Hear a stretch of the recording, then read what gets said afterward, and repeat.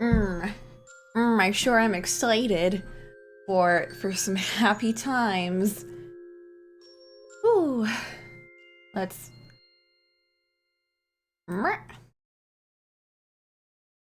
Perfect timing. Okay.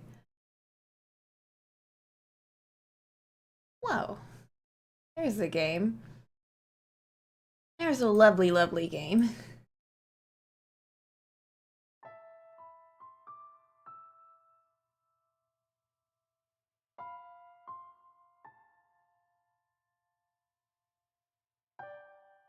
So exciting. Ah. Ah.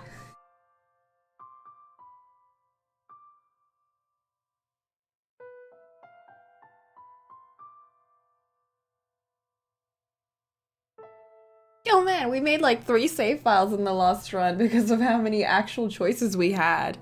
That was interesting. That was so interesting.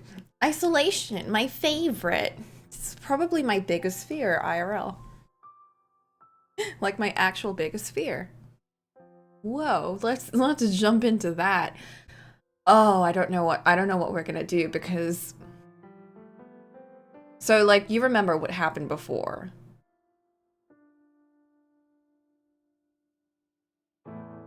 right?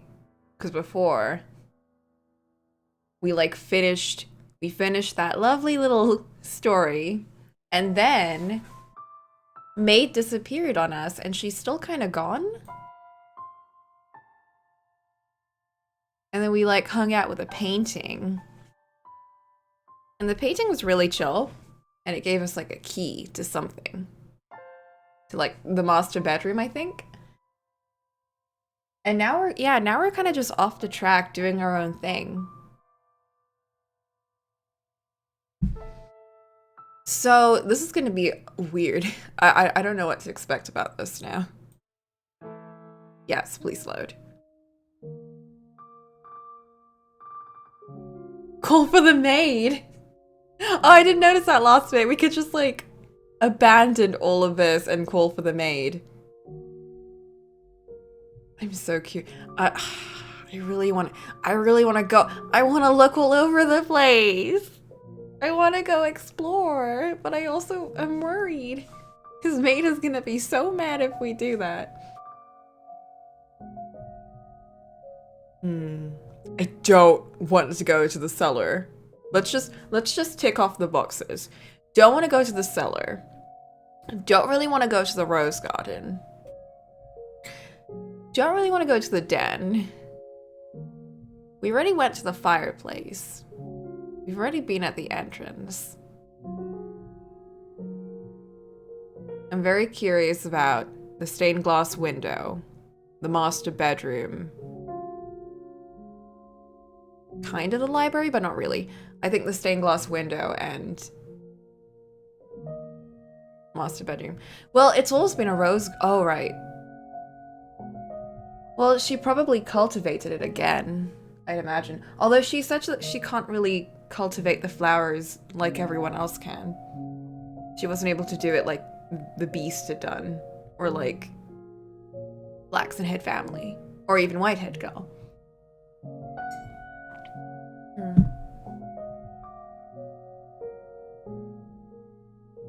Yeah, but she taught other people. I mean, there's probably been other people since that boy in the mansion.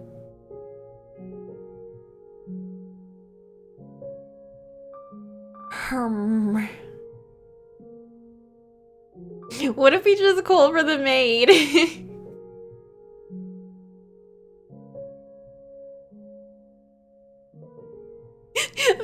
I don't like all of these choices. I'm scared. I need you to lead me along on this whole thing. I don't want to choose things, maid.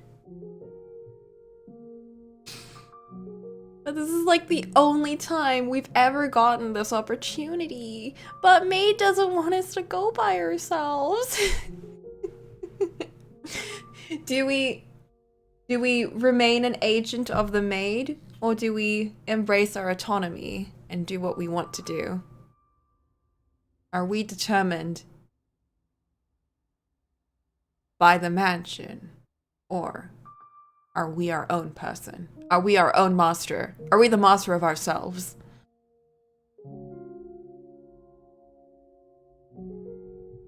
We already did our own thing, you're right. Maybe we should just continue doing our own thing. We got a key to the master bedroom and Picture Boy was like, "Maid threw out this key into me." So, something's up in that bedroom.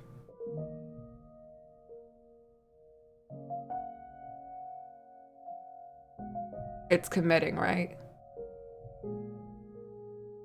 Yep. I wonder if, like, if we go to one of these things, we can't go to anything else, or if it's like, we can go to, like, multiple things, but once you go to the master bedroom, or you call for the maid, then you're screwed. Let's go over here. If it leads to nowhere, then, yeah. Let's go see the stained glass window, because I'm very curious about that because of that little scene that we got.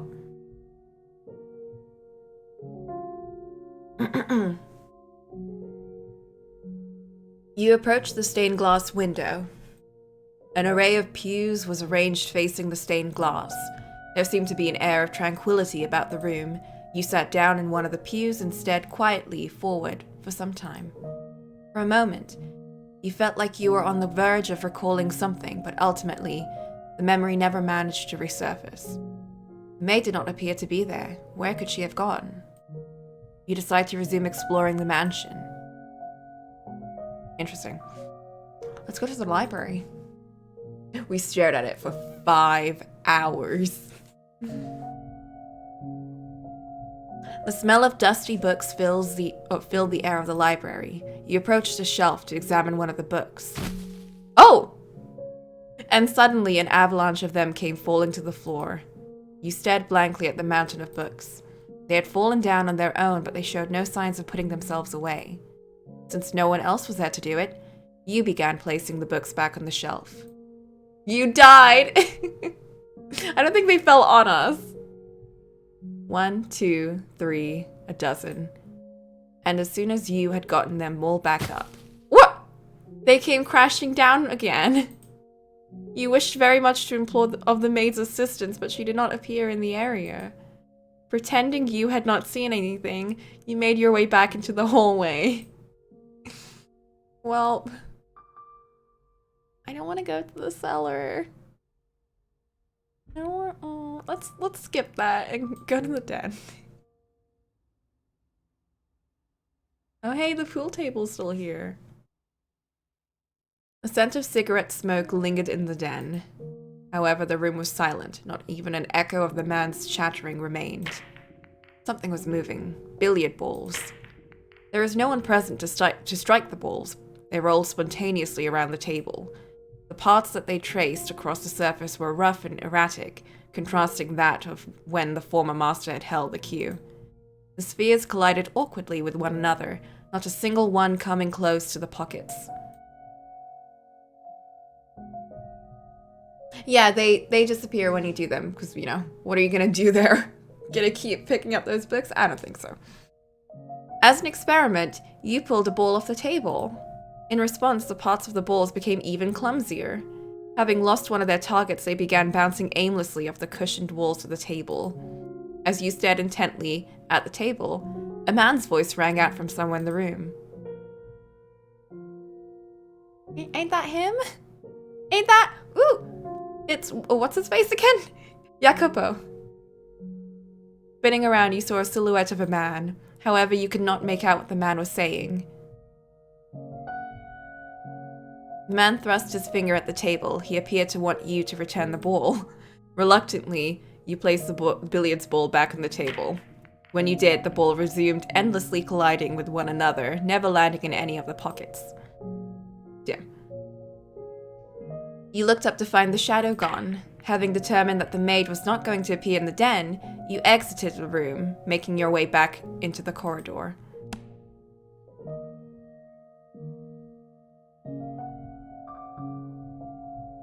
Go to the fireplace. That's where we first were. You made your way back to the room with the fireplace. What remained of the fire crackled weakly, leaving the room in a veil of darkness. You remember that you had awoken here. Out of sheer curiosity, you sat down in the rocking chair you had been asleep in. Creak, creak, creak. It was as soothing as a cradle to a baby, and in short order, you found your consciousness drifting from your grasp. Oh no!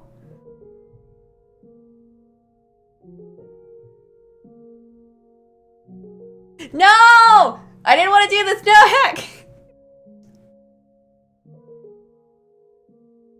Reading a story by the fireplace like this almost makes it feel like we're in another world, doesn't it, Master? I bet that's why troubadours performed at pubs, so they can be near the fire. Oh, you're such a cynic. But that's okay, hee. Say, do you remember when I first arrived here? When I was cleaning the library?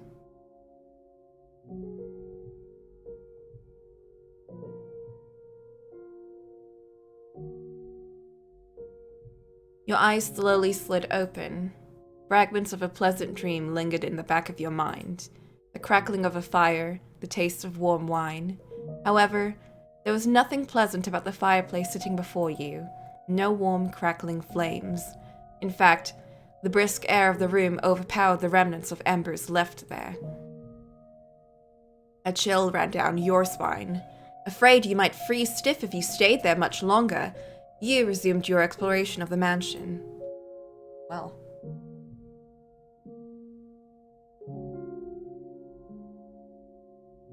Well.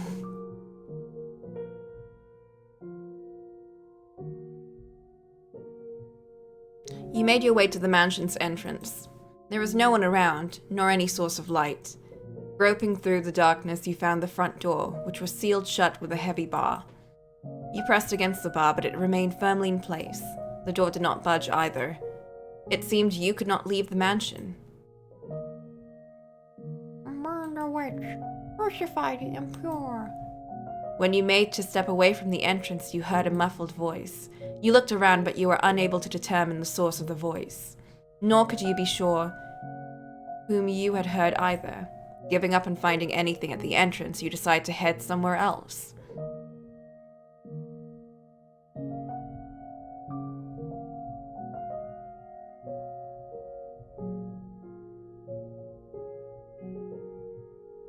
When you descended into the cellar, you heard beast-like snarling. Along with it came a sour odor and the sound of ripping flesh. You could not see the beast, but that did not make it any less unpleasant. You made to retreat from the cellar. Oh no. But before you could, a shadowy creature lunged at you. You reflexively squeezed your eyes shut. After several moments, you opened your eyes again to find a silhouette of a man standing in place of the beast. You and the shadow stared at one another for some time. You asked the shadow a question, but the shadow responded. Oh, and the shadow responded. Okay, However, you had no idea what it said. The shadow seemed to be trying to communicate something to you, but trying to make sense of something you could not understand was pointless. Having no reason to remain in the cellar any longer, you made your way back upstairs. That's about what I thought would happen. Whew.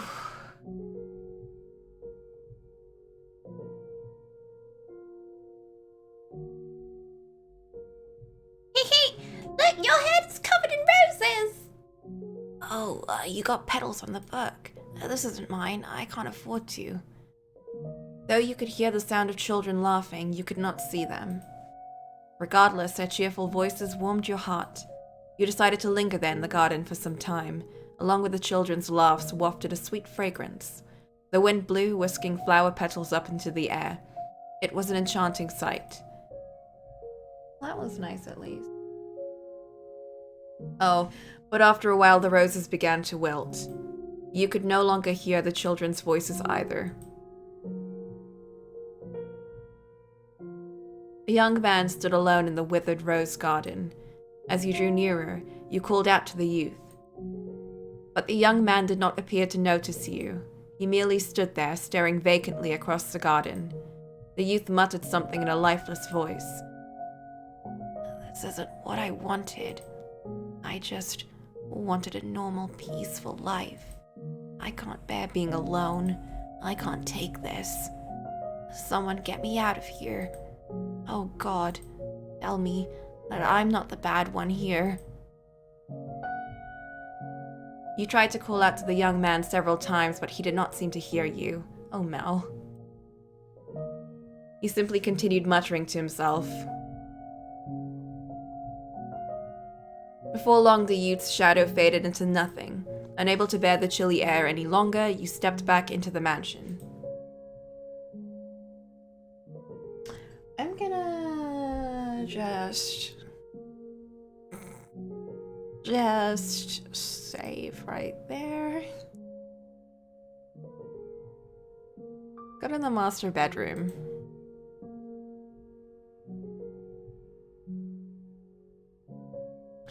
You inserted the key you had been given into the door's keyhole, and with a twist, the door opened.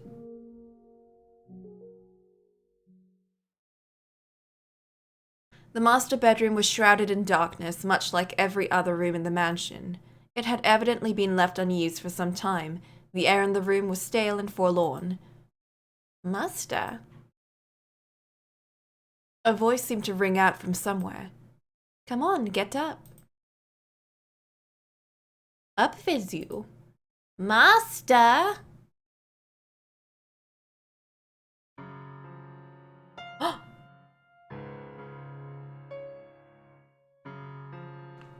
What's this?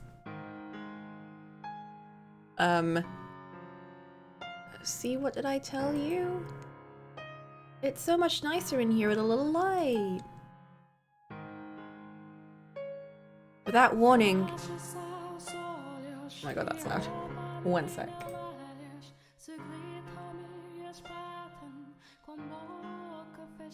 Without warning, your whole world took on bright, vivid colors. Light streamed through the window, illuminating a well-lived bedroom. A woman's silhouette stood before you. Oh, wait a sec. Don't you hide under your bedspread. Get out of there. Oh, but master, you agreed that I could open the windows. Don't worry, I put curtains up. Oh. If it gets too bright, you can draw them.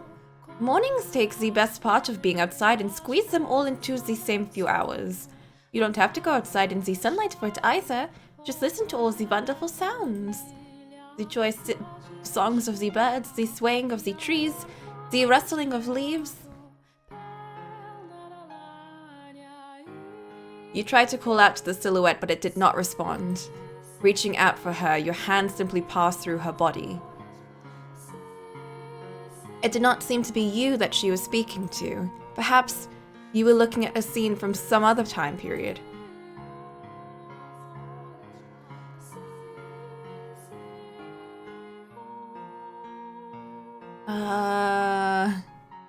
Am I being as pushy as I feel right now? I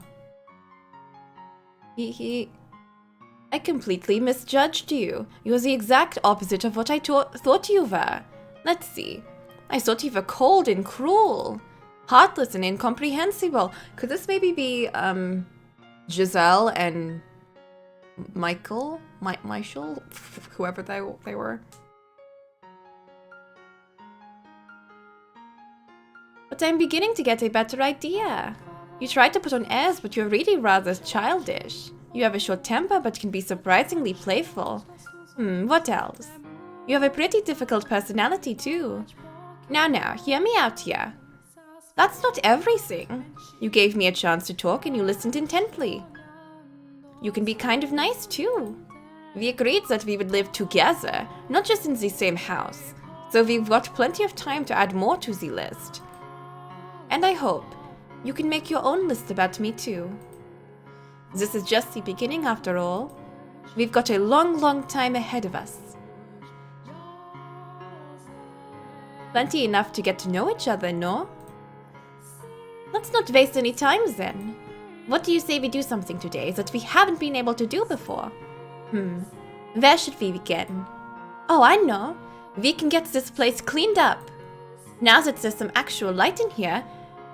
Right, because in the beginning, Giselle was like, this place is so dark and gloomy. You should open up all the curtains. And Michael was like, what are you doing here? You don't have the right to tell me to open my curtains. Maybe I like it all dark and gloomy. Maybe you should leave. We can see all sorts of things we'd probably rather not. Like dust. All over the place.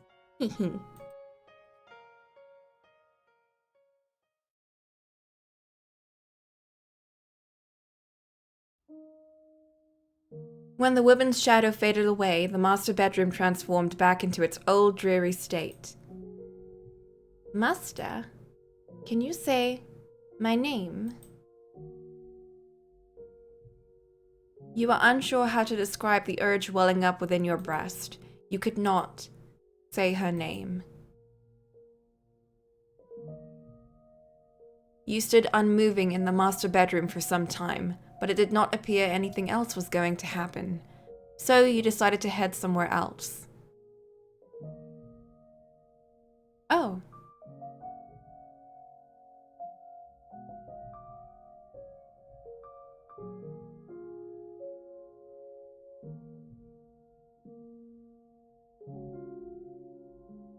You returned to the room with the stained glass window. You had searched throughout the mansion, but had no luck finding the maid. You felt somewhat tired, though you were not quite sure whether it was physical exhaustion or otherwise. You had little interest in doing any more moving about. Taking a seat in one of the pews, you gazed up at the stained glass. Staring solemnly down back at you was the archangel said to weigh the souls of the deceased. Perhaps he was trying to weigh your soul. And finally,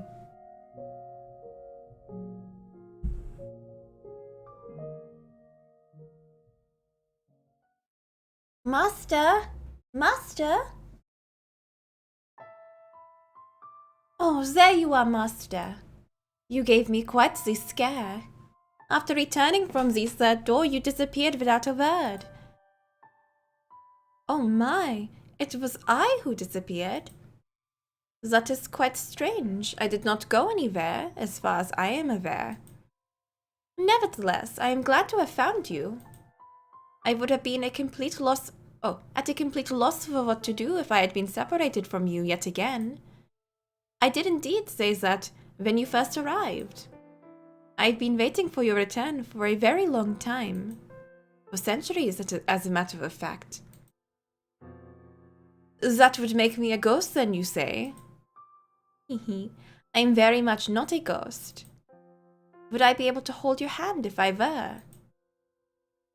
Saying this, the maid took your hand.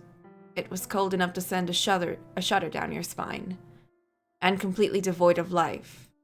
Though as chilling as it may have been, you still took comfort in the feeling of her hand in yours. The maid looked down at you with gentle eyes. After a few moments of silence, she sat down beside you. The stained glass is quite beautiful, is it not? Every time I see it, it brings a tranquility to my heart. A dreadful, deep-rooted curse afflicts this mansion. However, this room is the one exception. Can you feel the purity that hangs in the air, Master? Yes? What is it, Master? You are correct. The stained glass window has been shattered, and was not present in the time periods of the previous tale. Oh, right.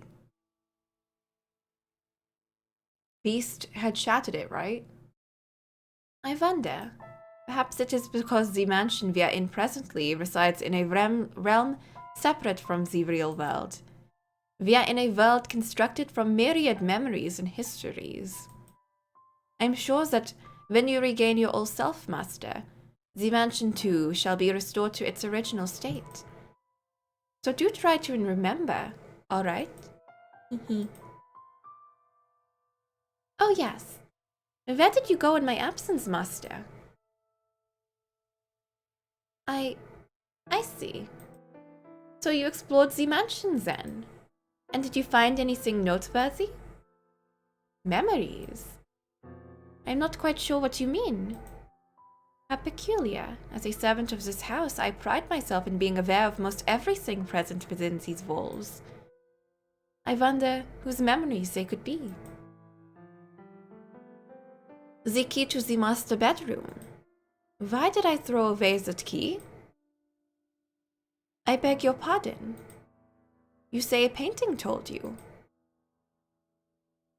You could see perplexity on the maid's face. You had never seen her make such an expression before. I know nothing of any key. Oh, master, you should not tell jokes meant to cause others discomfort, hee. But a talking painting, you say? You seem to have a rather vivid imagination. Maybe you can tell the next tale, master. Hee, I'm only teasing. Now, that was a nice break, but we should get moving. The tale I'm about to show you is the last of the mansion's memories. I'm certain you will remember yourself as after seeing it. To our feet. The final door is not far. And please, do not let go of my hand. The final door. Holding your hand, the maid led you to the far end of the room. Crossing beneath the stained glass window, a metal door came into view. Our destination lies at the top of these stairs. There we will find one last door. She pushed open the metal door, revealing a long spiral staircase.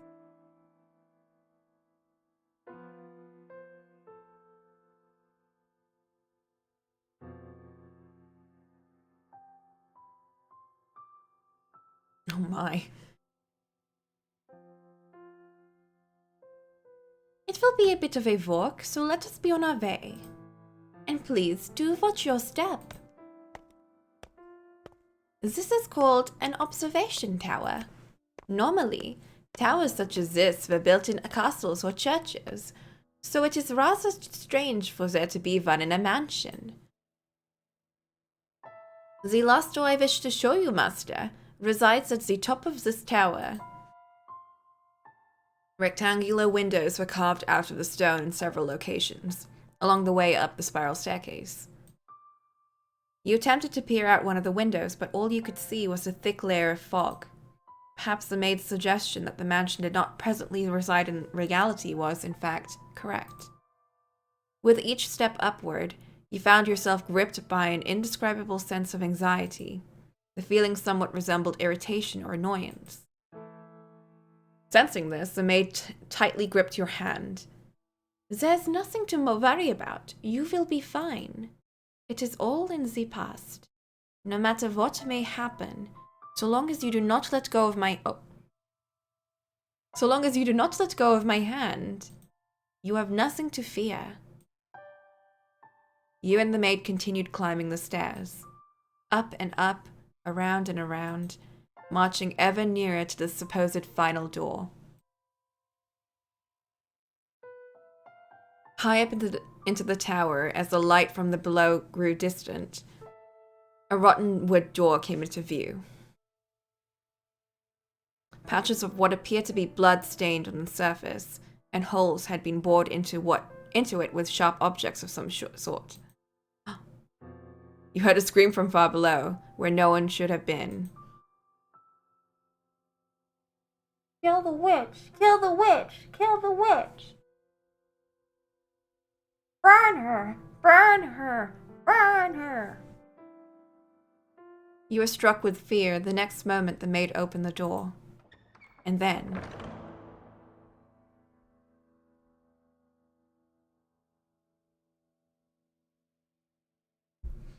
you slowly descended into darkness.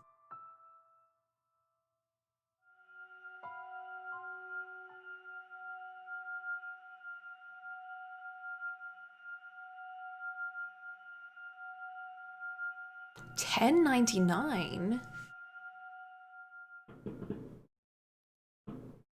That's before everything.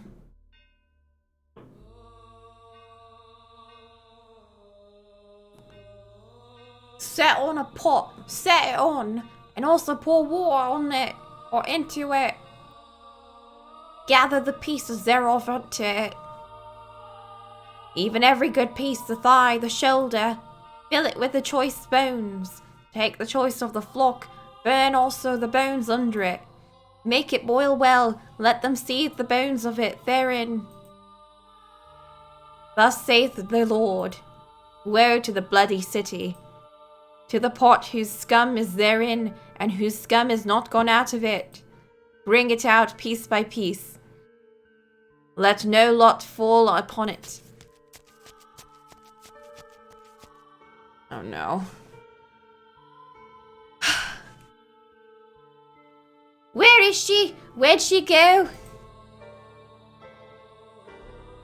She came down this way, I'm sure of it. Find her! Find her and burn her! Burn the witch! Burn the witch! Burn the witch! Burn the witch! Burn the witch! Oh no. Burn her, burn her, burn her. Dang.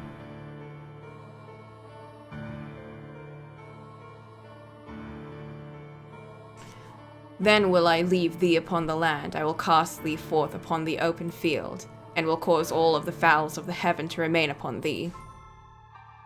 And I will fill the beasts of the whole earth with thee, and I will lay thy flesh upon the mountains, and fill the valleys with thy height. I will also water with thy blood the land, wherein thou swimmeth, even to the mountains. And the rivers shall be full of thee, and when I shall put thee out, I will cover the heaven, and make the stars thereof dark. I will cover the sun with a cloud, and the moon shall not give her light. All the bright lights of heaven will I make dark over thee, and set darkness upon thy land.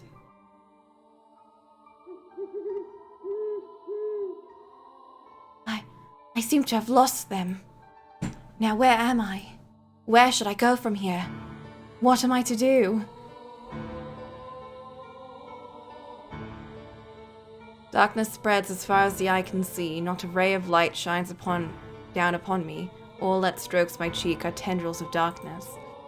Every passing day, every fading hour, my world is engulfed in ebony. There exists no kindness in this shadow, only solitude. I've lost track of how long I've been on the run, wandering aimlessly, lost until I arrived at this dark forest. I no longer have anywhere to go. O Father, who art in heaven, I kneel to thee within my heart and ask of thee thy blessing. O Father, who art in heaven, I ask of thee to shine thy light upon me and show me the way. Please have mercy upon my soul.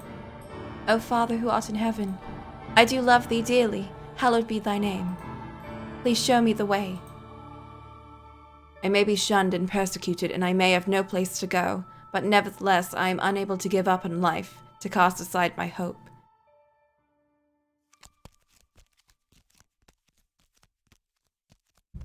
O Father who art in heaven, please guide me unto salvation. O Father who art in heaven, please guide me.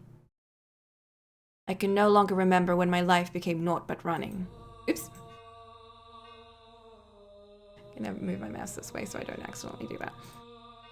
When it became endless wandering in the dark. And now, when I've reached the point where I've long since forgotten my hunger and thirst, my voice has become hoarse, my vision gone blurry, my consciousness begun sinking into a hazy morass. That mansion appears before me, wrapped in a morning fog that seems to foretell rain.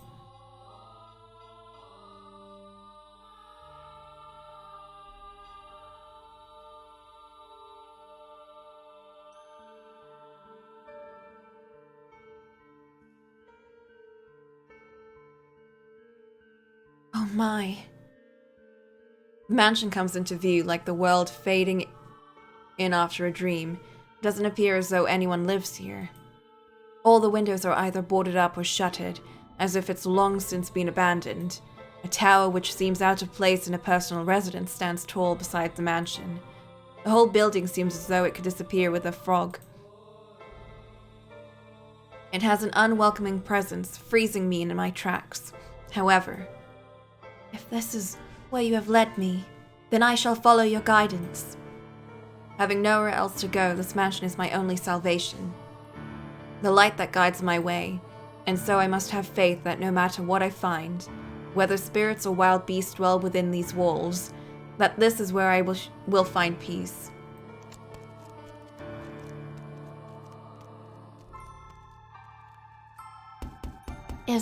Is anyone there?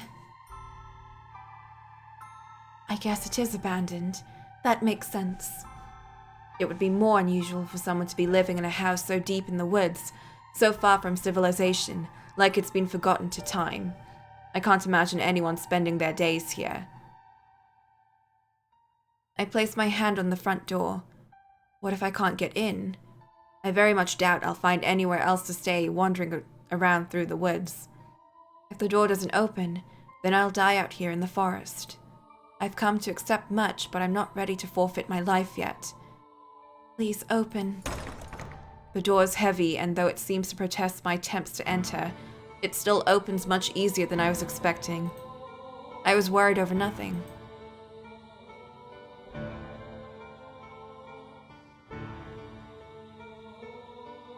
Looking in, I get the strangest impression light is being swallowed up into the mansion's depths.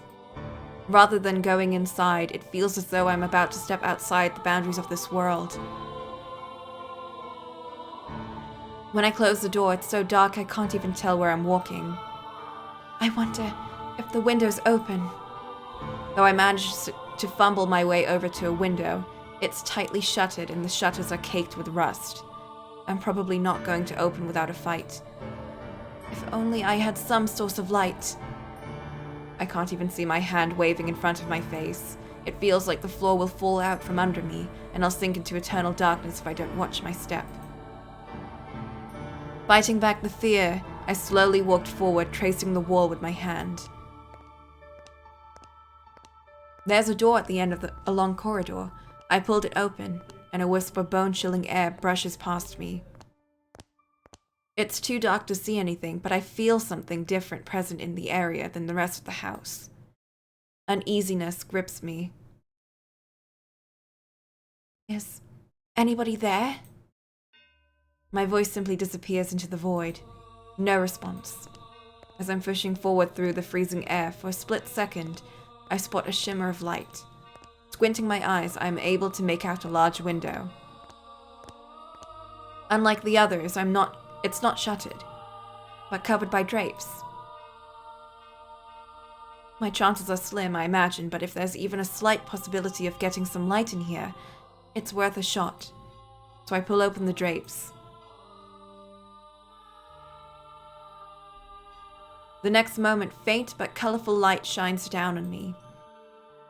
It's a stained glass window. From beyond the glass, I can hear the subtle pitter-patter of rain. I guess it finally started. The different colors of light blend into a milky white, dim but wondrous. It's gorgeous. Why would someone cover this up? It's beautiful. With a little more light, it'd be...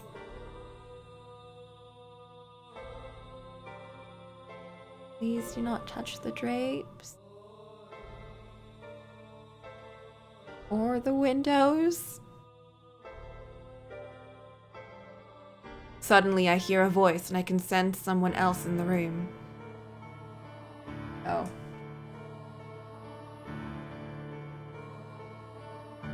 The man's voice is emotionless, neither deep nor high. Before long he comes into view, illuminated by the dull orange candlelight. Michael. I'm sorry for coming in uninvited, but, I did announce myself. Is her name Giselle?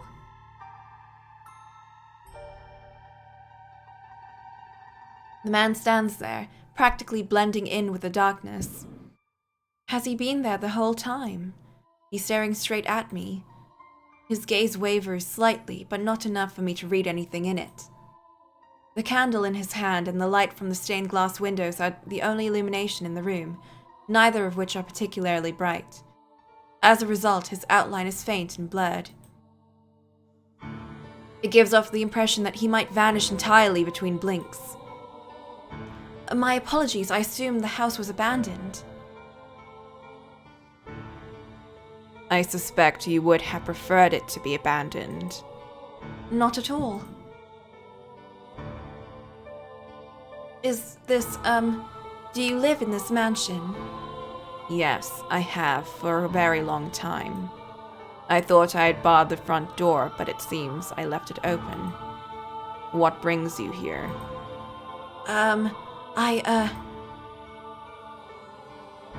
If you're lost, I'm happy to give you directions. There is a village west of here. It would take you maybe half a day on foot. If you're in need of money, help yourself to some of the furniture. Trade it for food at the village, then make your way to a larger town. Please, allow me to stay here. I don't think...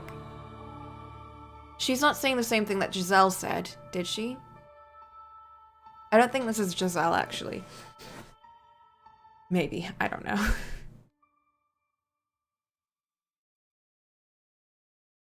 Could you repeat that? I cannot go to the village. No, I cannot go anywhere. I am no longer able to freely return to any town. This might be her, actually. I'm being hunted. You seem rather young to be a sinner. So you have transgressed. I am neither a thief nor an adulterer. If I bear any sin, then it has been with me since birth. I will do everything I can to stay out of your way. I simply ask that you grant me shelter until it all blows over. If you wish to know of my transgression, I will tell you. So please, do not throw me out. I see. And you ask this of me, aware of how people refer to this mansion. Pardon? It is said that a witch once lived in this house. And not just any witch, a cursed witch. This house has been tainted by her seething hatred. All those who dwell within it meet their demise. But you live here, don't you? Like her, I too am cursed. Huh? What kind of curse? The one thing I can tell you is that your life is in danger if you get involved with me. Should you approach my curse, I am likely to take your life. You'll kill me? Yes, so you do not belong here. To live with me in this mansion is to sentence yourself to death.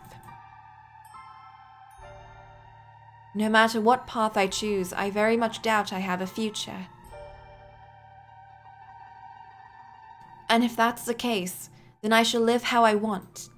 I don't care what people say about you or this mansion. I wish to stay here.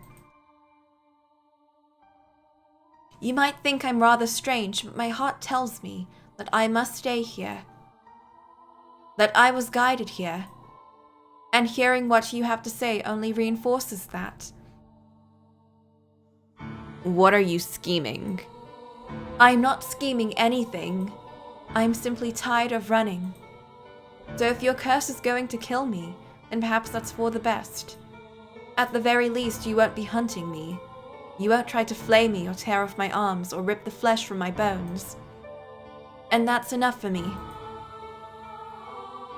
If you have committed no sin, then why do they hunt you so fervently?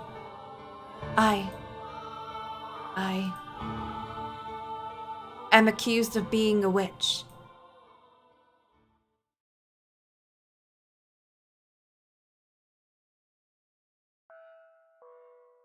Master,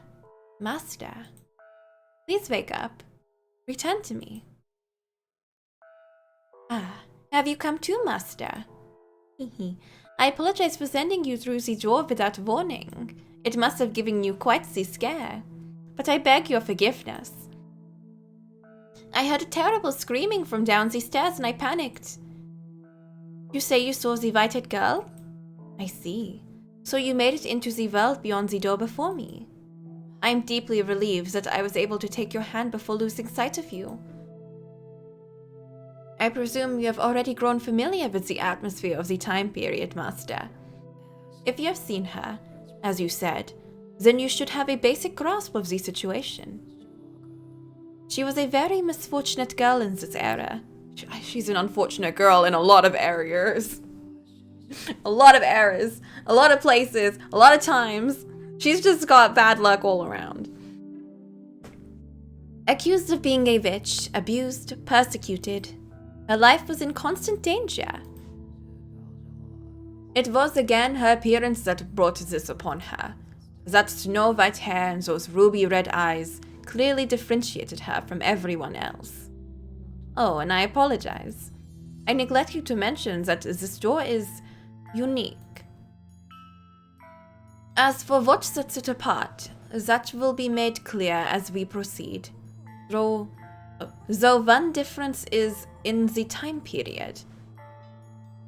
The tales I've shown you began with that of the beautiful flaxen-head family, followed by the tale of the bloodthirsty beast, and then the tale of steel and ambition. Proceeding in chronological order. However, the door we have just entered takes us to the period now known as the Middle Ages, long, long before the other three tales. Yes, that is correct. This is where it all began.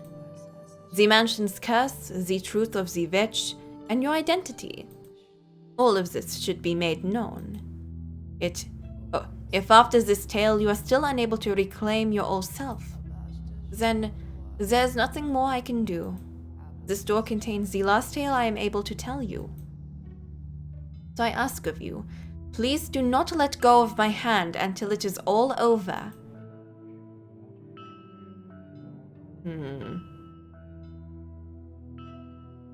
Now then, let us begin a beautiful, tragic love story of two solitary souls trapped in a mansion of darkness. In the era, the mansion was a dungeon draped in darkness.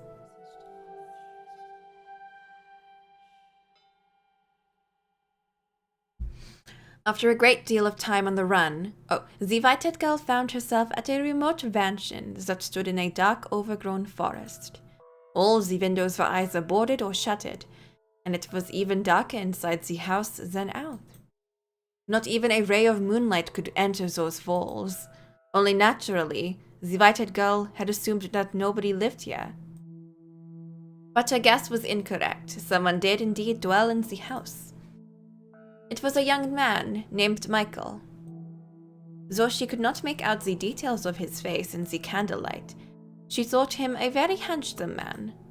However, he proclaimed to her that a witch resided within the mansion, and that he too was cursed. Everyone who got close to him lost their lives. Do you think that what he told her was all nonsense? A lie devised to chase her out of the house. The truth of the matter shall come to light in time.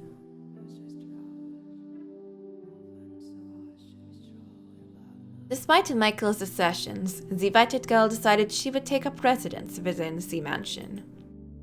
This era's white-haired girl was younger than the others. She was in her early teens, young enough to still be seen as a child. But she was neither as self-centered nor irresponsible as you might expect of someone her age.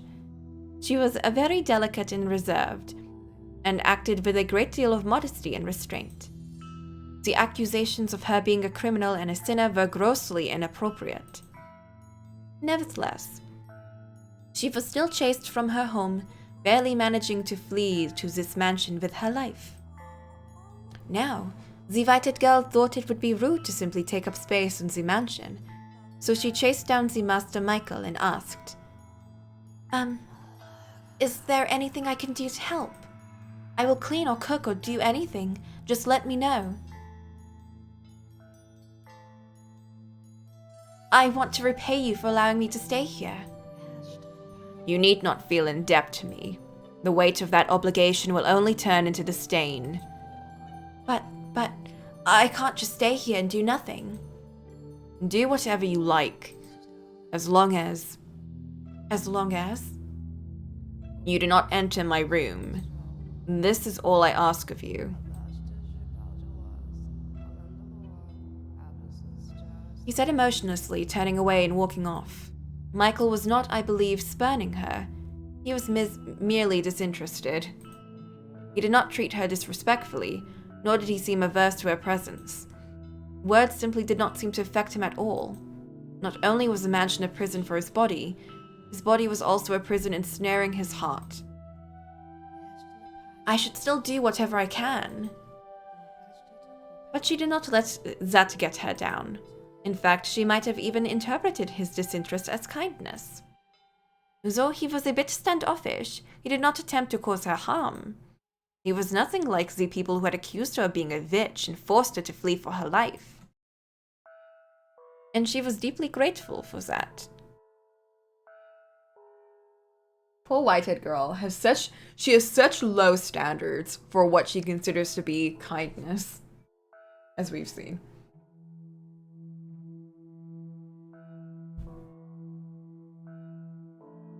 Thus began their quiet life together. Michael, who avoided contact with others, and the white-haired girl, who had taken a great deal of abuse from others. Two people who hardly knew anything about one another, who were too distant to really be said to be living together. Michael spent most of his day in his chambers, so they only saw each other occasionally, and they hardly ever spoke. Though they stayed in the same house, they both still lived solitary lives. Nonetheless, the white-haired girl wanted to get to know Michael better. She wanted to know why he called himself cursed, why he lived alone in this dark mansion. How many days, how many years he had spent here in solitude. And while she waited for the opportunity, she also started doing things around the house. The first project she set out to take care of was cleaning. As the windows were all firmly shut, her only source of light was candles. For whatever reason, there was a great deal of candles stored in the cellar. She wondered where on earth he had acquired so many, but she never found the opportunity to ask him. It was difficult to even see all the dust and cobwebs with only candlelight, and considering the poor airflow through the house, she was afraid her efforts were going to be in vain. Still, she persisted, sweeping and wiping things down, one room at a time. Eventually, she made her way to the library. The dust that had settled there was much heavier than in any other room. With each breath, she had to fight back coughs.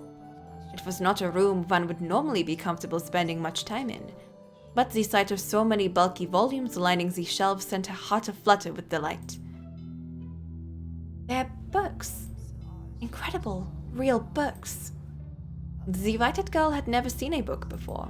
She had heard people describe them, but that was the first time she had ever seen one for herself. Parchment was a very valuable commodity in that era. It was something monks or scholarly priests made use of, and not a material one could easily acquire without some degree of social rank. I know this because I've been reading all of this stuff lately.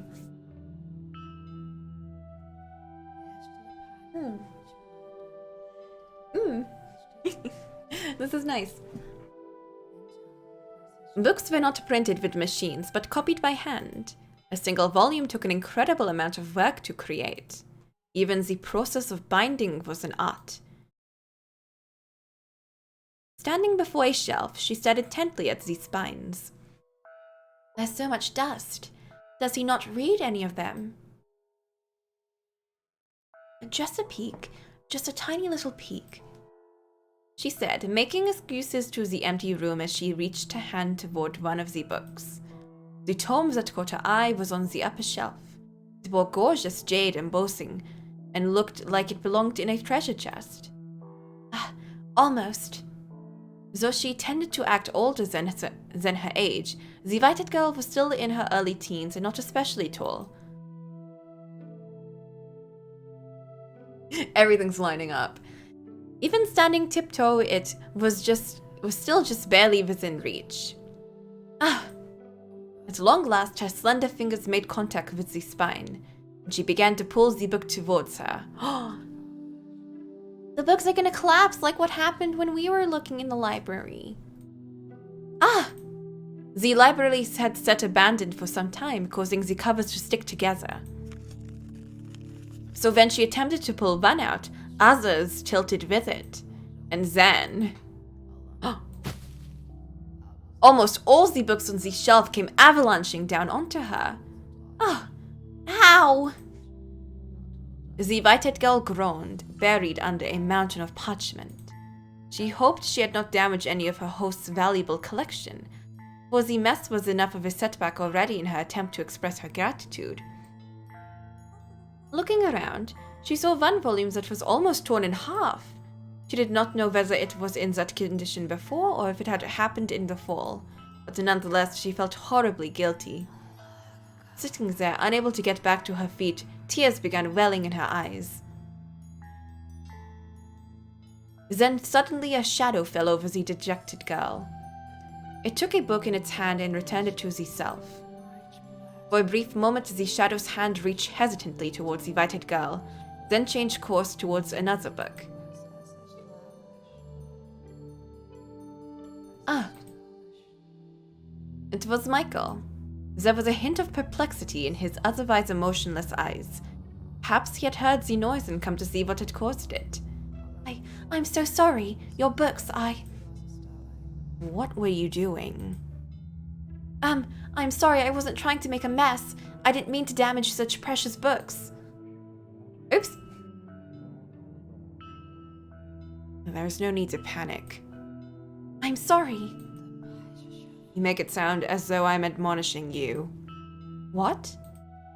Did you want to read a book? I do, but that's not what I originally came here to clean. Clean? Yes, I felt guilty simply being idle. I did say you could do as you please, but you have no responsibility to clean anything. I just ended up making a bigger mess anyway. I'm sorry. You needn't apologize. Okay. Okay, sure. If you want to read, help yourself to any of the books. But I don't know how to read. I just thought the cover was pretty and I wanted to hold it. Teach her how to read.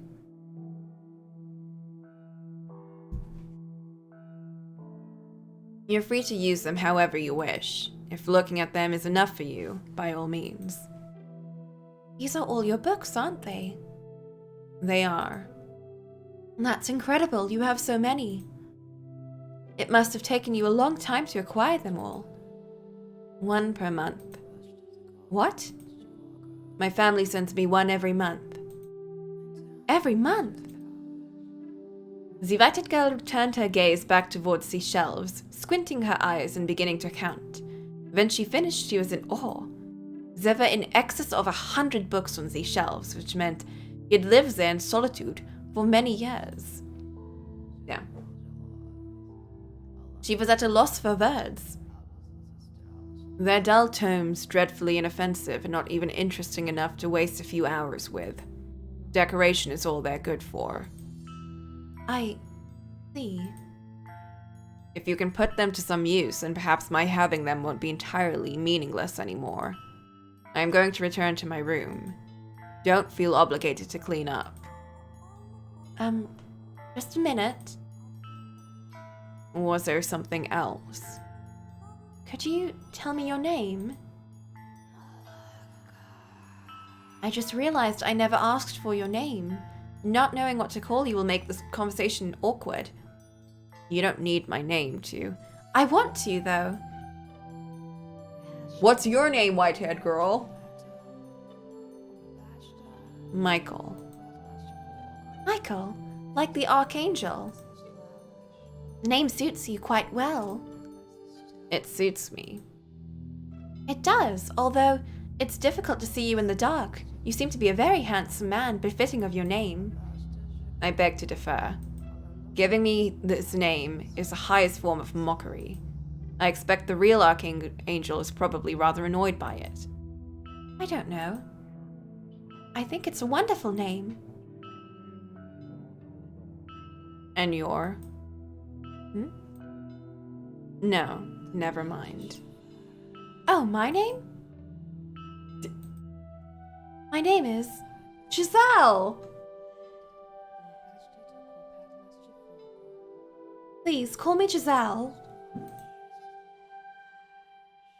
She's Giselle! I knew it! I could have sworn, though, that the conversation that they had when she first entered the mansion before was different. Because he definitely mentioned his name in that first conversation. And she was a lot more upbeat and happy. The maid is telling us this, you're right. The maid is telling us this, you're right.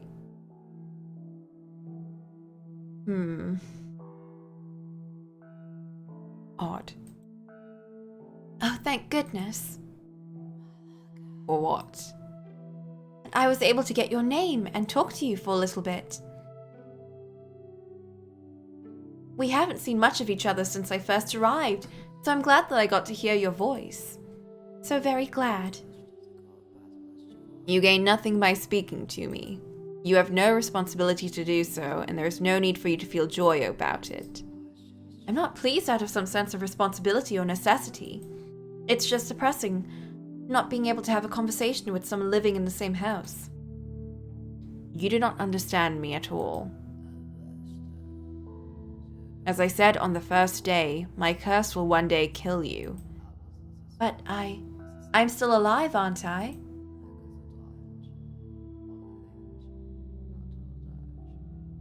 You're welcome to believe I am lying, or that I'm merely out of my mind. But it will soon be too late when you realize the truth. I'll be fine, I'm sure. And even if I do die because of your curse, I promise I won't hold a grudge. It's really difficult to tell now, isn't it? When we have Beastie Boy who's like, I am a beast. And the way Maid describes it, it's like, yes, you were a beast. Absolutely, sure. You thought you were one, so yep, you are. Could you possibly be keeping away from me out of concern? No, I simply have no interest in interacting with anyone. I would like to interact with you. If you don't mind, that is. As I told you, you have nothing to gain from that. I have nothing, not even words, to give you.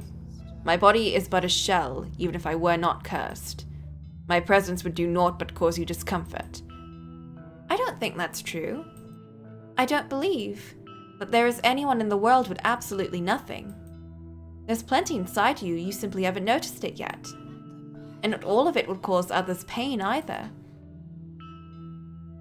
If you truly believe those words, then you are a foolhardy girl. How can you trust someone you only just met? For that matter, how do you not resent everyone? Resent them? I can take a guess as to why people call you a witch, and why you had to flee all the way to this mansion.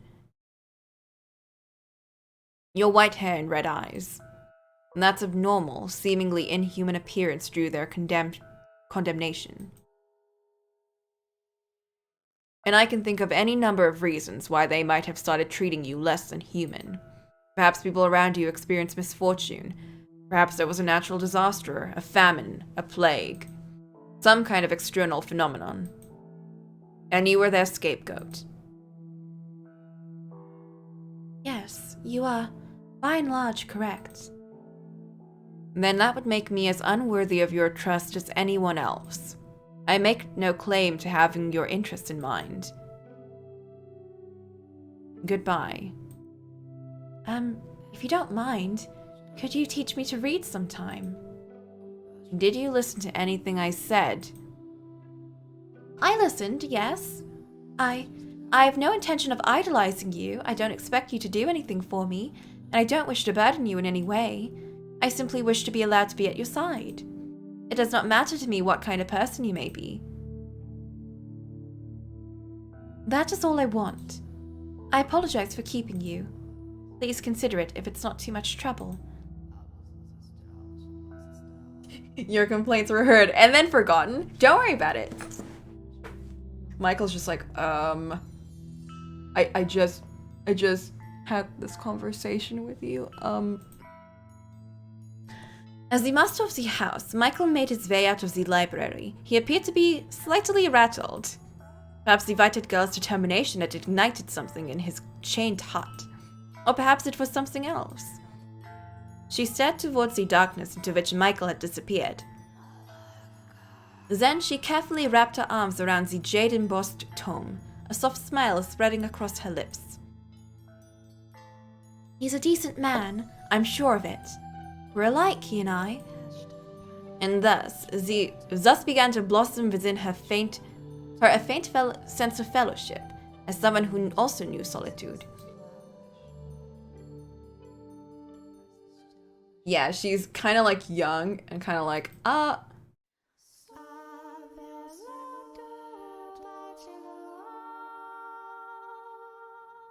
that one wasn't that bad.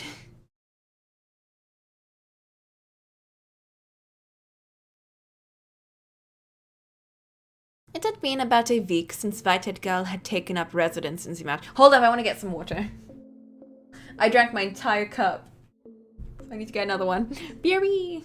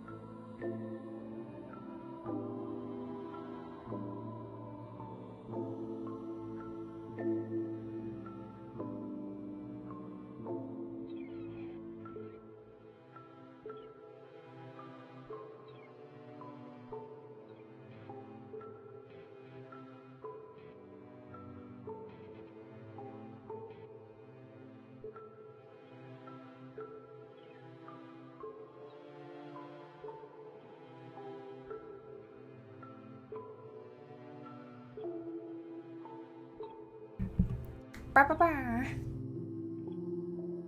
we back? Have we returned?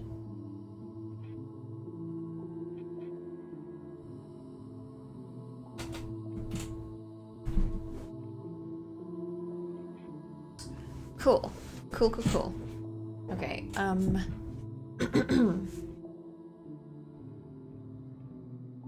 It had been about a week since the invited girl had taken up residence in the mansion.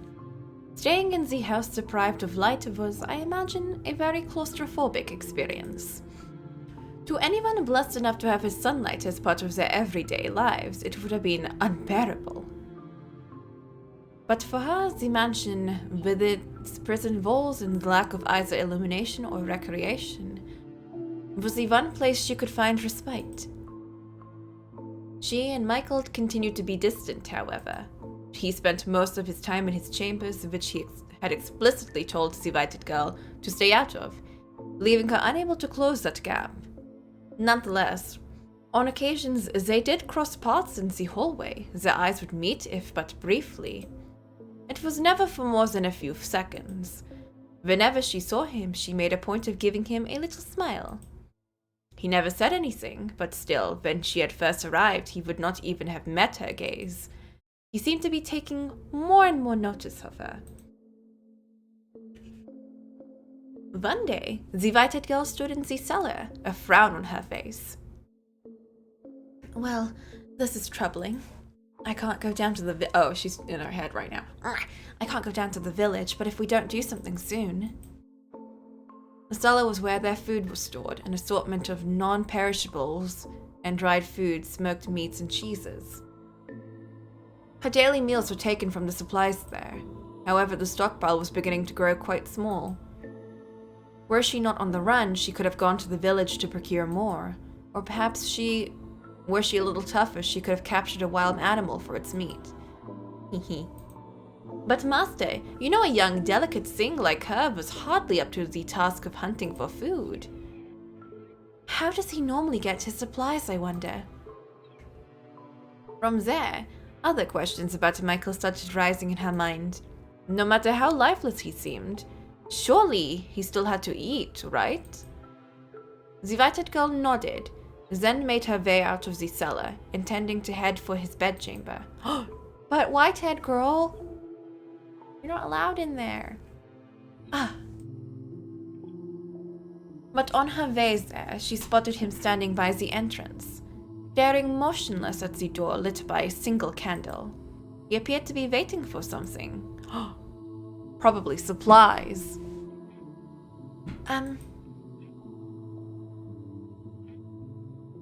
May I ask you a question? Go on. I was just down in the cellar, and I noticed we were running low on food. Do you normally go down to the village to restock? I haven't been outside in 10 years. Then how do you... And what if I told you I don't eat? What? That I am not of this world, and as such I have no need of sustenance. What would you think of that? That sounds very, economical? If you can survive without having to eat, that's one less thing to worry about. If it were possible, I'd like to have that ability too. It would seem trying to frighten you is a waste of time. You did your best. Oh. Was I supposed to be afraid? Never mind. It doesn't matter. You asked about the food in the cellar. It's getting to be about that time. Wait, and you will find out. What do you... It's here. Oh, he ordered pizza! He was like, you know what, maybe I should treat white-haired girl, or Giselle, to something nice and yummy. And he ordered some pizza, some medieval pizza. You want to know where my supplies come from? Open the door. But, I'm in hiding. There's no one at the door anymore. The knock is nothing more than a signal. A signal? The invited girl turned towards Michael to press him for more information, but he averted his gaze. Find the answer yourself, he seemed to be saying. She took several moments to gather her will and then marched over to the door.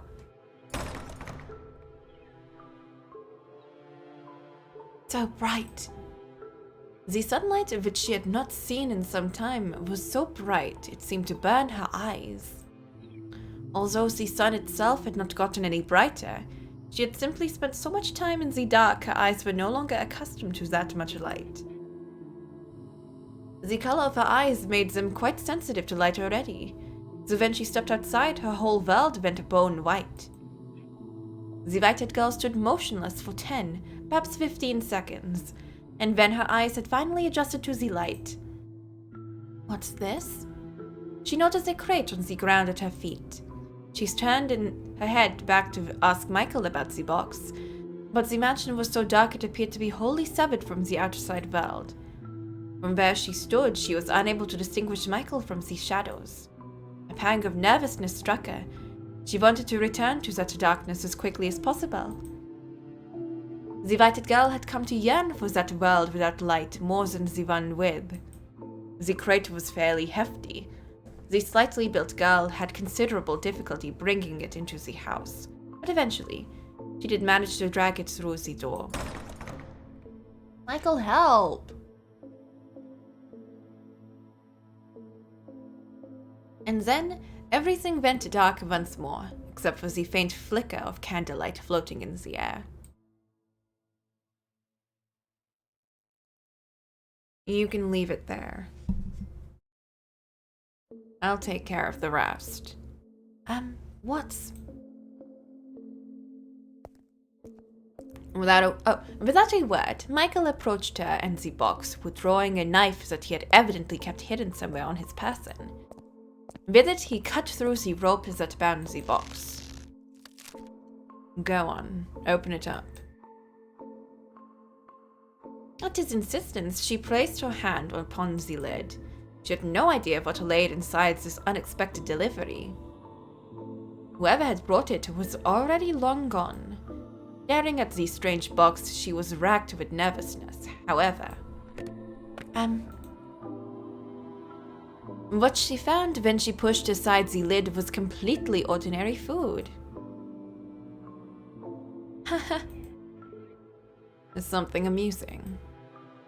It was just rather anticlimactic. Oops. Here I was, worried about what might be inside. We were just talking about the supplies in the cellar. So, we were. It completely slipped my mind. This should last us for some time. It's all preserved, just like what's in the cellar. But I don't understand.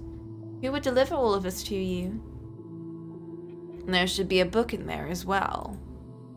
Oh, so his parents give this to him every month. What? Oh, there it is. In the library, he said, that his family sends him one book a month. Does this mean this box came from them? If so, then why did the person who delivered this leave without speaking to him? What happened between him and his family? Is he here because they wanted him here? Or because he chose to be here? Take the book to the library, please. I will bring the rest of the supplies to the cellar. But it's a big box. I'm sure you could use some help carrying it. That won't be necessary. Take the book and go. Giselle, you had enough trouble trying to get that through the door. I think you should listen. But... Fine, then stay here. I'll take care of everything. Oh, wait, hold on, please.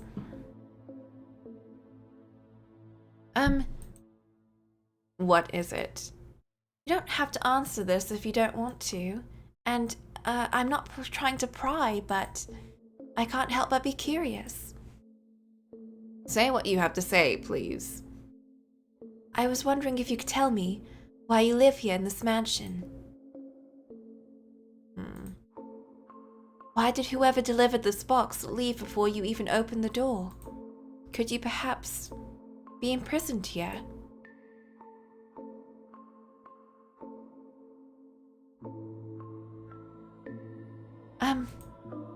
I told you this the very first day. I am cursed. It's only natural for a cursed man to live in a cursed house. Yes, but that's such a vague answer. I don't understand why you're in the situation that you are. I don't know how you feel about it. There's so much I don't know. Ellipses. And I'm not even sure if your curse actually exists. I see. That is a perfectly reasonable doubt from your point of view. Having been branded a witch because of your appearance, it would make sense that you would think my curse might be fabricated, or perhaps a metaphor for something else. Alright then, come with me. What? I'll show you my curse. As he turned on his heels, the white-haired girl caught a glimpse of what appeared to be a smirk on his face, like the whole thing was some kind of sick joke. That smile carved into his mask was far colder than any look of annoyance or rejection. Oh no. But despite the twinges of nervousness, she still followed after Michael. As much as he might have stood out in a crowd, with such height and long hair, his presence was almost entirely eroded away by darkness. She felt as that he could simply fade away into nothingness at any moment. Many things are buried here. Huh? Mice, insects, wildcats, dogs. Have you ever thought it strange how little life there seems to be around this mansion? You're right. I haven't seen a single creature since I arrived. The only sound you can hear is the wind blowing.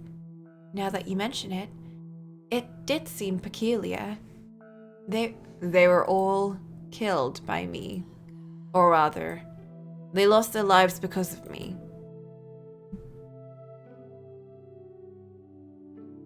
You have your answer now. Oh. A butterfly fluttered into its way into the ruined garden, dancing up and down through the air. Michael held out a finger before himself, and the butterfly, mistaking it for a branch, drifted down upon it to rest its wings. Had the scene stopped there, it would have been a picturesque moment. All that comes in contact with me loses its life.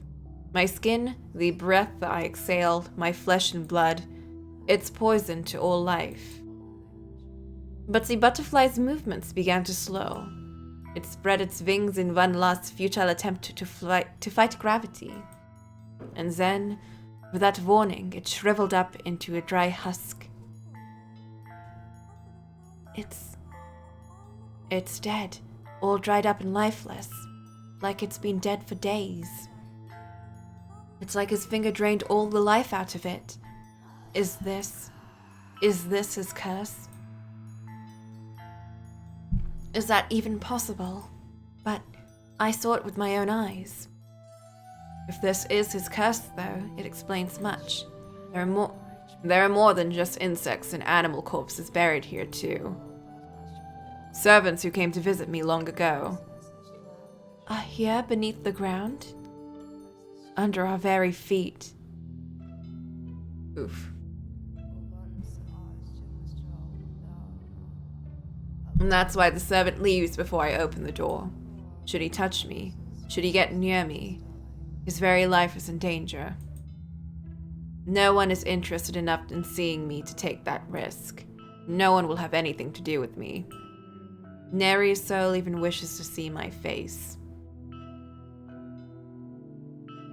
Now you understand what I meant when I said I would eventually kill you. So that's why you have never once touched me. When I knocked the books down in the library, you didn't offer your hand to help me up. And only one of us ever made contact with the box at the entrance at a time. When I offered to help you carry it, you refused. But you didn't want your finger to accidentally brush against mine. My actions were not out of concern for you. I simply dislike people. Welp, that's fair. Others' interests mean nothing to me. What an odd face you're making. Do you not believe my curse is real? No, I do. It is certainly irrational, inexplicable, unbelievable. But you've shown me more than enough evidence. And I don't believe you're lying to me right now either. In which case, you now understand how dangerous it is to be near me. You said that if you left, you would be killed. But it's been some time since then. If you're careful to cover your tracks, you could make your escape. You do not belong here. He was telling the truth about being cursed. What a cruel burden to have to bear. I can't imagine just how much he's given up on. How many lives he's inadvertently taken, and how he must have felt every time it happened. How much pain that loneliness must have given him. How much despair he must carry in his heart. How much sorrow must be weighing down on him.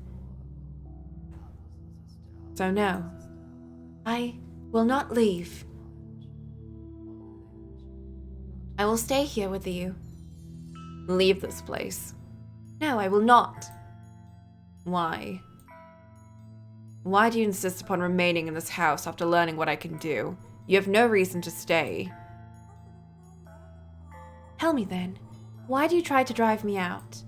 If you don't care for others, as you say, if you're not concerned about anyone else, then why does it matter what I do? What does it matter if I die to your curse? He's got to bury your body then. You're a very kind-hearted man. You've been watching out for me since the day I arrived, doing whatever you can to not inadvertently kill me. Do not afflict me with your curse. No. Here's what I think. No one capable of showing genuine care for others can honestly, truly dislike all people. They can't possibly be indifferent. No, That day we met before the stained glass window, you heard me out. You listened to my plight. You didn't try to chase me out. That day I thought you to be a good person. And I still believe that. Oh, he doesn't work very happy. I simply assumed you would leave on your own when it was safe. I never thought you'd be so foolish as to want to stay in a house like this with a man like me. How does that make me foolish? Do you not value life? Are you not afraid of death? Do you not find me unpleasant? The thing I fear most is loneliness. You're probably right that. By now I could safely sneak away, get myself somewhere far from here. But even if I did, I would inevitably find myself in the same situation. The only way I can avoid that fate is to stay away from everyone, to live in solitude, with no one to talk to. I know you understand how that feels. It terrifies me. I'm afraid of having to spend day after day with no one to talk to, no one to share my experiences, my thoughts, my feelings with. If that's what awaits me out there, then I want to live with you. I want you to be an essential part of my life. Impossible. Please, don't chase me out. You are a cruel girl. Never again will I allow myself to get close to someone, only to watch them die. Never again. My mother was the first to die. It happened shortly after my birth. Next was my wet nurse. Two deaths that could be considered a coincidence. But as the number rose, it became clear that I was cursed. And I was forbidden from making contact with anyone, even at home. Regardless, being in the same house, accidents will happen. Numerous people lost their lives. Attendants unfamiliar with me, those who simply brushed up against me by mistake. I couldn't take it any longer. So you chose to move here, to this remote mansion, to keep yourself away from your family. You weren't imprisoned here. You elected to live alone so you wouldn't hurt anyone. For better or for worse, I was born into a noble house, so rather than abandon me, they've provided me the means to live out of sight. I will be very careful. I will do everything I can to ensure no accidents occur, to keep you from being alone again. I will not, for any reason, touch you. You have my promise. Your curse takes the life of anything you touch. I've been here for a while, and death has not befallen me yet. As long as I do not touch you, there shouldn't be a problem. Also, and, I apologize if this is simply me reading too much into things, but I feel like we're two of a kind. I fear being utterly alone more than anything, and I think you understand just how scary that is. So, why are you so stubbornly insistent on it being me? I'm sure there's someone else out there. Someone you're meant to be with. You may not have found them yet, but I believe someone like you eventually will. Because unlike me, you still have the vigor to press forward. It has to be you. I'm certain of it. Why? Because, well, You can't tell me. No, I can just...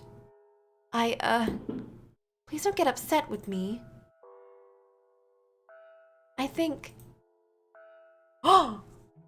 Is she in love? I might really, really love you. Is she in love? White-haired girl.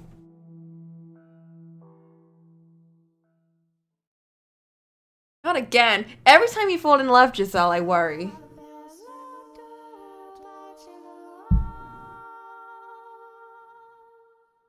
Every time she falls in love, I'm like, something bad's gonna happen. Goodness gravy. Whoever the master of the mansion, she falls in love with them, and then something bad happens. I'm surprised though. We haven't seen Maid at all. Maid hasn't come in here once.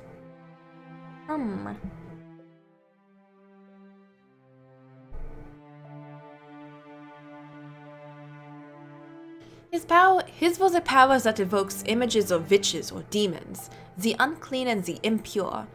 A mere touch was all it took for him to strip a man and a beast alike of its life.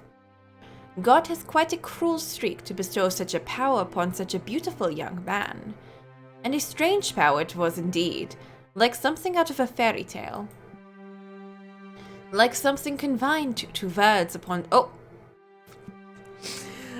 the page. It seemed otherworldly, unbelievable. Nonetheless, as he had demonstrated to the white-haired girl, his peculiar powers were indeed real. That said, the world has its fair share of oddities. It just so happens that those curiosities tend to remain hidden away, known only to a few. Hehe. Although you have laid eyes upon a number of unusual phenomena yourself, Master. The doors to the past through which we have passed. This very mansion. And as a matter of fact, the two of us. Now, as you just saw, the white-haired girl found herself enraptured with this man and his accursed power. How do you think Michael acted in response to her proclamation? He had spent so long refusing to interact with others.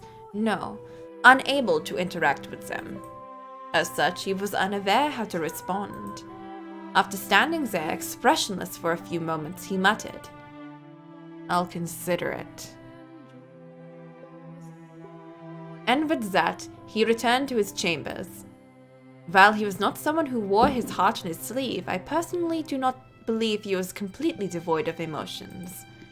He had simply forgotten how to express them in his extended solitude. So I think he was, in that moment, in a state of complete panic. She had, after all, just assaulted him with a stream of incomprehensible declarations. That knowing the truth, she still wished to remain in the mansion, and that knowing the truth, she loved him. And then they replied, thanks. Oh man, I know someone like that. Oh no. Oh no. Anyway. The love she had declared for Michael was not a fleeting puppy love. There was a genuine tenderness and warmth to her words. Boop, you're here!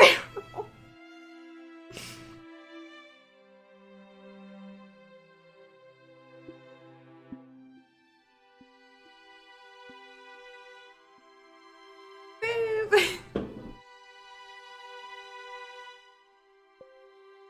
This one hasn't been sad so far, but this is what we're calling, or the maid is calling, the final door.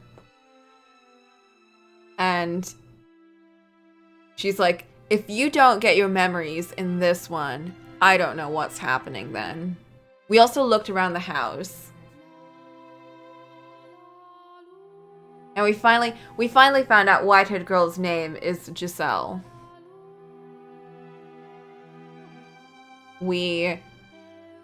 This is like apparently the beginning of the mansion, and it takes place way in the past, in 1033 or something like that.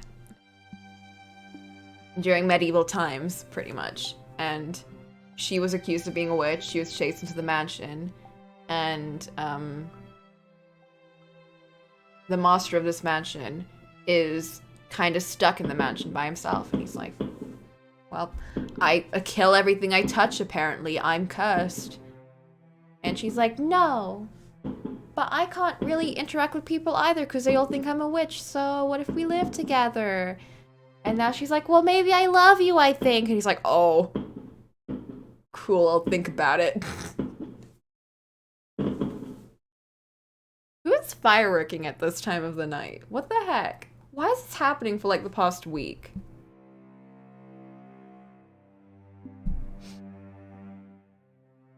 Oh, it's 9th of November.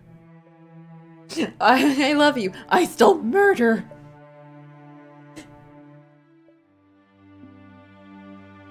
They just wanna go crazy with this. Goddamn. I think there's like a lantern show today, technically, so I get that, but still, come on. There was a genuine tenderness and warmth to her words. But he had gone through his life shunned, feared, pushed away. To him, this was normal. He had never given anyone reason to have any fondness for him, so he found himself utterly unsure how to take the affection she was showing. Of course, he was not the only one rattled by the whole affair. What, boob? Oh dear. Several days had passed since Michael had asked for time to think. He had yet to show himself again. This is all my fault. The whited girl paced anxiously through the halls, on the off chance she might run into him. As per his request, though, she kept a distance from his chambers. Nevertheless, she was beginning to worry about the fact that he had secluded himself away for so long. So she worked up her courage and made her way to his room. What if... he doesn't want to see me ever again? I didn't consider I might be overstepping my bounds before opening my mouth. Every step she took was slow and laborious. Her mind raced with worry and doubt. I should at least tell him I'm sorry. Rather than out of a desire to know how he felt, she was compelled by a guilt and a desire to apologize. After walking for some time, she arrived at a door sitting in an utterly unlit hallway. She drew in a breath of musty air and let it out, repeating the process several times. Next, she reached her hand up to knock on the door, then pulled it back, also doing this a number of times. How adorable she was. I wanted nothing more than to give her a little nudge.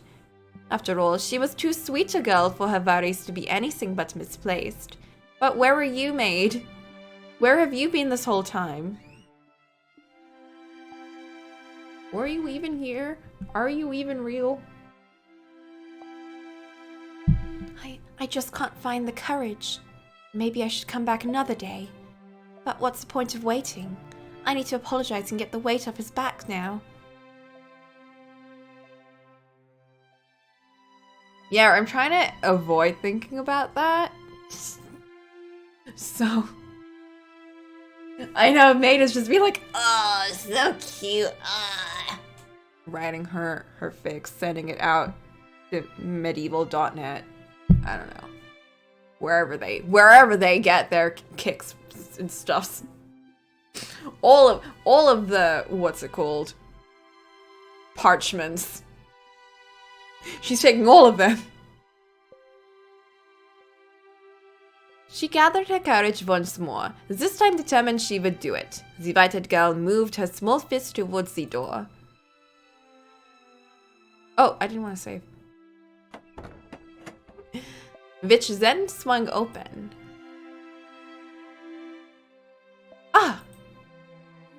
I'm sorry. Please, you must announce your presence. I almost walked right into you. Are you in that much of a hurry for a mishap? I'm sorry. And I believe I told you to stay away from my chambers. You did, so I spent a long time debating whether I would, but I decided I really wanted to tell you this. Oh, well, actually. I'm truly sorry. What? The other day, I could barely manage to get the words in my head all the way into my mouth. There was no room in my mind for anything else. I shoved my own thoughts and feelings into your face, not considering that might not be what you wanted, just running non-stop, not thinking at all. I was terribly disrespectful to you, completely selfish. You're a kind-hearted man, I truly believe that. But you were only being courteous because you're a nice man. I'm sure you have little interest in the affections of a queer little girl. So, I would love it if I could stay here. It would be a wonderful blessing. But if you really don't want me here, if my feelings are imposing upon you, then I apologize. I'm sorry, and I'll take my leave of this house.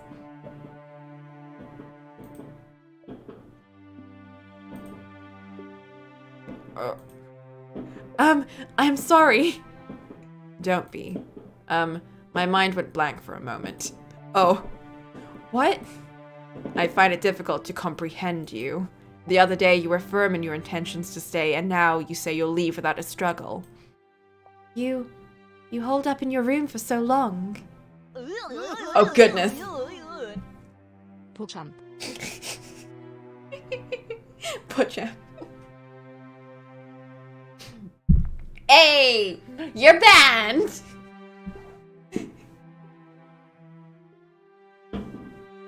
Completely ruined this lovely interaction. Thanks, Abel. Thanks, Abel. Doing good work. This is why you're banned. This is why we gotta ban you. But also, you holed up in your room for so long. I thought, you didn't want me around. To be honest, I want to stay here. I do. I think you should do whatever pleases you. Huh? You can stay, or you can leave. I will not pressure you to do one or the other. So, I'm not imposing? To tell you the truth, I had to think about that for some time. Oh.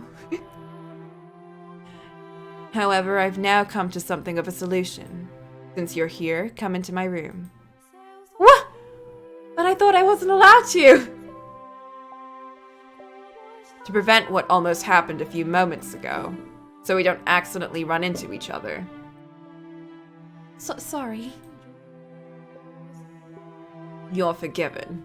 Now come in. Oh, okay.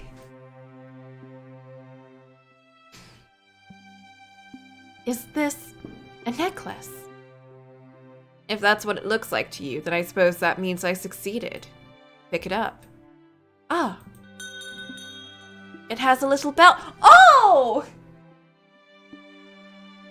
Genius! 200 IQ boy over here.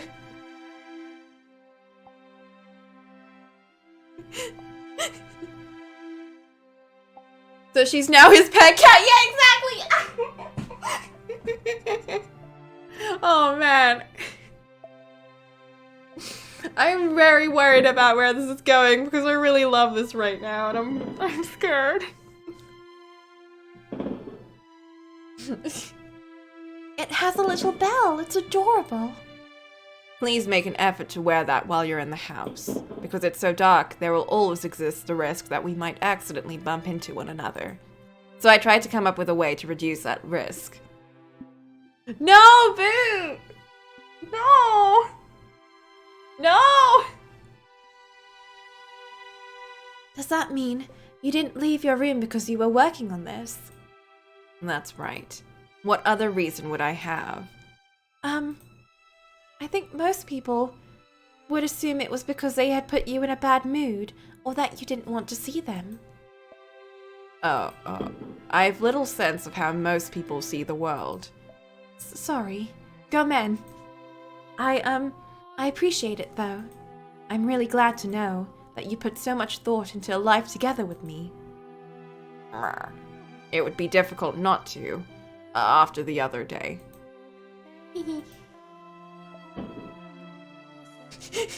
I heard this thing from 10XX Japan about catgirls. Would you please say nya? Nya? Oh. That was weird. Don't do that again. I'm so happy right now. I can't think of any better word to describe it. I couldn't be happier. You're being dramatic. To tell you the truth, I feel a little bad about it. Why? It seems rather impertinent to affix a bell to someone. You're not livestock, you're a person. Well, that's why I turned it into a necklace. Thank you very much. I'll keep it on me at all times. I really truly appreciate it, Lord Michael. Don't call me Lord, please. All right then. I'll just call you Michael. And will you please call me Giselle? Finally! Maid, can you put Giselle on her name tag instead of white-haired girl? Come on, please.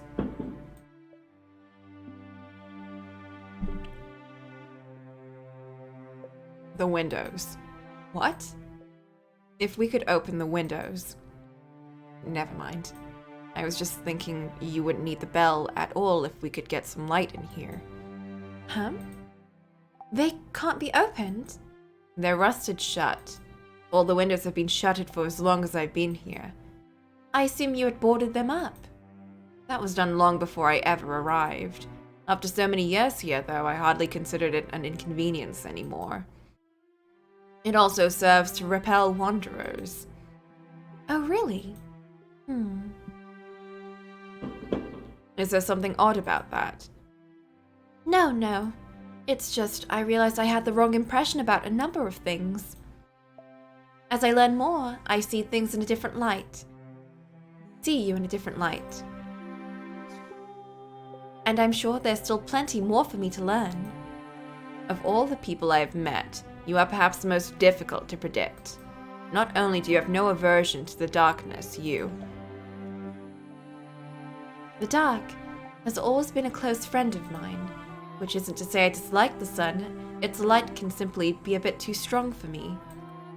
I'm like some kind of unholy monster that can't be exposed to sunlight. You're anything but unholy. My name would suit you. Much better than me.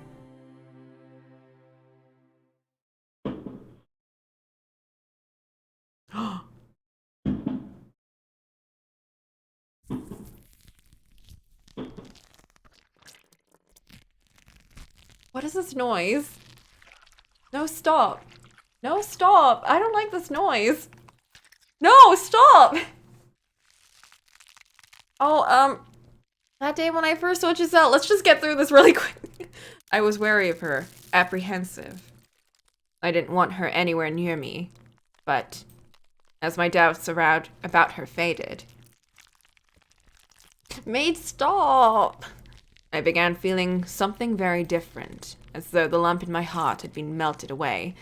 Oh, is this the sound of it melting?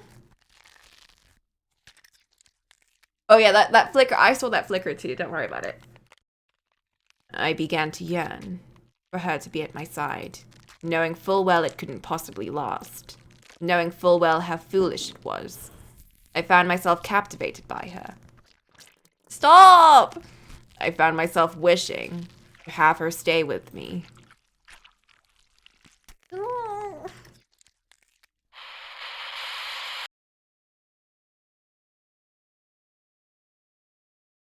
Is it over?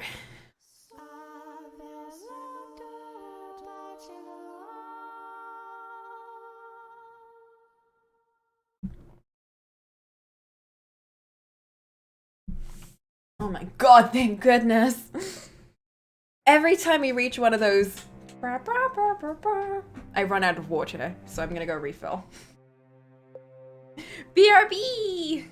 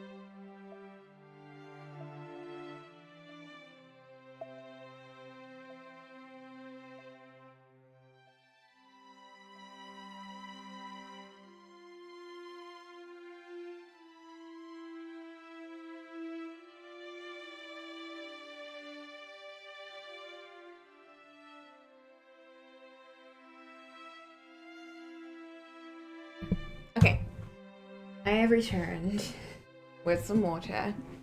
Are we all ready? Are we all back? We're good to continue. Cool. Cool. 1 second. Okay. All of these voices are not even difficult to do because I'm not making them sound really like difficult or weird, but I don't know, my throat's been like hurting a little bit. I think it's just really dry. Yeah, I think this one is gonna be a more relaxing chapter, I hope. Which, I don't think so, because it's the final door. So, I'm worried. It's also like the beginning of everything that's happening, so I don't think these two are gonna get a happy end. Don't think this is gonna go great. And that marked the true beginning of their quiet days together in the dark mansion. They acknowledged and accepted each other's presence, no longer isolating themselves, but actively, regularly conversing. As mundane as it might seem, it was something they had been unable to attain until then. Nevertheless, they were still somewhat fumbling around in the dark with one another, drawing closer and pushing away again. Michael, in his own ungraceful way, was beginning to open himself up to these things she said. And the white-haired girl was beginning to smile with greater frequency. They had taken to dining together, and her wish of learning to read was being granted. He taught her to, in the feeble light of a candle placed upon the table, the two sitting across from one another. Though Michael seemed to be well educated, he had not been instructed in the art of teaching, so he found the process quite grueling. But to the white-haired girl, the longer it took, the better. Her primary objective was, after all, to spend time with him. The days passed, and eventually, she reached the point where her comprehension was adequate enough without assistance. Her next request, then, was for them to read through a book together.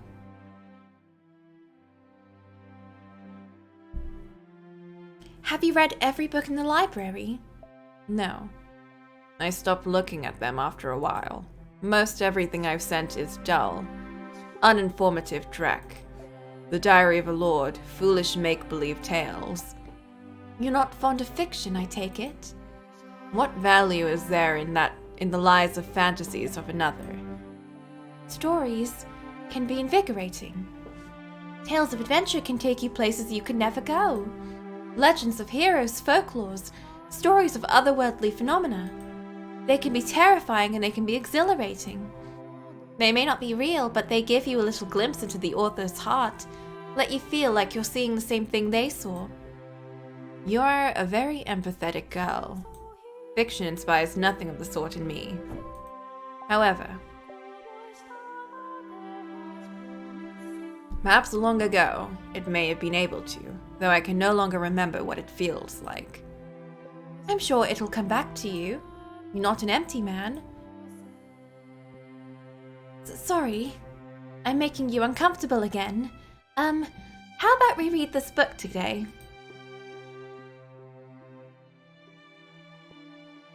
It appears to be a collection of legends. You haven't read this one yet, then? That's good to hear. It'll be more enjoyable if it's a new experience for the both of us. It looks like it's a record of local legends. The book is divided into several sections, though it appears to be mostly superstitions. Hehe, I am curious what kind of stories this area has.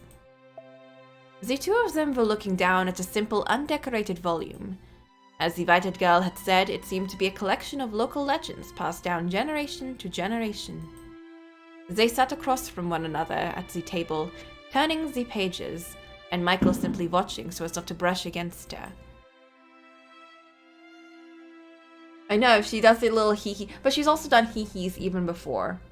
The maid does hee-hee-hees, while she does hee-hee.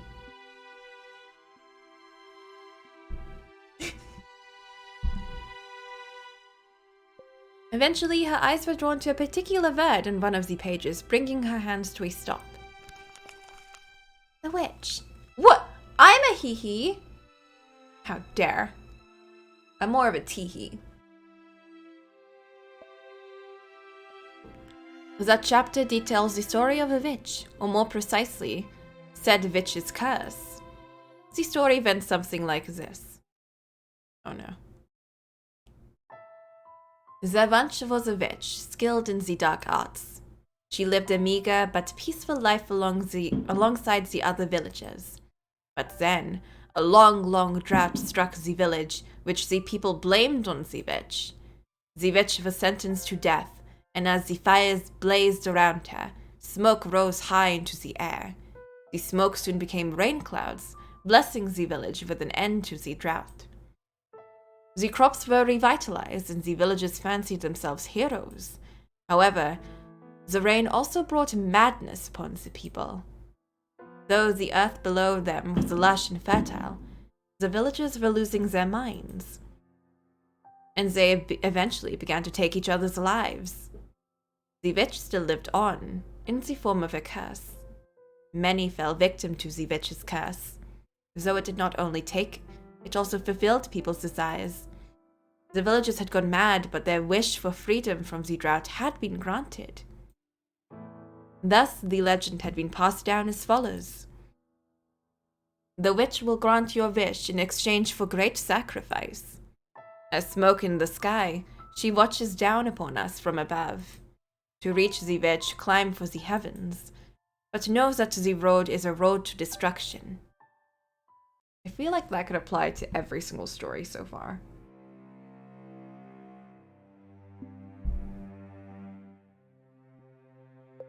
What a happy little legend. People still believe the witch's legend even now, I suppose. And that's why I face accusations of being a witch. That is not an area very welcoming to outsiders, especially one who stands out as much as you.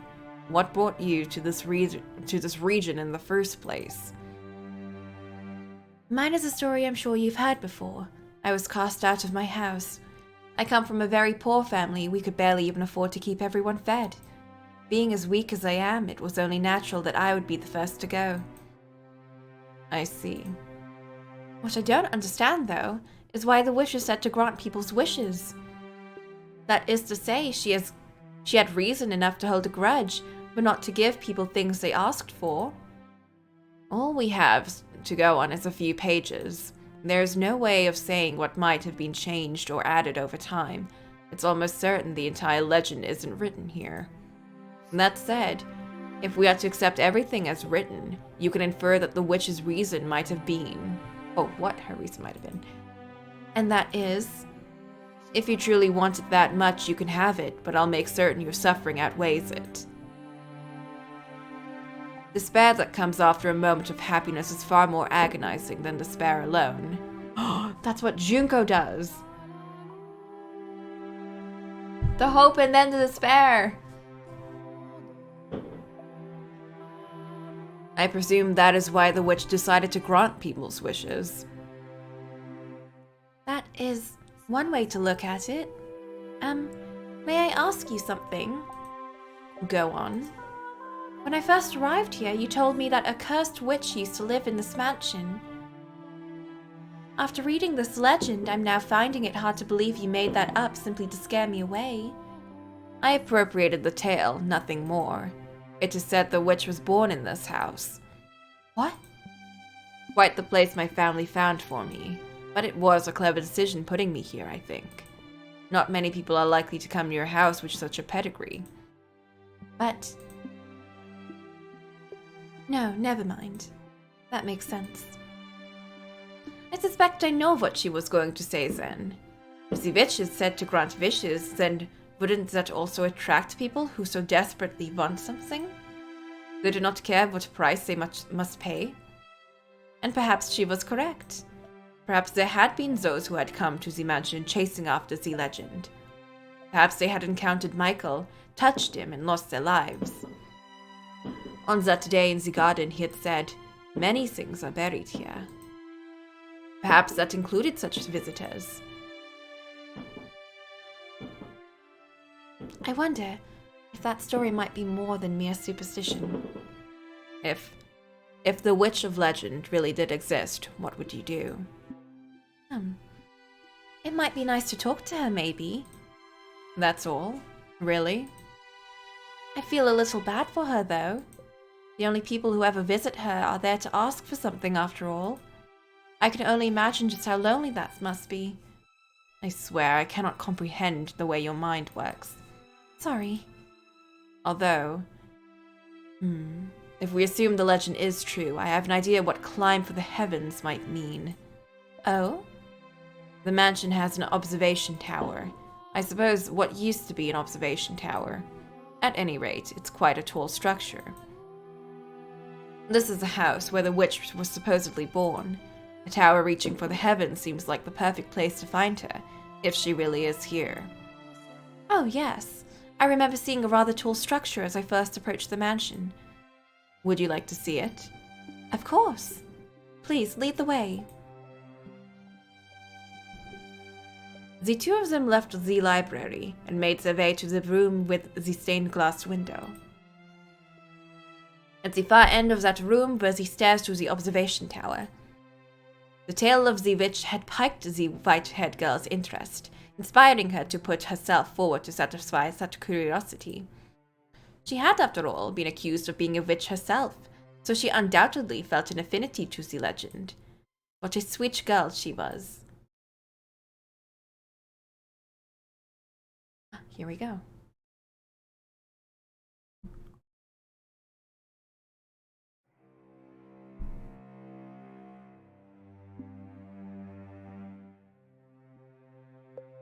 With Michael in lead, the two climbed a long spiral staircase. There were many more stairs than the white-haired girl had anticipated, and she soon found herself short of breath. Rectangular windows were carved out of the stone in regular intervals. Peering through one of them, she could see a village in the distance. A pleasantly cool, high-altitude breeze brushed across her face. After much climbing, they finally arrived at the top, where a door made of partially rotted wood stood. Michael pulled open the door, revealing a small room with no windows or doors in sight. This is the top of the tower? Despite it being called an observation tower, you could hardly observe anything from there. Her face contorted in confusion. The white-haired girl threw her gaze about the room. Glancing up, she saw only a darkened ceiling, and slightly below it a single window, through which shone a little ray of light. The beam cleaved through the darkness like the sharpened blade of a beautiful sword. The darkness draped over the rest of the room only served to make a more impressive that solitary ray of light. It had a magical fairy tale quality to it, as if being pulled in by it. She drew towards the light. I suspect there was once a large window in this room. If you look closely, you can see seams in the stone of the wall. The color of the stone differs slightly on either side of the seams. I presume something caused them to seal off the window after it was built, though I don't know what that something might be.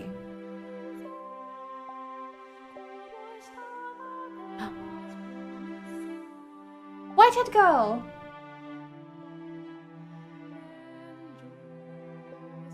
When Michael's eyes fell upon the white-haired girl, wrapped in that beam of light, he sputtered to a stop. The man who had never flinched at anything, who had long since distanced himself from such stirrings of the heart, was utterly bewitched. He had never seen her illuminated so vividly before. He was having a great deal of trouble finding the words to describe her striking beauty. For someone who had been chased out of her home and accused of being a witch, the white-haired girl looked less like a practitioner of the dark arts, and more like one of the hosts of heaven.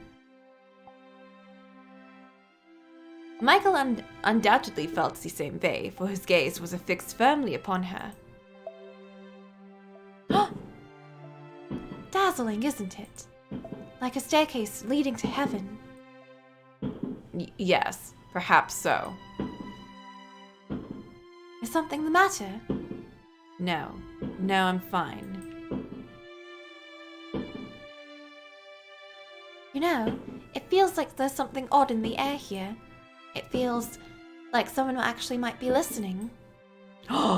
Maid, what are you doing on the ceiling?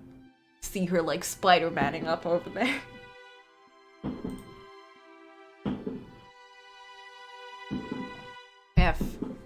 If the witch were to speak to you, what would you say to her? I would ask her to tell me her true feelings, to tell me what kind of person she was, and what kind of pain she had to endure. I just want to know what she felt, this woman being branded a witch. The legend was written from a neutral perspective. It's possible she was a fearsome witch. It's also possible she wasn't. I get the feeling she was just persecuted like me and you.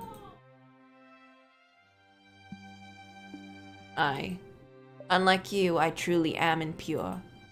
Disagree all you want, but my touch kills. I am a strange, incomprehensible, irrational creature.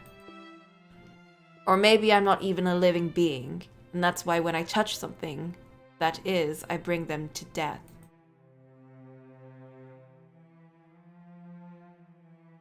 If only I actually were a witch. If only I actually had some kind of extraordinary power. Regardless of whether it came from God or the devil. Then I would be able to grant people wishes. My wish need not be granted. But it's what I want too. I wish to be able to touch you. I would be perfectly content with nothing changing, with us never being able to touch one another. I would be more than happy with that. But I'm allowed to dream, aren't I? Fireworks, please, this is a serious moment. It doesn't have to be in this life.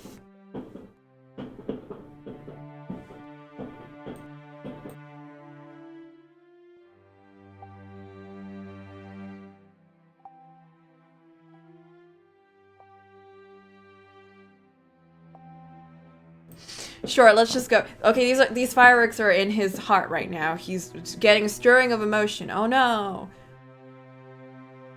I pray the day will come that we can get closer, even if it has to happen in another life. Did she wish for this? Ooh.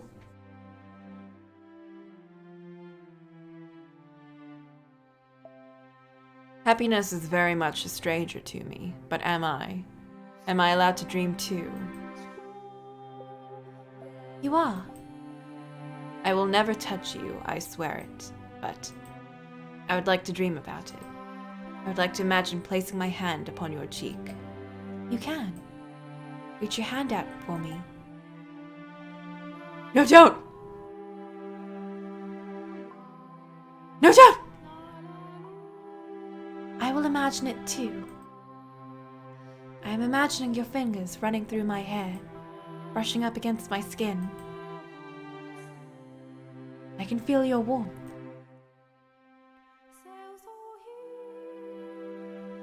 No, this is just like that ghost thing I was reading, and it made me so sad.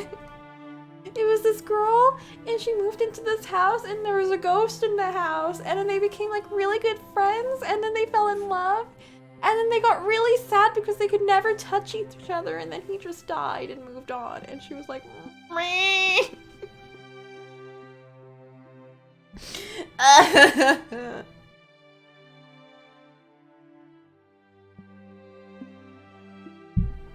I'm fine. There was a wall between them, a wall they could not cross. For if they did, it would mean the white-haired girl's death.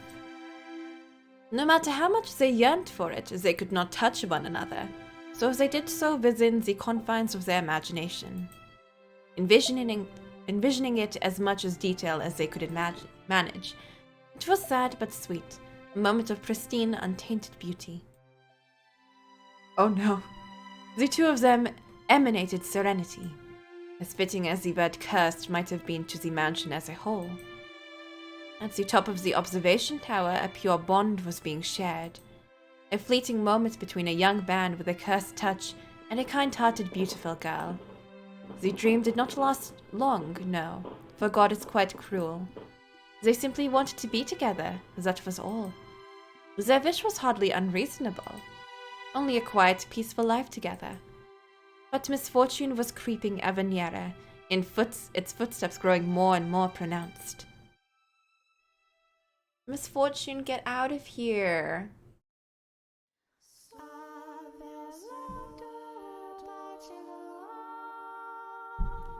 What do you mean, Boop? What do you mean? Oh no. I don't want to voice more people, no!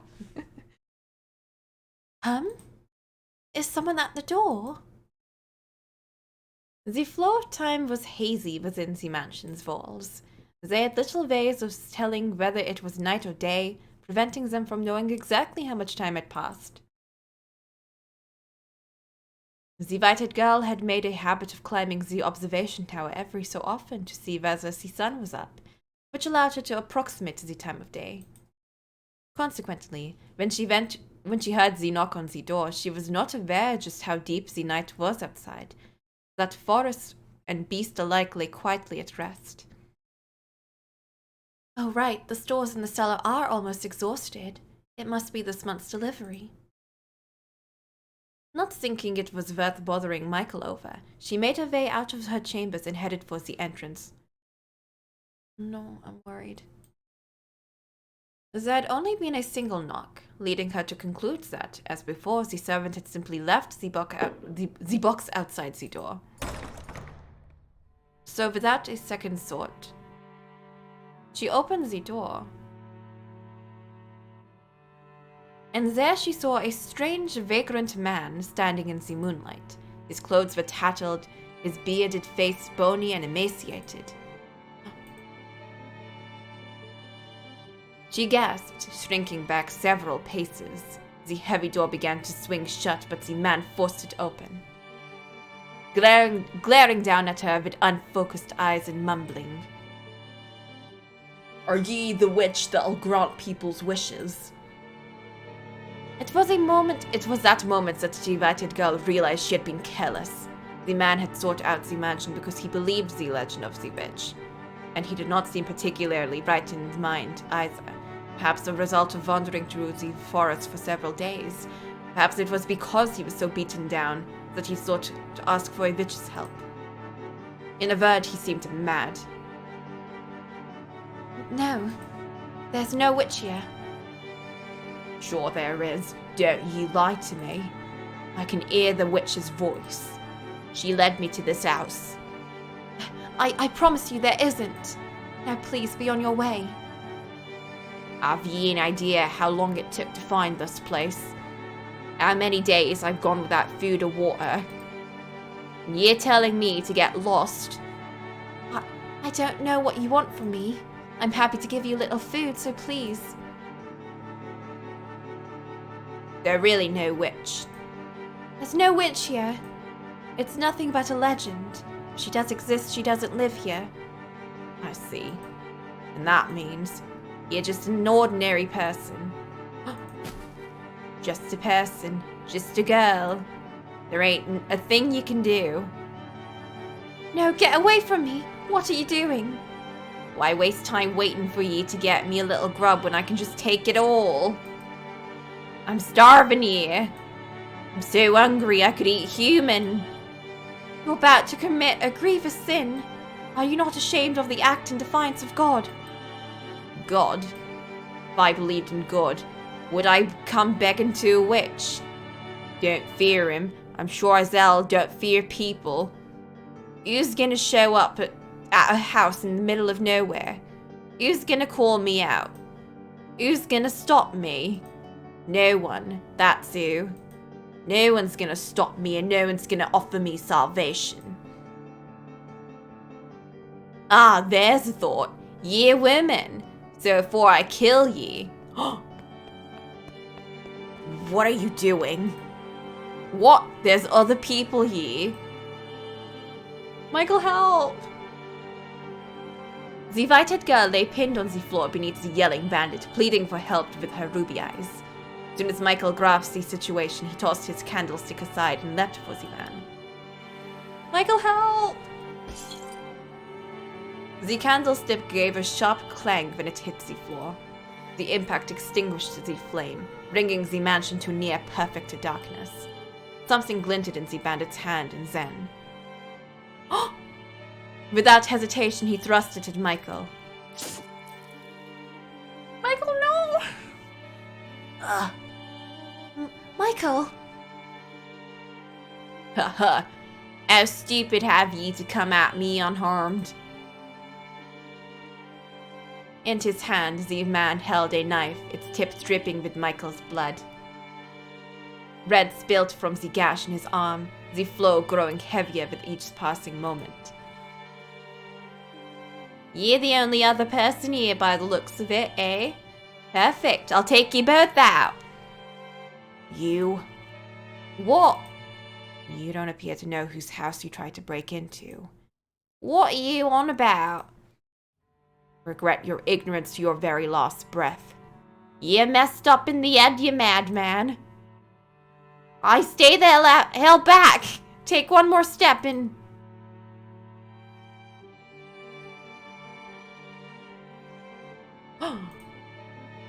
I inherited the witch's curse. Let go! Michael clutched the man's face in one hand. The man raised his knife to strike back, but... What's happening? The strength drained from his fingers, the knife falling to the floor. The man writhed in Michael's grip. My face! My face! Gah! I can't breathe! Leave this place immediately, though you won't get far afflicted with my curse. I think it might be too late.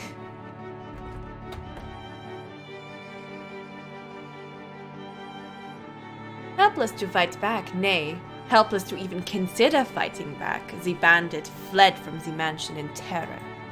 In his wake, only the white-haired girl and a bleeding Michael remained.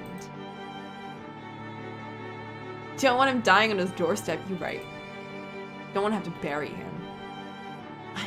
I just saw a man's life drained from him.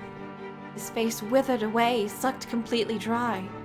I didn't doubt him, but dear God, that was... That was quite disturbing for you, I'm sure. No, not at all. It's my fault anyway if I hadn't been so careless. Oh, your arm, we need to get that wrapped up. No, white-haired girl, no! Please do not touch me. You mustn't touch me. The wound is hardly fatal. It's all my fault. I'm so sorry. No, a degree of blame falls on me for saying nothing. Next time someone comes to the door, let me know. I'm sorry. Please, you don't need to apologize. Well... Yes? For once, I'm actually proud of myself. Proud that I could use this terrible ability of mine to do something more than just take life. To protect someone I care about.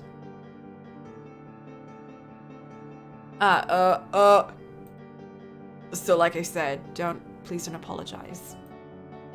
Alright, thank you. Michael? Do you love me? Ooh woo! I'm glad you're here. I care about you too. But thank you.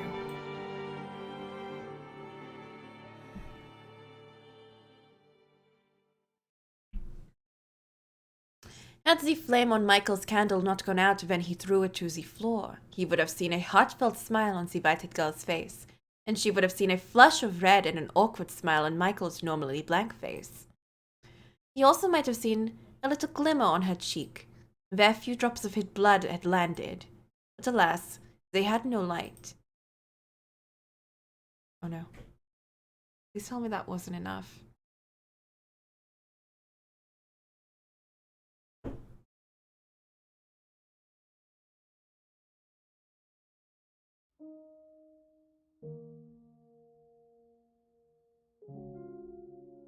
The collapse of their happiness came slowly, gradually.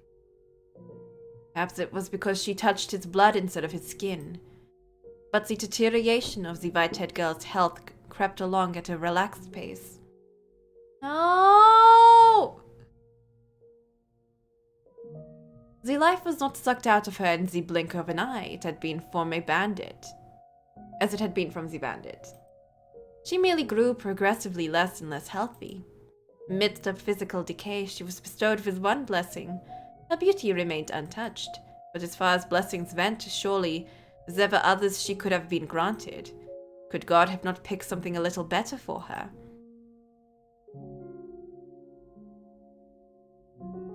By the time the two of them realized what was happening, it was already too late. The white-haired girl had grown so weak she could hardly leave her bed. Yes. Oh, you're there. I am. Thank goodness. I can't see very well anymore. How could this happen? I thought I'd saved you, but no. I did the exact opposite. Please don't talk that way. You did save me that day. But you're on the cusp of death now, and it's my fault. Because of this curse I bear. How could this have happened? Why did this have to happen? What am I? Why was I given this body? Michael. Can I, ask you a favor? Go ahead. Stay with me, please. As much as you can until the very end. I was going to do as much anyway. Thank you. Boop! I'm happy, Michael. Happier than I've ever been. And I mean that. You didn't just save my life. You saved me. I have been saved, but only me. I wonder how he'll handle things when I'm gone. If only I hadn't opened the door that day. I wouldn't be leaving him all alone, and we could be happy together for even longer.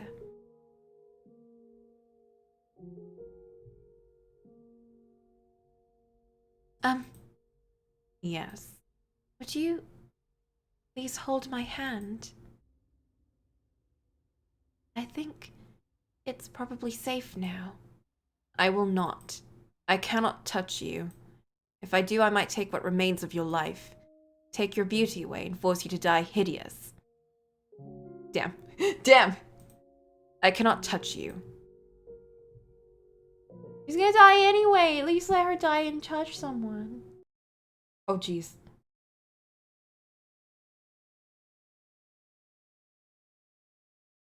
I know, murder is hand-holding.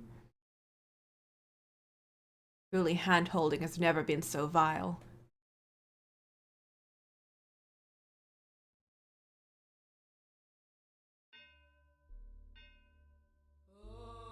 Oh no. Have they found her? Is it because he did that to that guy? Oh god. This keeps getting worse, doesn't it?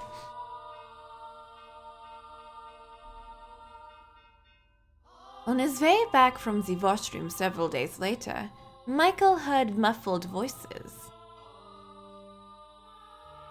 Got it? I'm good. He was having trouble making out what they were saying, but he could tell it was several men, and they were outside the front door. The fact that he could hear them at all through the heavy door meant they were probably shouting quite loudly. Well, an indescribable sense of uneasiness came over him. Dread. He drew nearer to the door and focused on the voices on the other side. They grew clearer, enough for him to make out what the men were saying. Everything's in place. We're ready to kill the witch now. This is definitely the place. Half-dead bandit said she was in this mansion. Listen well, no matter what we find here, we kill it. Could be a child for all I care, doesn't change anything. Kill the witch! Kill the witch! Kill the witch! Kill the witch! My god. And what he had heard beyond the door was a group of men shouting for the death of the witch. In that moment, Michael regretted his decision to let the bandit go free and not watch over him until the moment of his demise. He must have made his way down to the village in search of help, where he revealed what he had found at the mansion. Damn it. But it was too late. Regret would solve nothing. He could neither stop the villagers from raiding the house, nor could he stop the white-haired girl from dying to the effects of his curse. He was helpless to do anything. The gears of his fate had locked him onto a path of tragedy and were turning mercilessly onward. The man had begun trying to break down the door with what sounded like a battering ram. While the first strike was not enough to breach the barrier, it was still quite powerful. He was certain it would not hold for long. Michael's mind raced. Was there anything he could do about this predicament?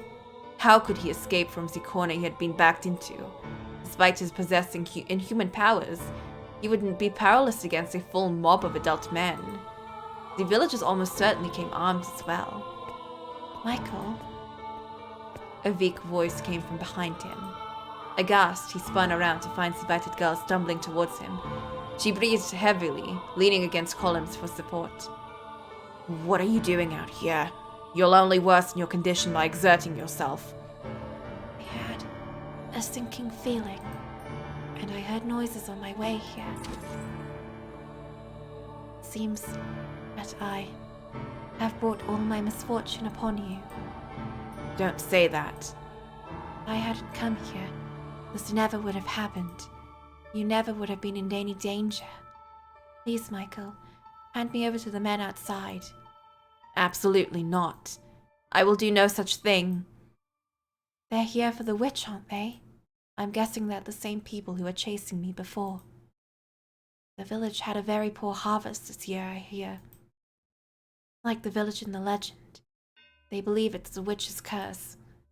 But you're not a witch. I need someone to fill their role, though. So please, hand me over, and then escape on your own. I could never. Please, Michael. I'm the one who's cursed, not you. You want me to hand you over? What would I have left then? Nothing. Not a thing. I would have nothing. After so long, I finally found someone who isn't afraid of me, who won't run. I've no interest in a world that would take you away from me and make me live alone once more. The hell with such a world. Michael.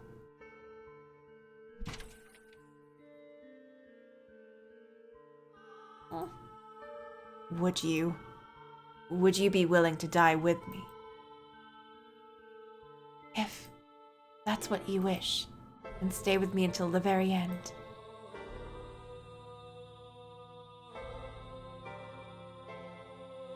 I probably wanted to hear just as much as him. No, not probably. I did. I wanted to have someone at my side as much as him. It's so lonely not having anyone. To live alone, to die alone, to not have anyone watching over you. For no one to even know you're dead. I simply wanted someone to tell me that they're here for me, to be there, to hold my hand. How wonderful that would be. The sense of utter relief it would bring would be enough to cast away all the pain, to allow me to escape all our suffering. So please, tell me you'll.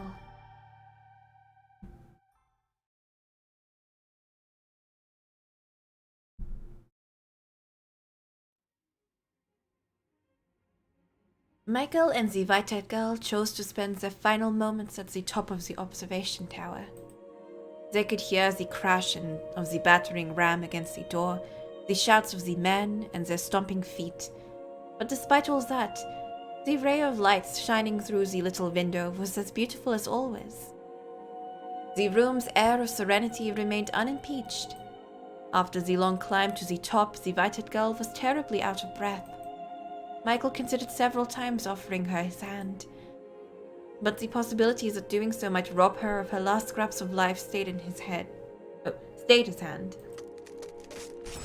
It sounds like they broke down the door. I'm glad we made it up here when we did. So sorry for asking this of you. Don't be. I would have chosen here for my final moments as well. This is the one place in this mansion with any sunlight. The one place I could get a good look at you. Thank you.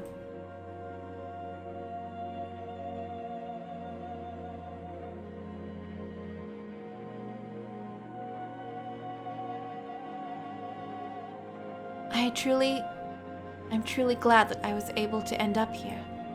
That I was able to meet you. And more than anything, that you said you cared about me. Have I managed to become an essential part of your life? Do you even need to ask? I wouldn't be here otherwise.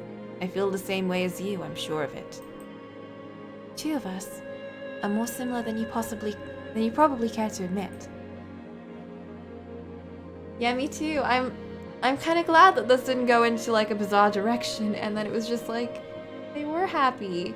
They were happy for like a good part of the time. Can I ask you one more thing? Go on. Would you embrace me?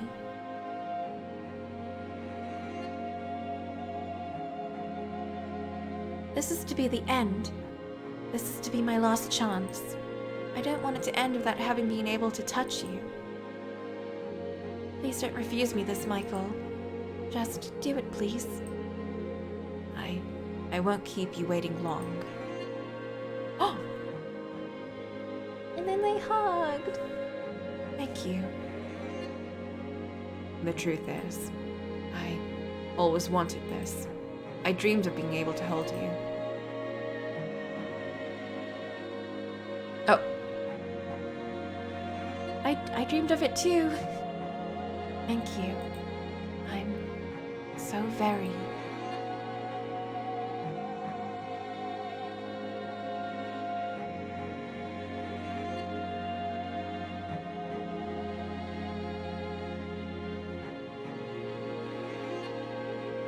She's still so beautiful. What a cruel joke. Could he not have given us some more other miracle? One that would allow us both to survive. Where are you? Where'd you get off to? I can't find her, damn it. Hey, there's some stairs over here. They lead up. Beneath the single ray of light, the whited girl lay completely still. Not even a frail sigh escaped her closed lips.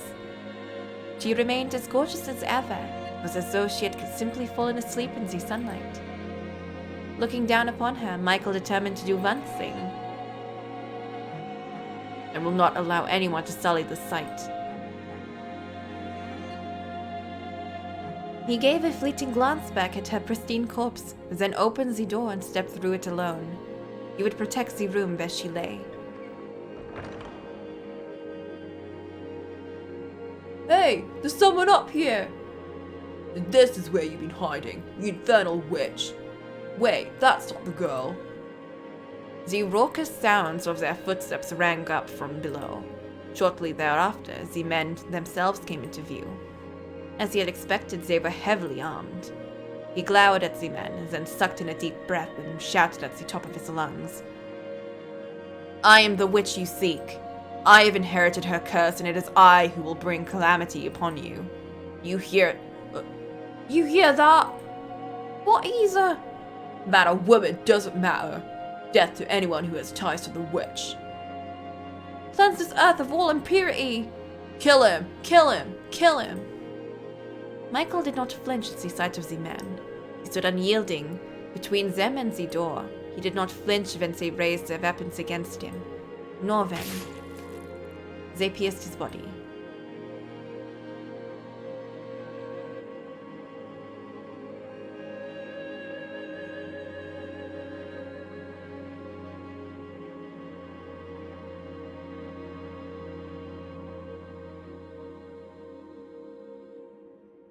Die and take your curse with you.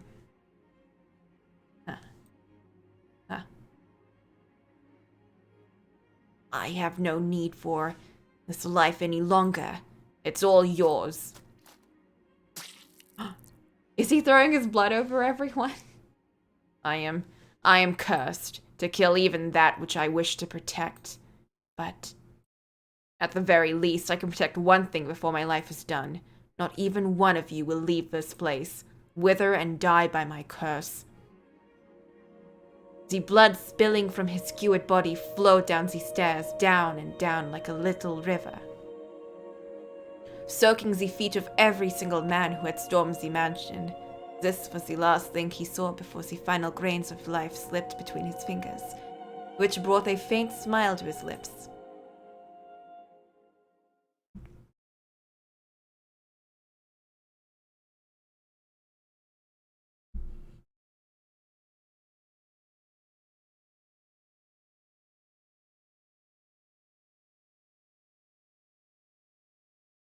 What? No.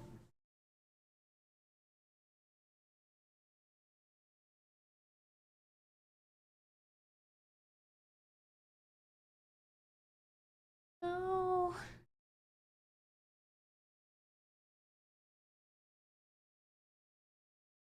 Neither of them had expected what happened next, though, for God had a most twisted sense of humor.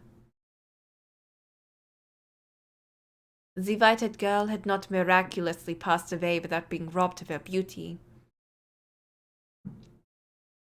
Why am I still alive? She had rather not passed away at all. Quite cruel of him, was it not? Michael? Where have you gone, Michael? Michael? I smell blood.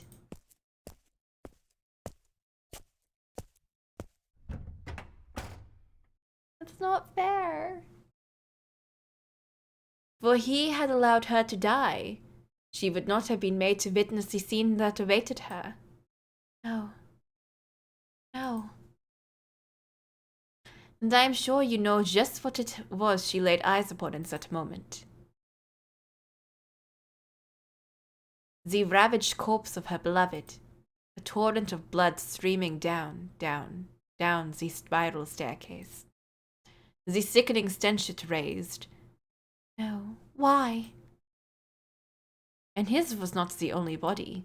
The villagers who had assaulted the mansion had been subjected to his curse. The life drained from their withered shells. Why did this? Michael, why? Why am I the only one still alive? That is a question I cannot answer either. Perhaps his curse did not affect those he loved, as terribly cruel as that might be. I cannot say. Why? You said we would go together. A world without you has no meaning. Had she actually expended her life there in the top of the room, of the tower, perhaps this tale could have had a happy ending.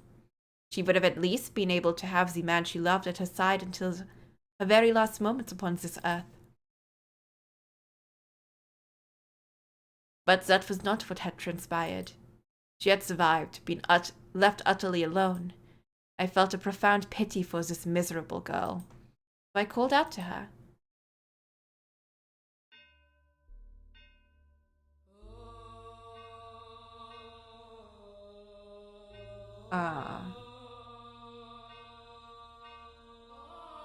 The maid is Morgana.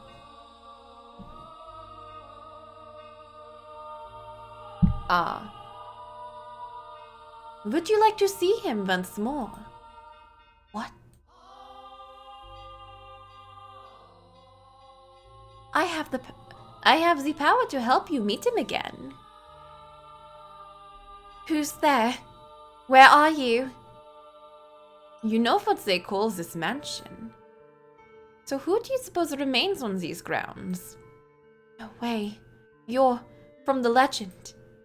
You actually exist. Now, I asked you a simple question. Would you like to see him again? A witch grants people's wishes, but at a price. I said I wouldn't ask for her assistance if I met her, but that's all changed. Now that I've lost him, it's truly possible. Then yes, I want to see him. Bring him back to life. Regrettably, I cannot directly meddle with the forces of life and death. However, I can guarantee you this. Your reconstruction. Reconstruction? Correct. To ensure that you remain as yourself in future lives and are not reborn as someone else, your body and mind shall be reconstructed, as shall his. You sincerely wish to reunite with one another.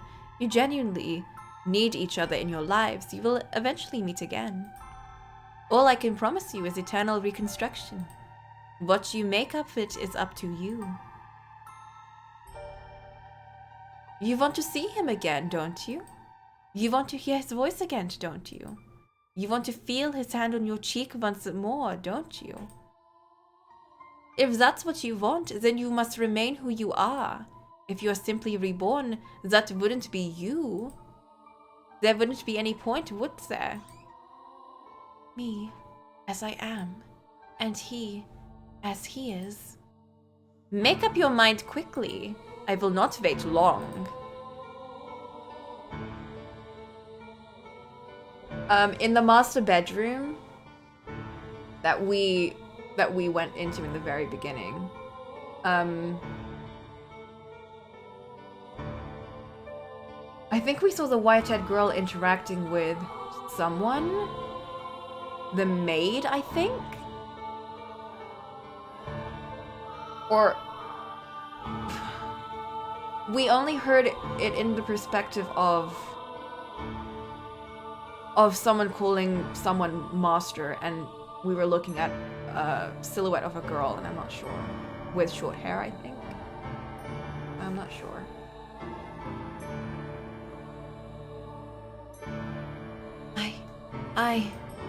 I want to see him again. As you wish, little girl. Sweet little girl. I shall grant you both eternal reconstruction, and pray with all my heart that you can attain true happiness. That's not gonna work.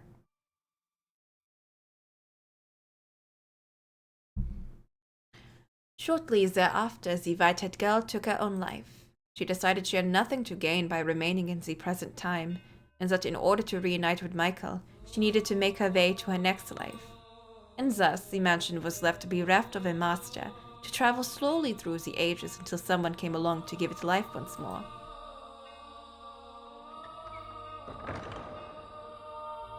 Misty Manor.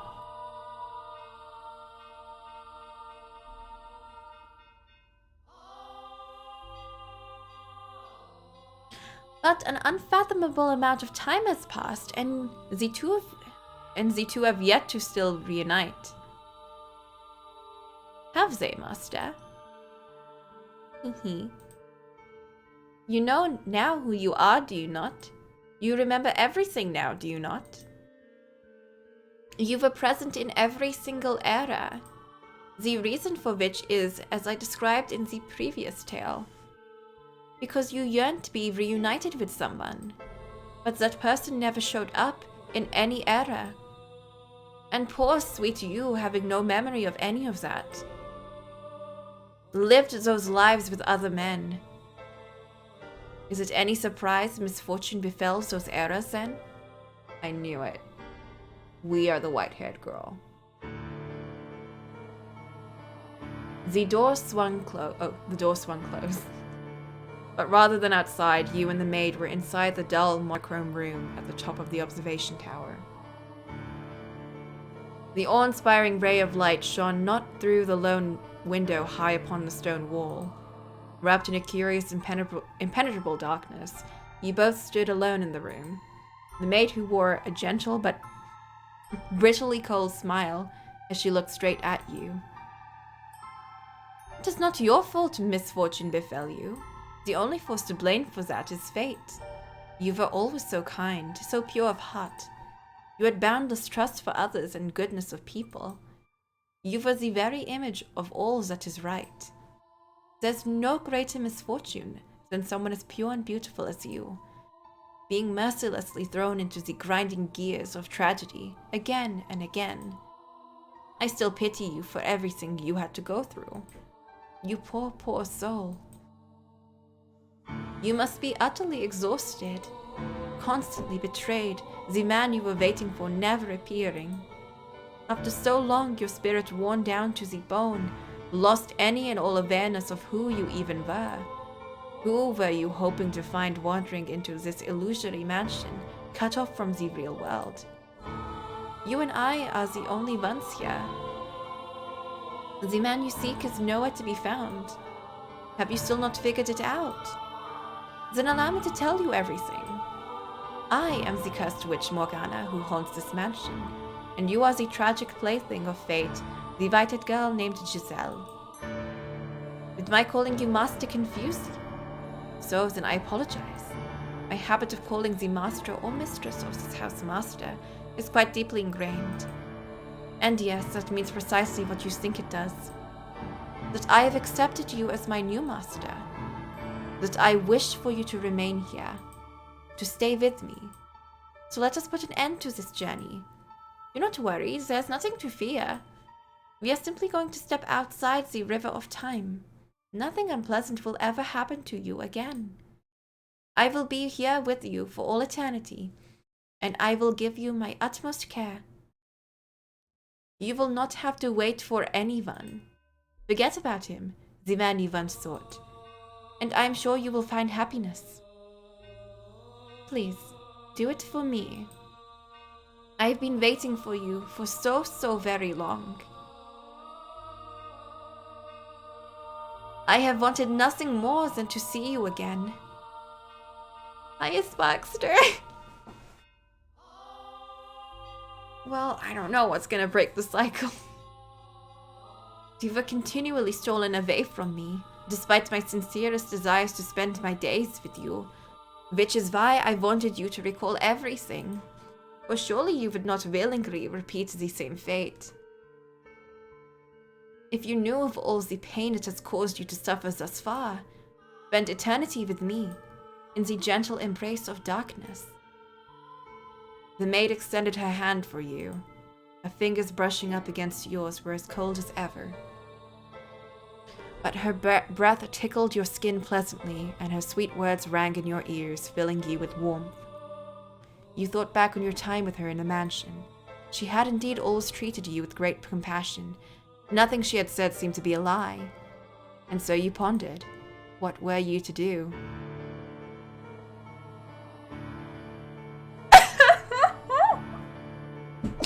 I gotta pee, BRB!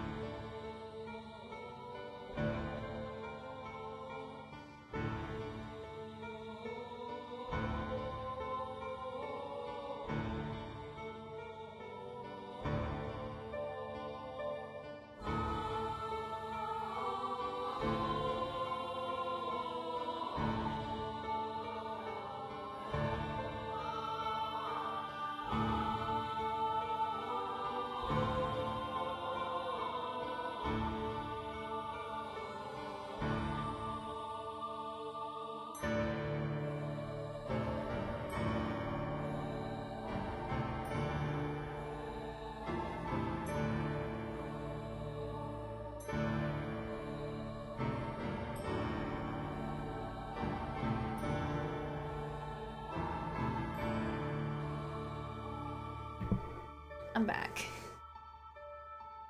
I'm back.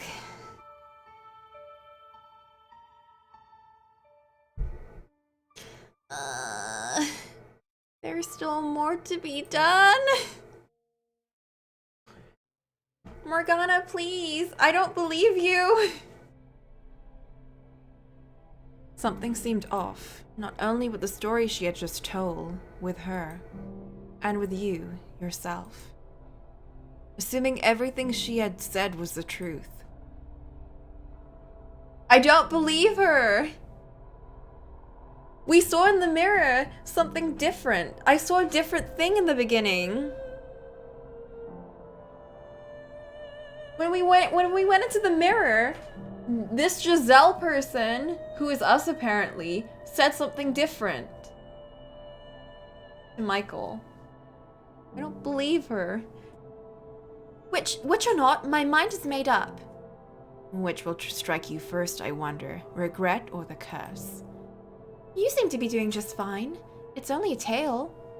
The witch is real, very much so. It is not a legend nor a fairy tale. The witch is me.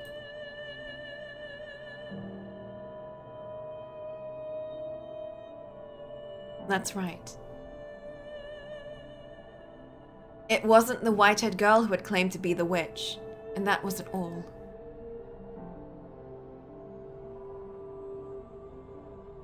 Or do you mean to reclaim your old self no matter the cost? If you do, if you're sincerely prepared to do that, then be wary of the tale that comes next. Any tragedy that seems too beautiful to be real is precisely that. A fabrication.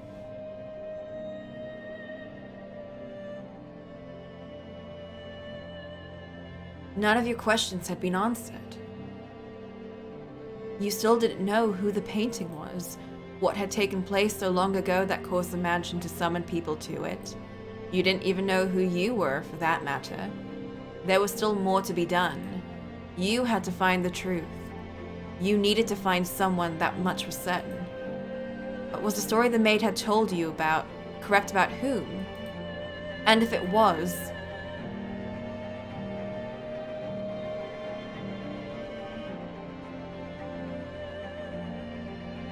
what about her? What about the woman whose name you couldn't say? The woman who had so cheerfully called you master? Yeah, this bit.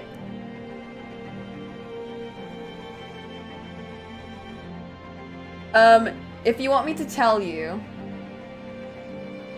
in the simplest terms, we are someone that entered this mansion way in the beginning of this game, not knowing anything. We met a maid, the person that we were just talking to, and she was like, I see you don't know anything and you don't remember who I am, so in order to get you to remember things, I'll show you all of these other time periods of people that lived in this mansion, the other masters of this mansion. And we saw all of them, their perspectives of what had happened in this mansion like years ago, different time periods. And in every one, it ended in a tragedy. It was like, it's either started really badly or it ended really badly, or both. And along the way, we noticed there was this one person that was always there in this. The maid was always in the story. The white-haired girl was always in the story. And there was a bunch of different things going on. Apparently, we might be the white-haired girl looking for our master, or not the master, but the master of this mansion, who we were with way back, which we just saw the story of. But that might not even be a true story now, because we, throughout this whole thing, in between these little, like, going through back in time, we had moments where we could, like, leave the maid's side for a bit, or where she wasn't with us, and during those moments we got little glimpses of things that didn't really like tie into what she was saying. Things that, like, you know, didn't fit with what she was showing us. Like this. We agreed that we would live together, not just in the same house, so we've got plenty of time to add more to the list. And I hope you can make your own list about me too. This is just the beginning, after all. We've got a long, long time ahead of us. Plenty enough to get to know each other now.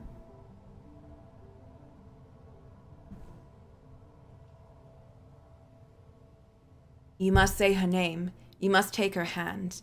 You must make her smile once again. You mustn't reclaim your old self?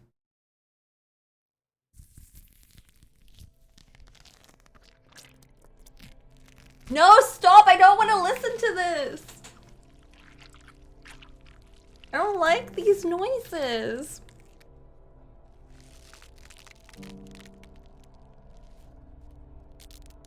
It's dark. Dark. It's dark. It's dark again. It's dark. Dark. Dark. Dark. Constantly. Constantly engulfed in darkness. You threw it away every single time. I must break out of this darkness. I'll give you a whirlwind. That's not cruel to you. I must escape and take her hand. Because that's the reason. I've got a wonderful idea. Maid, stop coming into the middle of my dialogue. It's the reason I came here. Concuss them with me. I must return. I must reclaim. We can think of new ways to torture them. We'll all be happy if you stay here. Just think about it. Stay here in this world. You'll be right at home. No. I did the best I could for you, nothing more. This is not where I belong. No matter how much of a world of darkness may suit me, you'll never be able to do it. I must reclaim my true self.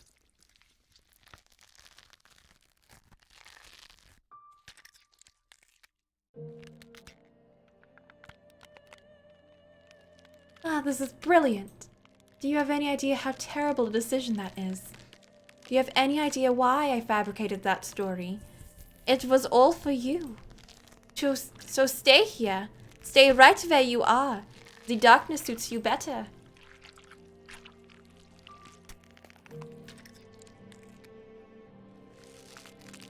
Remember when someone told you not long ago that you could handle the stories because they weren't your own?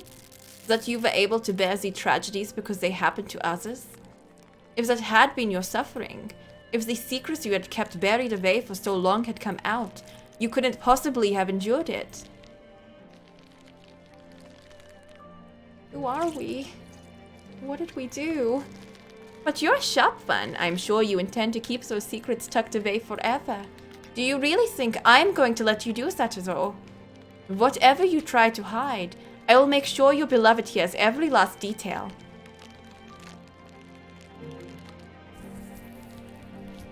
Ah, how foolish can you be? Despite all my encouragement, you still insist on getting your old self back. What do you have to gain from that? Nothing but filthy, ugly tragedy awaits you down this path.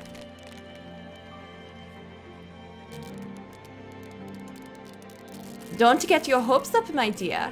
There's nothing for you there. You have nothing. I am offering you a place by my side. You should just take it. There is no salvation for you anywhere. None at all. Anywhere. From anyone. Ever.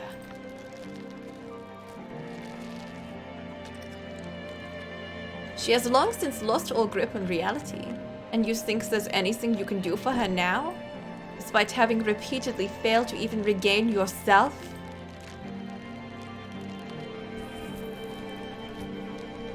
Well, I suppose if you're going to be stubborn, as much as I don't want to, I have to place.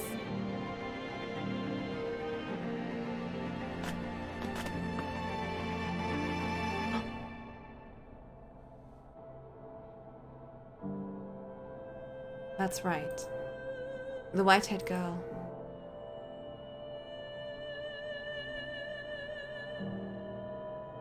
Was never at the mansion.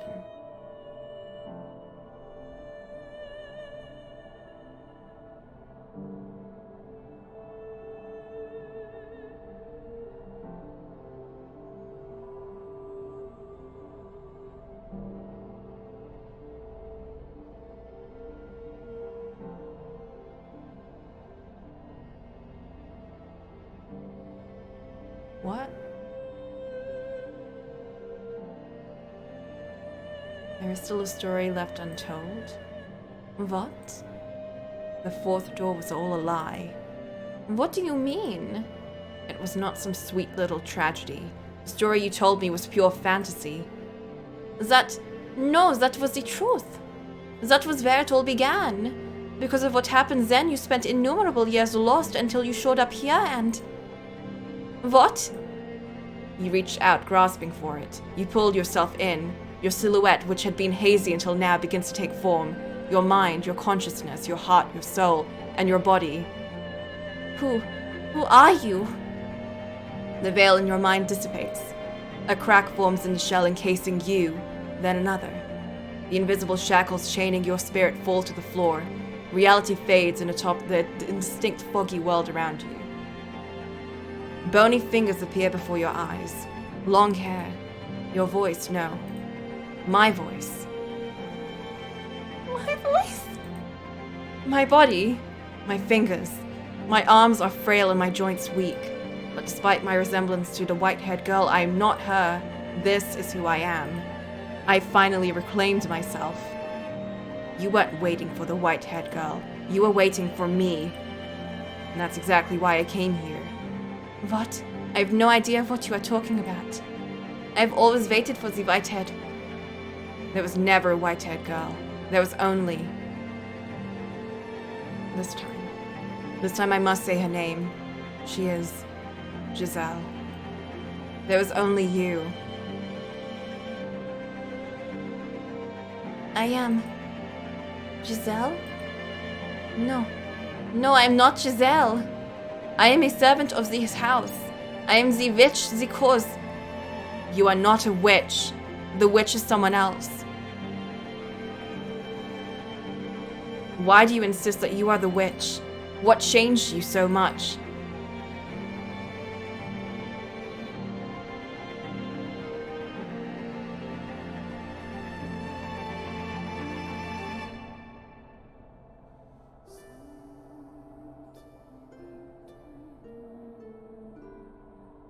The shadowy figure in the master bedroom, that was her. A glimpse into her past. I'm sure this is Giselle, but why is she so different? What happened to the spark she used to have? Where did the light she once shone upon the world go? I have to remember. I must remember. This cannot end until I have. This is no longer a story. No, what I need to face is my past and her heart. She was not even present in the story she made up. Everything about it had changed. The past I lived and the wounds she bore were more grounded in harsh reality, not wrapped in a film of fairy tale magic. That was the final tale, and it was all true. That's how it happened. It was a bittersweet story. No, how can you not see this? Yes, it was a beautiful tragedy. Was there even a scrap of humanity in it? Behind the 3 preceding doors, there had been a constant thread of ugliness and conflicting motivations. Yeah, exactly. There was hardly a trace of that behind the 4th door. The characters felt like nothing more than characters. Is that what you want to turn into? Is that what you want our history to become? History? But I don't remember anything at all. You don't remember anything? No, I don't want to. I don't need a past or a future. All I have left inside me is uncertainty. Giselle. No. That is not my name. Please stop trying to confuse me. I'm fine with things the way they are. If it means I don't have to hurt, that's all I want. So please, just let me keep being the maid. Let me keep being a guide, not some foolish girl.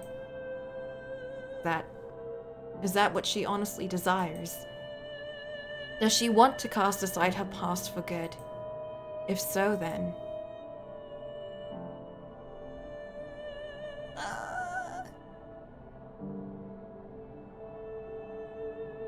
I'm sorry, Giselle.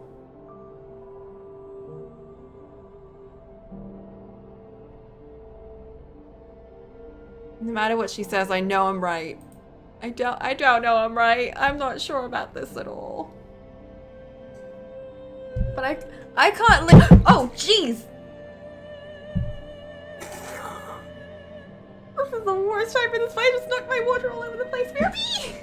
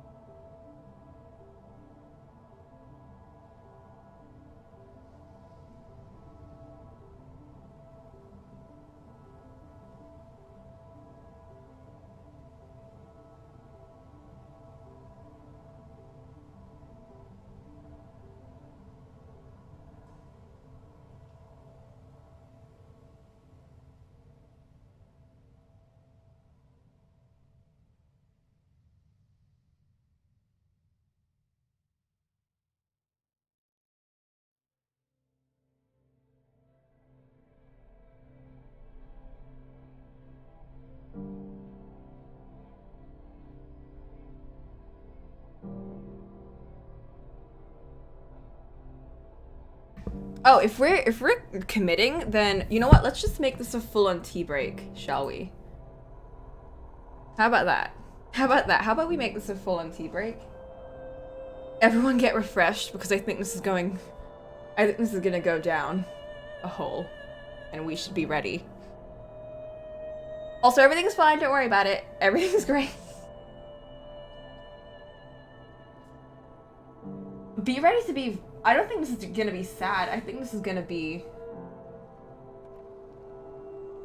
I think this is gonna be, like, really... probably messy.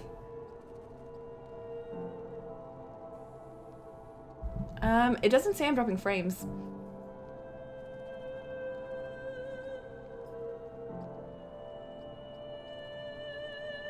But... I will see y'all in a bit. And let's just leave this going on.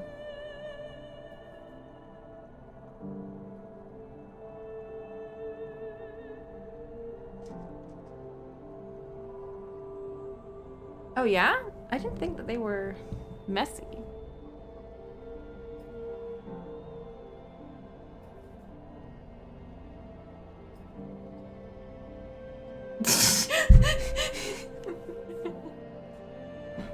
Listen, I've been abusing my mic a little bit. Don't worry about it. I may have slapped it a little bit while I was slapping my cup all over the place. We're fine. Anyway, go get your tea. Ah!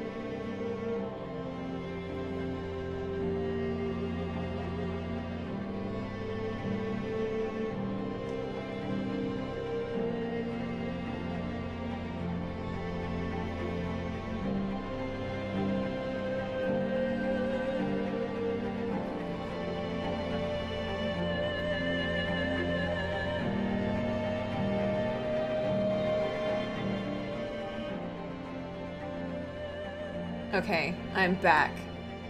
I'm back, and I have my tea, and I have my water. Everything's cleaned up. Everything's great.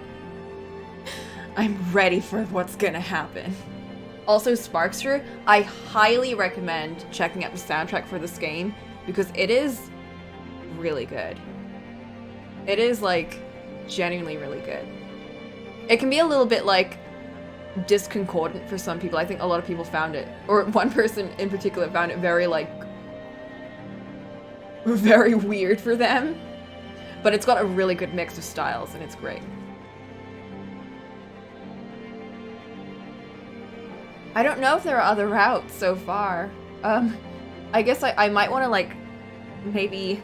I don't know if I want to, like, put the maid through this now, or... I don't know, she's not even the maid. I don't know who she is. I don't know if I want to put her through that now by going for, like, the... Yes, I would like to pretend to be the white-haired girl and go with you. Or, no, I refuse, and leave. Maybe I wouldn't be able to choose the, I don't think I would be able to... I don't think that choice of there's something I need to know more. I don't think that choice would have come up if I didn't check out the mirror. Or if I didn't go into the master bedroom. And instead just call the maid. Because we were like, no, I remember this. Who's that other girl who we saw in the other thing? I'm so glad we committed, yeah! Okay. Are you guys ready? I'm so weirded out by the fact that she's showing actual expressions now, too. And I'm very worried, because I don't think this one's gonna be as nice and chill as the one we just got to watch. Chill being like, because you know. But, like, I don't think it's gonna be like that one now. Are we all ready? Are we all comfy? Everyone give me an I. Give me a solid I. An A-Y-E.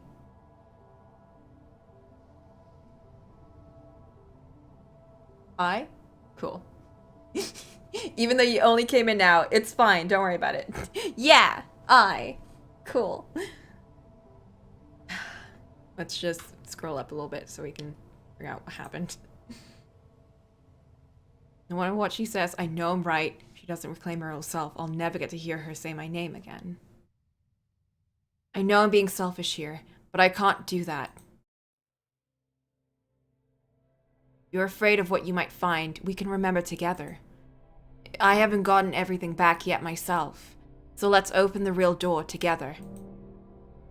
There are no other doors to open, but there is. Only that one that can only be opened by our hands because it exists between the two of us. Not a door with physical form. The door to your heart. The door to... I grasp her unnaturally cold hand, a hand that long ago once had been warm. If she can't lead the way, then I have to. We're gonna open the door! We're leading her this time! I must pick up the pieces of our erased history so that we can both reclaim ourselves. Find the actual truth. No matter what we may uncover, I will not let go of this hand. No, I mustn't let go of it.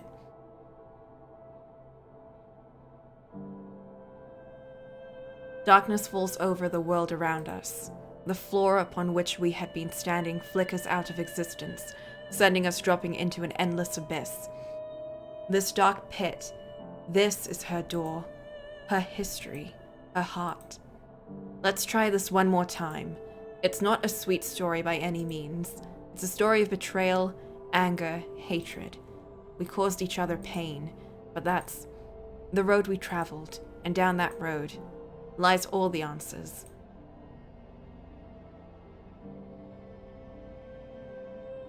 Reclaim yourself. That's an achievement that we have up there. The fourth door.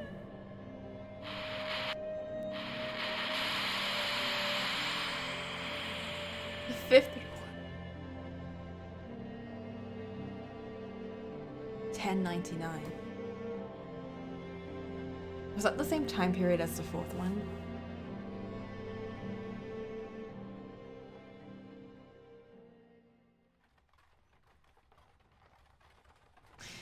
It had been several days since I left the capital, and I could still see it when I closed my eyes, the people lined up on the Grand Pont, awaiting entry, eager to start a new life there, brimming with hope. It was a city people were willing to pay high taxes to live in. If you were a performer, you could get some of those costs shaved down a bit by putting those skills to use. The capital was harsh on those who had wanted in, and apathetic about all who left. It was composed of a powerful nobility and clergy, wealthy merchants and bankers, and a large population of poor. And it was the city I had called home for a long time. I didn't know much about where I was heading. The flickers were because it was fake. It's getting foggy. Looks like it might rain. Maybe we should take a little break. You want to keep going? Oh, alright then. This is what we saw. The coachman was frustratingly taciturn. Whatever. He acted as though he had gotten stuck transporting a prisoner, though that was hardly a stretch. From his point of view, I was nothing more than a criminal. Even the times he would acknowledge I'd said anything, he made no effort to hide the scorn in his eyes, to pretend he didn't regret ever taking this job. And I would just fall silent again. The road was gradually getting narrower.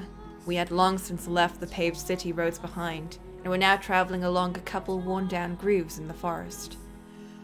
How did I end up here? Why was I being subjected to this?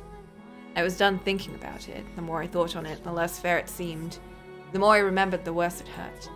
All I could do anymore was close my eyes and weather the storm. Deep within the dense woods, a mansion appeared before us, like the world fading into view after a dream. It didn't seem to be an especially large house, but it had obviously been constructed with a great deal of care, and it was thankfully not standing in ruins. This deep in the forest. The carriage came to a stop and the coachman climbed down, signaling with his chin for me to get out. Thank you very much. You must be tired after such a long journey. This is the mansion I'm looking for, yes? You know what? I feel better to just use her voice in her head too. But the driver didn't even acknowledge me getting back onto the carriage and setting off into the forest. He seemed to want to get as far away from here as quickly as possible. He could have said something. Oh well. That was all I could say anyway. Oh well. I couldn't blame anyone for my being here, or for his wanting to get out. I should get going, I guess. Getting a better look at it, as the house's windows were strangely enough all shuttered.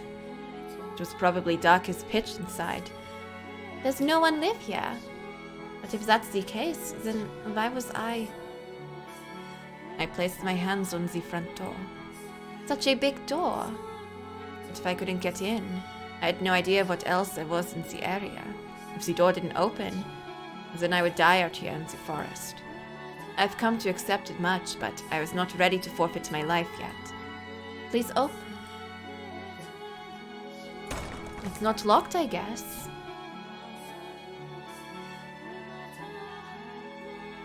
The door was heavy, and though it seemed to protest my attempts to enter, it still opened much easier than I was expecting. I was worried over nothing. Looking in, I got the strangest impressions that light was being swallowed up into the mansion's depths. Rather than going inside, I felt as though I was about to step outside the boundaries of this world. When I closed the door, it was so dark I couldn't even tell where I was walking. I wonder if the window's open. So I managed to fumble my way over to a window. It was tightly shuttered, and the shutters caked with rust. It was probably not getting it open without a fight. Done, not a hint of light.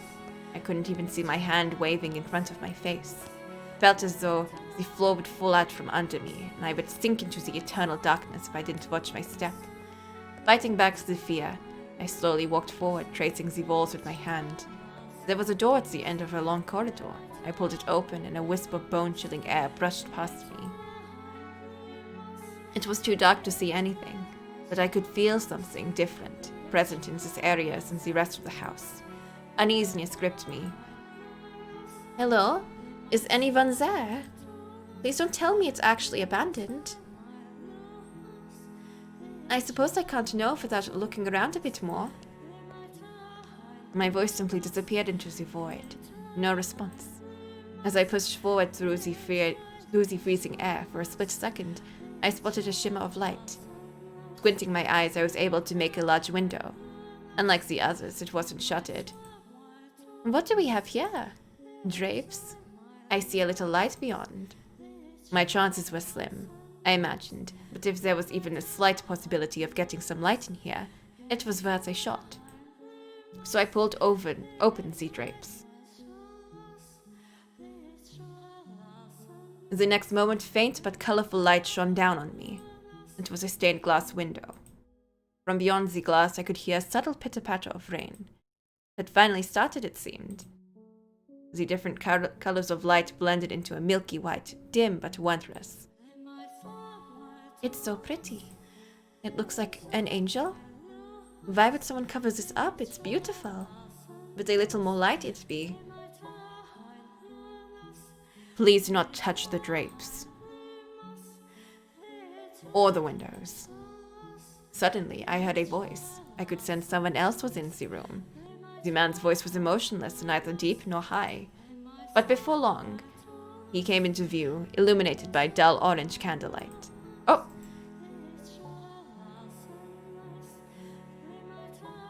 Michael! Actual Michael. I'm sorry for coming in uninvited, but, I did announce myself. The man stood there, practically blending in with the darkness. Had he been there the whole time? He was staring straight at me. His gaze wavered slightly, but not enough for me to read anything in it. Then again, I could hardly make out any detail at all under the light of the single candle. Is this, your mansion?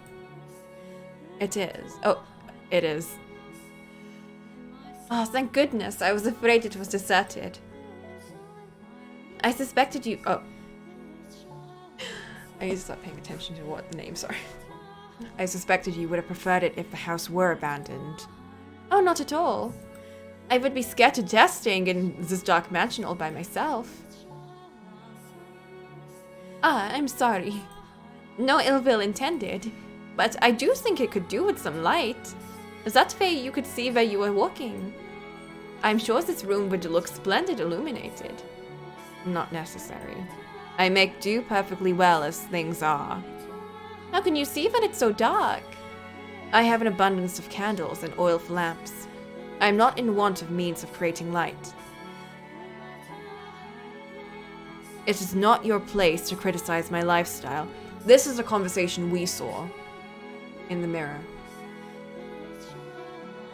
If you need light, you're free to leave. If you are in need of money, help yourself to some of the furniture. There's a village not far from here. Trade it for food, then make your way to a larger town. I am no longer able to freely return to the city. I cannot go back there. Please don't chase me out. I see. And do you ask this of me aware of how people refer to this mansion? They say that a witch lives here. Not merely a witch. A cursed witch. If you remain here, you too shall likely suffer your own destruction. You're worried for my well-being? Witch or not, my mind is made up. I was set to this cursed witch's mansion to atone for my transgressions back in the city. It didn't matter what lived here, I had no choice. Which will strike you first, I wonder? Regret or the curse? You seem to be doing just fine. It's only a tale. The witch is real, very much so. It is not a legend, nor a fairy tale. The witch. The witch's name was Morgana.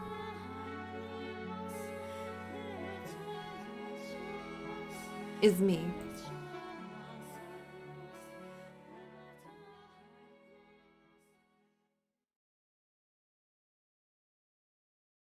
Yes. Are we him now?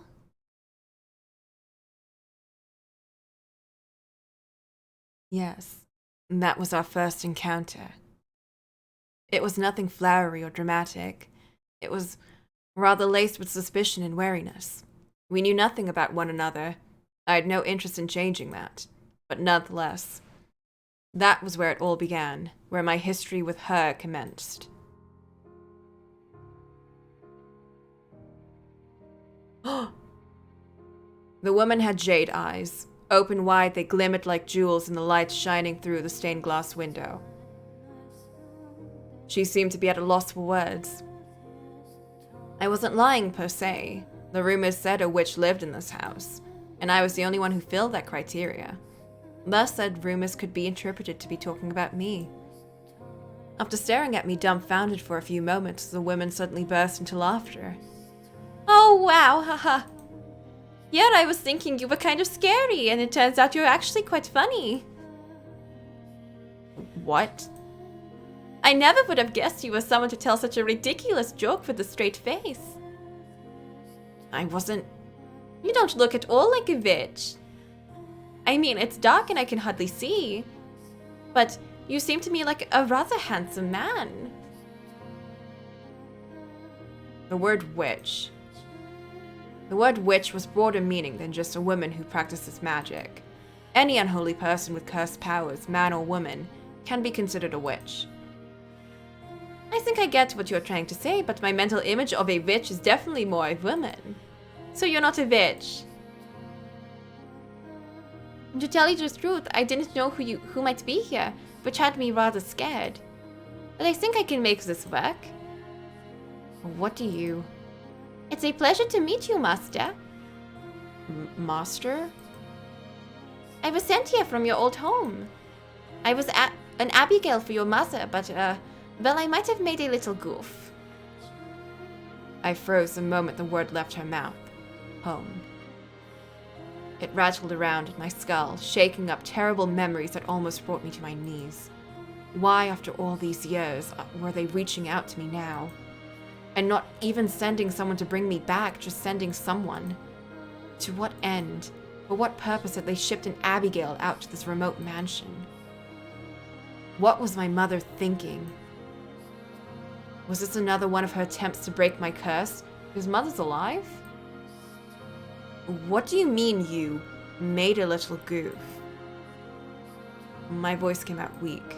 I did my best not to let it show in my face. It was a teeny tiny mistake.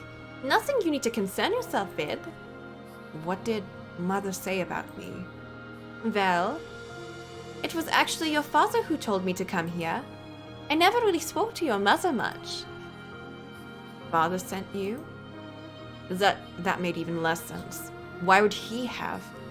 Did Father even know I was here? No, if he had known, I would have been... Who was this woman?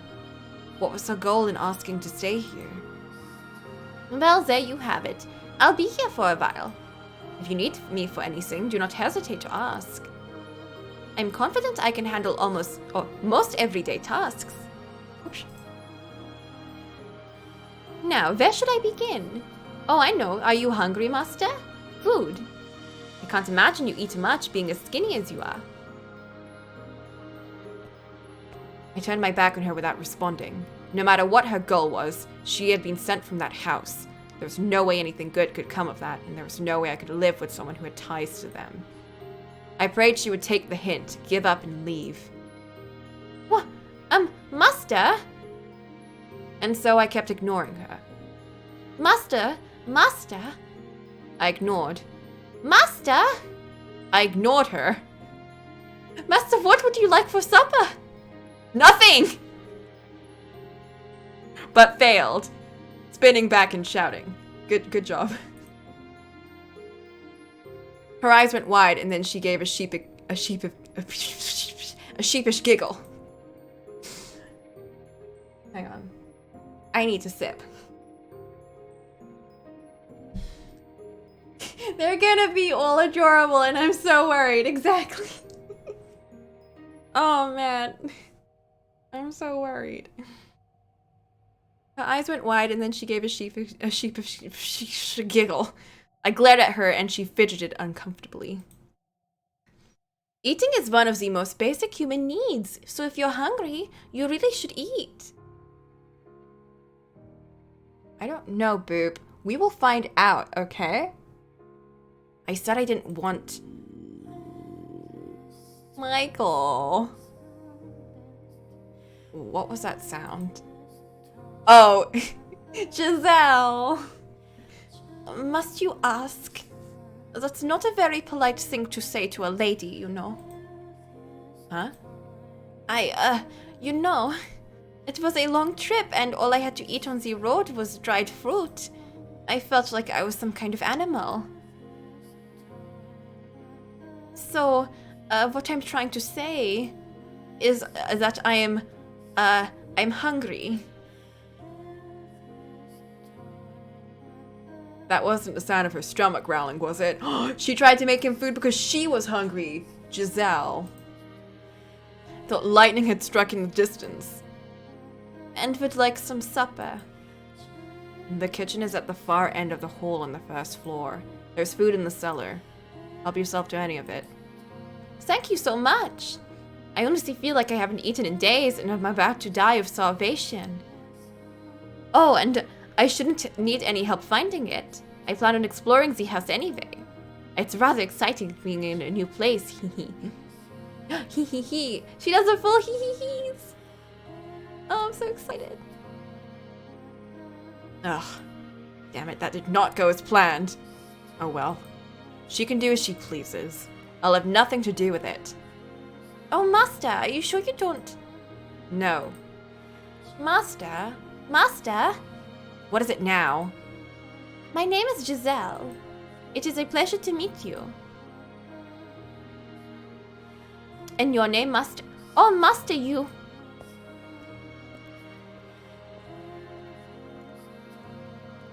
I actually left the room that time, making my way back to my chambers. At some point, I would seriously have to chase her out, especially considering she had come from that house. But regardless, I was not terribly fond of her. Oh, Michael. Oh, Michael. Soon. I didn't really understand Michael.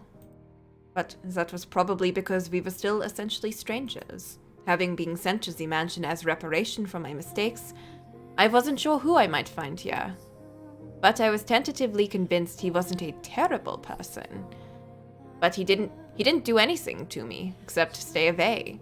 Michael spent most of his time in his chambers, which he had told me to never ever enter under any circumstances. So we rarely encountered one another in the halls. For that reason, I made an effort to be kind and cheerful on sporadic occasions we did cross paths.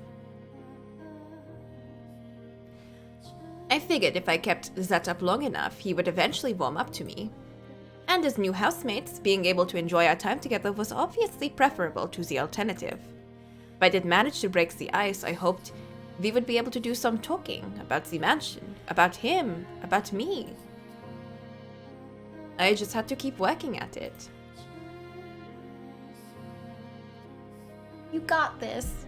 Got this, Giselle. Michael didn't need me to take care of him. He handled his own day-to-day needs and activities by himself, and in fact, he didn't ask me for anything. An aristocrat who had no use for a servant. I hadn't met anyone like him before. Alright then. That meant all I could do was clean. I wasn't sure how his room looked, but the rest of the house was, quite frankly, an absolute disaster. The dust was so heavy it was obvious it hadn't been touched in years. Let's get this started. It couldn't be healthy to live in these conditions, so I set out to clean each room in the house one by one. That said, it wasn't going to be an easy task. Not because I was bad at cleaning, in fact, I considered myself quite good at it. But because it was near impossible to find all the dust and grimes that needed cleaning under the flickering light of a candle. I can't understand how anyone sane can live in this dark. What's wrong with him? Maybe he's actually a vampire. Oh God, wouldn't that be something? I can see it now, him sneaking out every night to suck the blood of pretty girls. Priceless. Ah, that means I am in trouble. Look at me, Miss One Woman Comedy Show here. Yep. If I am able to get him to warm up to me, so maybe that'll give me a little more room to make some changes. Like opening some windows. No light, no fresh air, no thank you. Anyway. I love her. I love her so much already, and I'm worried. I set the candlestick down, pulled over a chair to stand on, and started wiping down the shelf. The chair's legs seemed to be uneven, as it wobbled slightly beneath me. So many books! I wondered, do they all belong to him? I knew parchment was expensive, so rather astonishing seeing this many stacks of it in one place. There were even some books with bulky, extravagantly decorated covers. He does come from an esteemed family. I'd spent enough time at his family's home. It was a constant bustle of servants and guests. The exact opposite of what this mansion was like. Why had he left his home?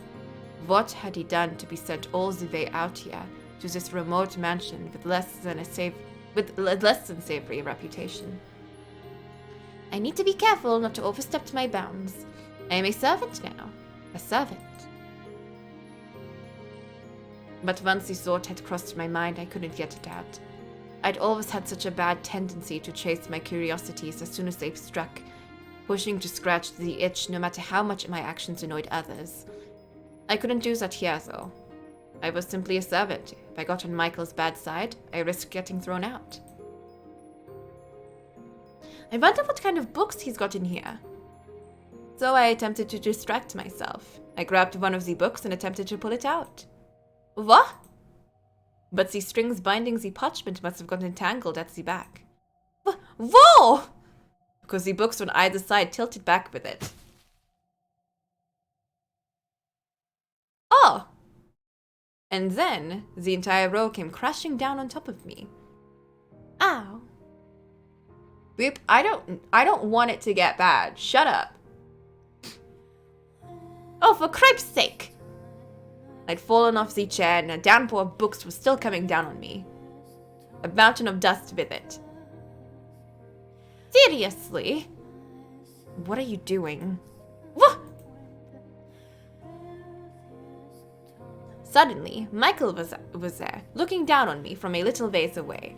There was as usual, not much I could read from his expression, but I could hear a vague trace of exasperation in his voice. I was doing some cleaning and... Impressive work. Damn. I'm usually better than this. It's just so dark, mistakes could be expected. I really think we should open some windows, Master. And get some light, some air flowing through here. I never asked you to clean anything. You did this entirely yourself. But there's so much dust. It can't be good for you. I am perfectly healthy. I don't see the problem. Had he even seen himself? No way someone that skinny was perfectly healthy. You look like you have something to say. You can make out my face in this darkness? Oh, you know. I wanted to be useful and cleaning is about all I can do here, so, you know. I was sensing something else, but alright. He let out a sigh, stepped over towards the pile of books,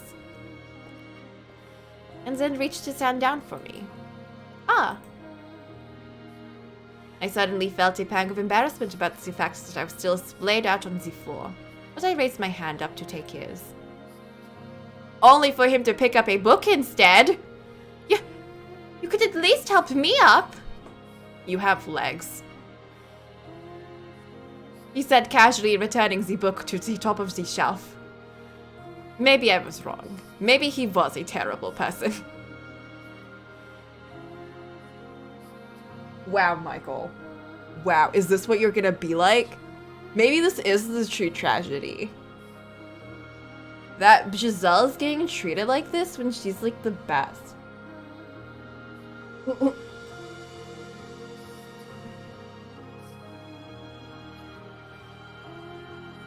She pretended that he couldn't touch people because he was such an asshole. So, Master, are all these books yours? Giselle asked, not a trace of remorse visible on her face despite having made a mess of the room she was supposedly trying to clean. I gave a curt nod. Really? That's impressive. Must have been hard work getting them all in here, huh? There's got to be 100 books here. You could fill a whole carriage at least. It's like you got your own personal library. She had been pouting only a few moments earlier, but her smile was back in a short order. Her jade eyes were like little balls of curiosity, glittering in the faint candlelight. I was not particularly fond of overly expressive, rather, overly curious women. Did they not care that they had trampled uninvited into other people's personal spaces? Or were they not even aware that their actions were invasive? I averted my gaze from hers. I receive one roughly every month. Ah, I see. Wait. She turned back towards the shelves. I presume she understood the implications of what I just said. Of the fact that there were nearly 100 tomes here, and I received only one a month. Giselle fell silent. I couldn't blame her if she thought my circumstances or my family or my life bizarre. But I didn't care what she thought of me. In fact, it was to my advantage for her to be uncomfortable. I just needed her to stay quiet and keep her nose out of my business. There's more than I thought. I said not to her, but to myself. I had no reason to count the passage of time anymore. Only the books served as a record of how long I had been here. 121! What? There are 121 books! 10 years and 1 month. You were counting? I thought she had just sheepishly gone quiet. What an inscrutable woman! You have been in the mansion for that long? All by yourself? The truth was, there had been times when I wasn't alone, but Giselle had no need to know that. You already know the answer. A look of pity formed in Giselle's eyes. Enough. I never asked for her sympathy. I am here by choice. You mean you weren't banished here? No restraint, this woman. Damn, I love her. No. I came here of my own volition. I'm so tempted to just give him a Valley Girl voice. I didn't care enough to elaborate, though. Picking another book off the floor, I brushed the dust off its cover. It was gaudily decorated tome. I know, I'm not going to, but like, I'm just so tempted sometimes. That's a very fancy book, isn't it? But apparently, Giselle was unable to take a hint. What's it about? I let out a sigh and opened to no page in particular, sticking the book out towards her. She was a servant and a woman. There was no way she could read. Let's see here. As this land is hardly suitable for cultivation, it can only produce over-sour grapes. I would probably get more out of it if I tore down the fields and made it into a market.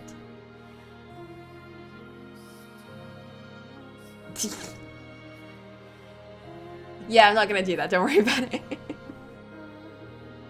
Sounds like a lord's diary. You can read? I was caught slightly off guard. It was rare for a noble woman to be able to read and write, let alone a servant. Was she truly what she claimed to be? I had someone teach me. So, is this book any interesting? It's dull, worthless tripe. I can't imagine why anyone thought it was worth binding. Oh, tough crowd. But it's not very often you get to see a lord's diary. I'm rather curious what kind of things he griped about. Lord or king, what value was there in another's grumblings? There is no knowledge contained within that book, just emotions, unsightly scribbles. There's nothing more exhausting in this world than being emotional. If you want to read it, be my guest. That wasn't my intention, but alright. Once I've got the whole mansion cleaned, I'll read it. I told you, you don't have to clean. Oh, I've got an idea, Master. You're interested, maybe we could read together. Did you hear a word I just said? It's dull, worthless tripe. Still, you might see it differently if you read it with someone else. And I'm sure there are some books here you would enjoy, Master. You're wasting your time.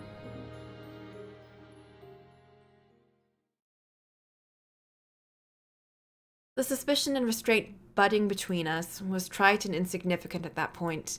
She was still smiling after all.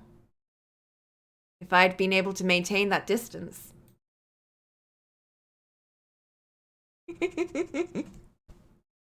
Oh, babe, I know.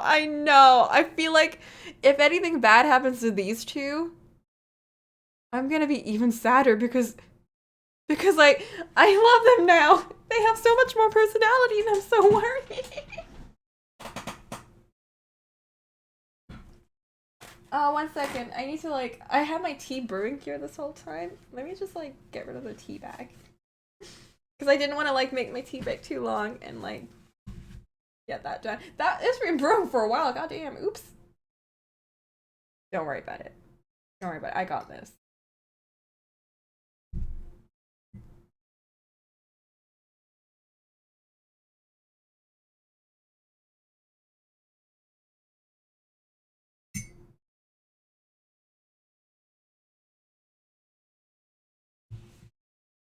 Okay, let's all take a synchronous sip of tea. Everyone drink your tea right now. This very second. Cool.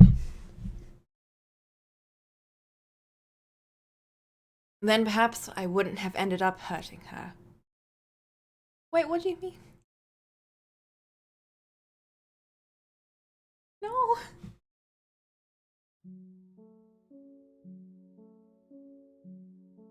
It had been a little under 2 weeks since I had moved in with Michael. Though we lived in the same house, we rarely saw each other. On unlucky days, I wouldn't see him at all.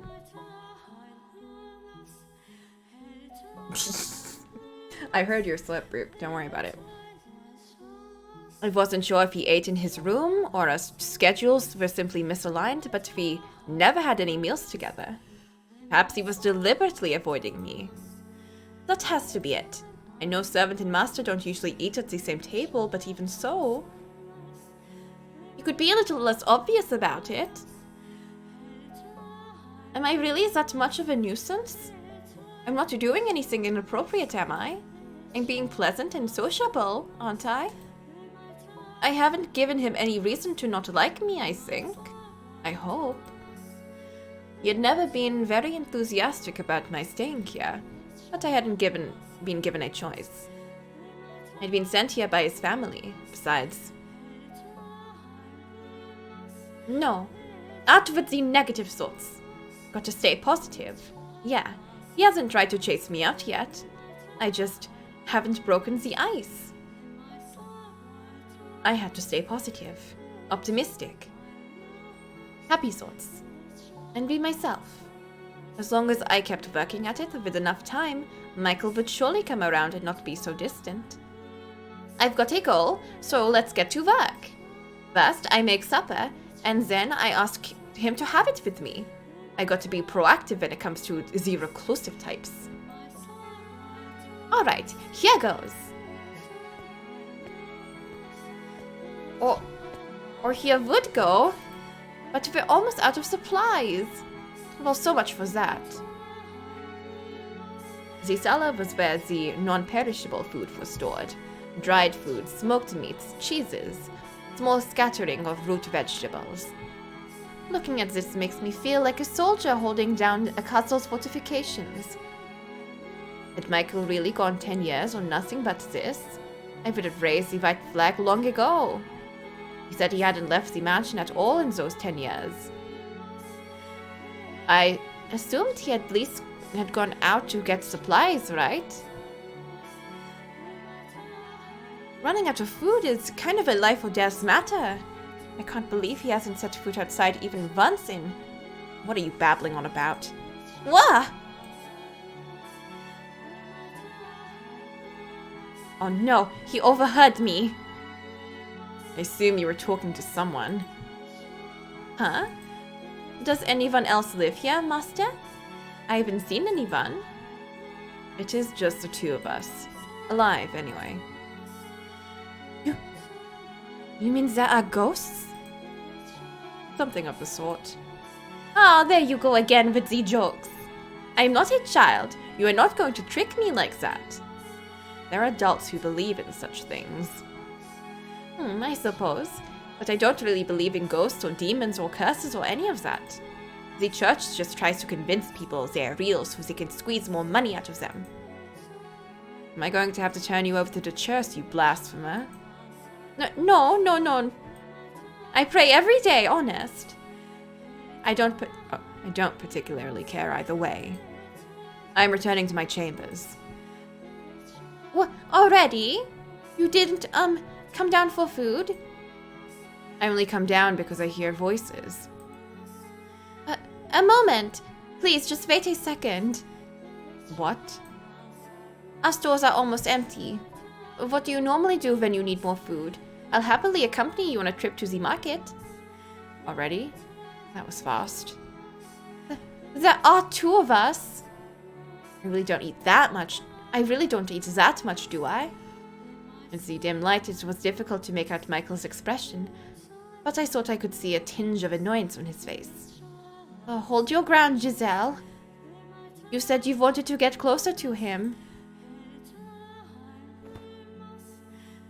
Is that a parsnip?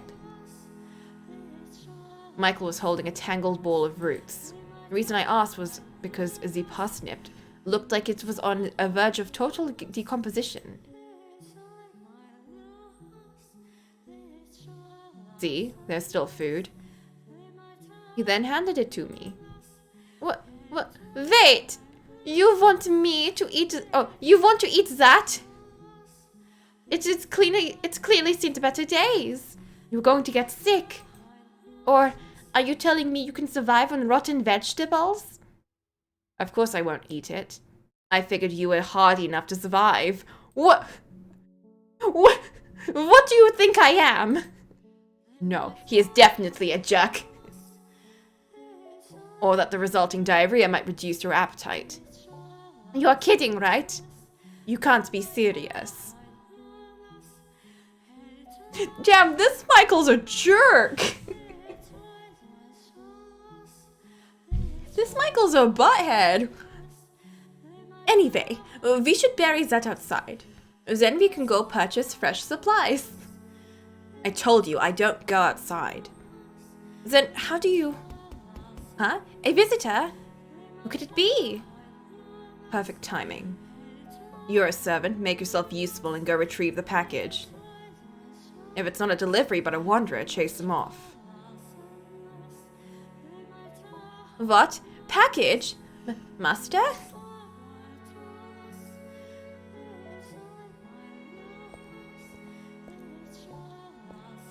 I find it like, it's just such a like, it's just because we've seen this entire thing, but with white-haired girl and the other Michael, the fake Michael. And it's just so funny to see them be more, I don't know, real than like the flowery thing that we got with those two. Hold on a second. What are you talking about? He's gone. What kind of delivery is he expecting? Michael stood there, unmoving, veiled in shadow. He glanced over at me and then threw his gaze onto the front door. At his command, I raised the bar, pulling open the door. After nearly 2 weeks inside, the light from the setting sun almost blinded me. The world went white, my head pounding. After a few moments of intense blinking, my eyes acclimated themselves to the evening sunlight. There was no one outside, only a crate easily large enough to fit a child. Is this the package, Master? I turned back to face Michael, but he wouldn't meet my eyes, though it seemed more like he was avoiding looking at the light rather than at me. He is starting to seem more and more like a vampire. Not that I believe in vampires, of course. Regardless, I pray there's nothing bad in here. Oh, that's heavy. Master, could I get some help? Gee, thanks. I am a servant, admittedly, but this is a lot to ask of just one girl. A little help would sure be nice. Once it's inside, close and bar the door. Yeah, right? but Giselle seems to be calling him that a lot, which makes sense. Oh, Giselle. He said dispassionately, his head still turned towards the darkness. As you wish, Master.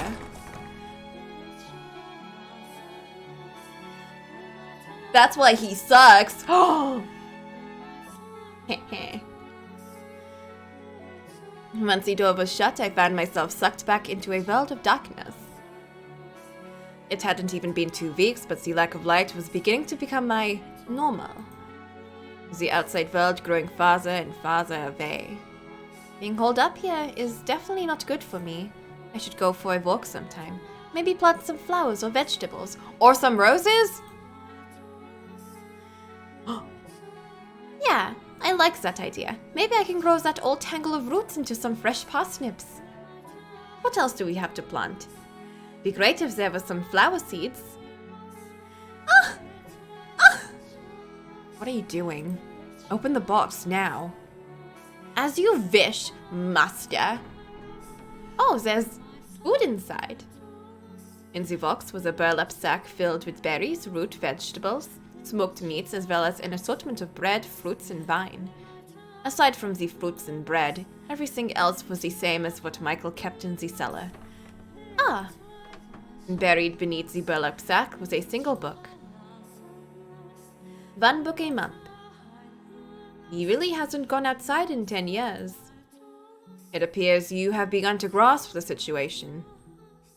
Yeah, but why? This was delivered by someone from your house, Master, wasn't it? A servant, I assume. Why would they leave without saying anything? No one wants to talk to a cursed man. In the past, they would occasionally check in on me, but that hasn't happened recently. They think you're cursed? Ah, right. You don't believe in curses. Then come with me. Oh, come up with your own explanation. An excuse for them to want to stay away from me. That, for example, I killed someone. Or maybe I'm insane. I couldn't. Regardless, I'm not normal. Bring the food down to the cellar. I feel like this curse is gonna be a lot more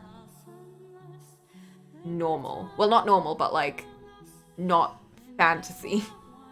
Not, I touch someone and they die, kind of thing. Bring the food down to the cellar. The book to the library. You are, of course, free to refuse and run back off into the woods. I'll do it. Alright.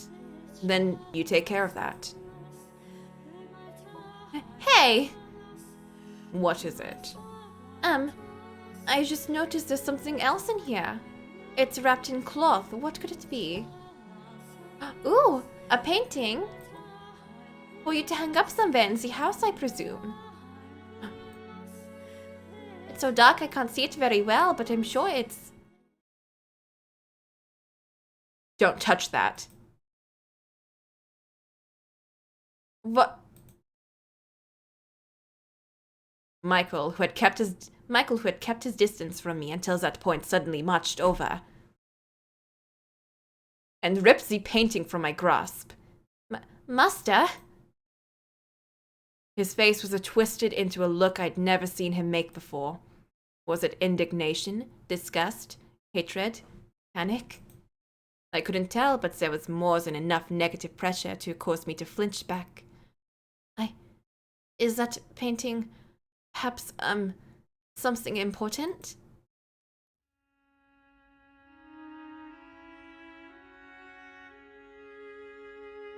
A landscape painting. He muttered under his breath, the tension melting away from his face. I was left looking at his usual blank, impenetrable expression, but his eyes were still affixed on the picture, staring at it unblinkingly. Why a landscape painting? Some kind of passive-aggressive message? It's not of anywhere nearby. Did they travel somewhere? It's not of that girl, so that's an improvement. Master? Oh, you're still here? Still here? Of course I'm still here. Who do you think you asked to take care of the package? What's with you? Just running over and snatching the painting from me. You scared me. Perhaps could you maybe explain yourself? What's so special about that painting? I don't believe that's any of your business. None of my... Of course it is. You ripped it out of my hand like I was some kind of thief. I have a right to know what that was all about. And maybe an apology while you're at it. You told me to open the box, so I did. Then all of a sudden you're angry. We are not equals. Do not mistake yourself for my friend. You have a right to know. You have no such thing. You don't have to be rude. I'll say it again. Leave if you don't like it here. I never asked for you to be here. That was your wish. My wish? Are you out of your mind? I never asked for this. I never wished for it. Who in their right mind would want to be sent to the same house or to some house in the middle of nowhere? Who would ever want to go through that?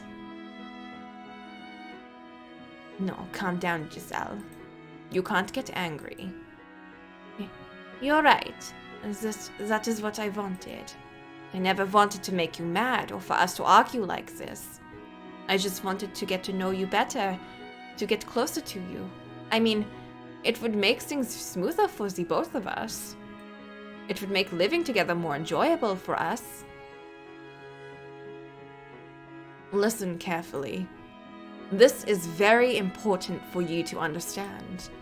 Do not try to involve yourself with me. Do not go probing around for information. And if you can't do that, leave. I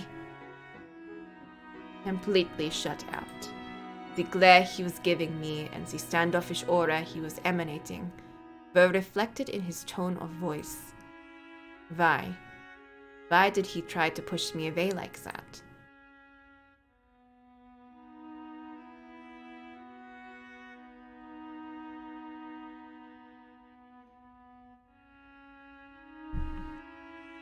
It seemed Giselle really didn't know much about me.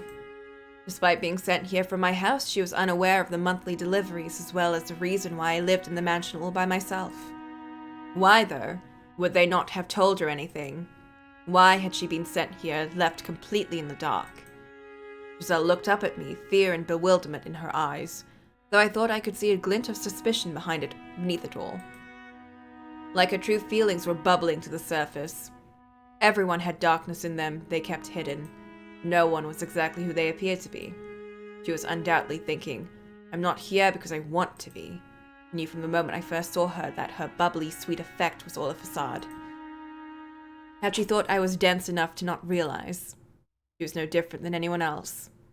What I didn't understand, though, was why she refused to leave no matter how hard I pushed. What was she hiding beneath that innocent-looking face? What was she thinking?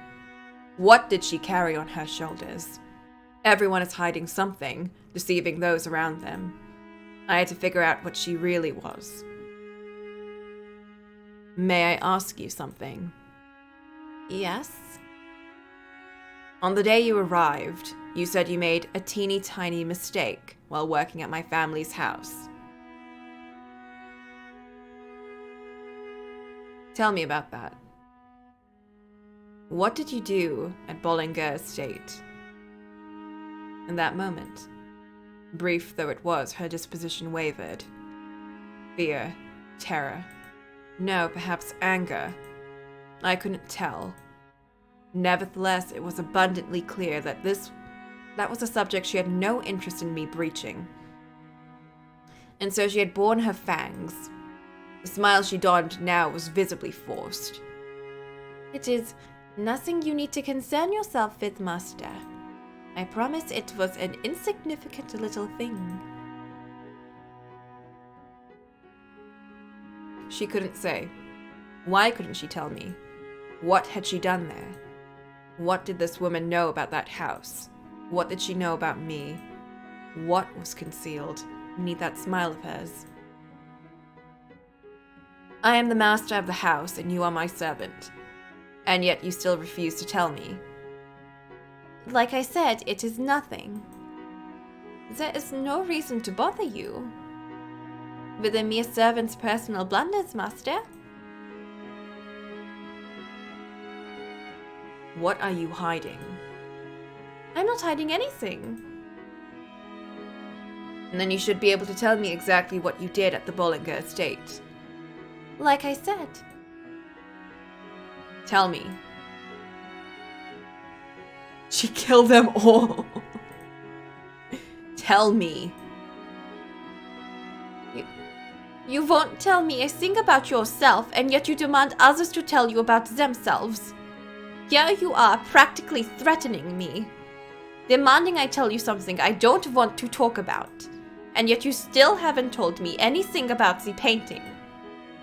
Oh, so I was right. You do have something to hide. How many times must I repeat myself? We are not equals. I don't care if it's insignificant or something you don't want to talk about. What? I'm ordering you to tell me.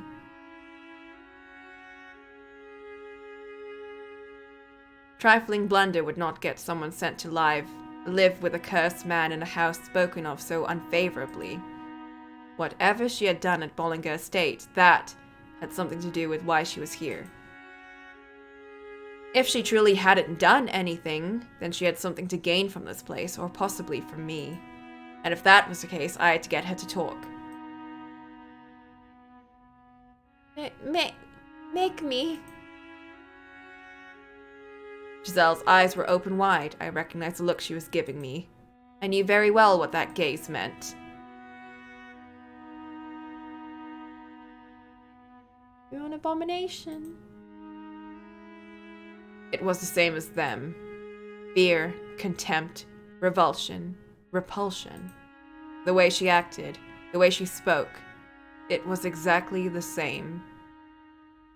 You're no different. I made her uncomfortable. I made her afraid. She thought I was unpleasant.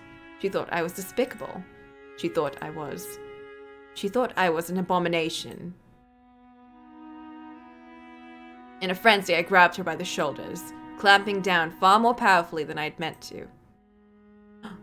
Stop! Her face, contorted in pain, morphed into something else. Who was I directing my anger at? Where was this rage being aimed?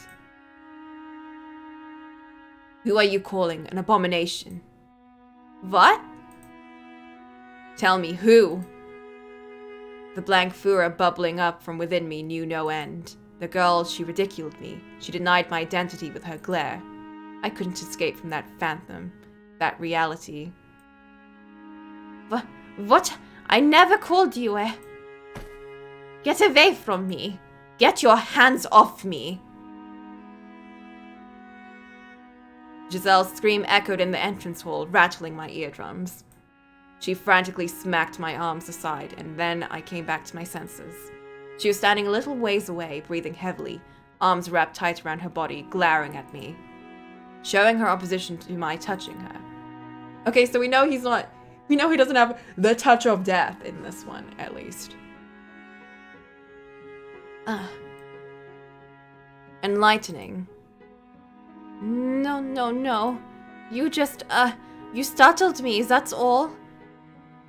Some servant you are telling your master not to touch you. Oh, right, I have, I'm, allergic to people.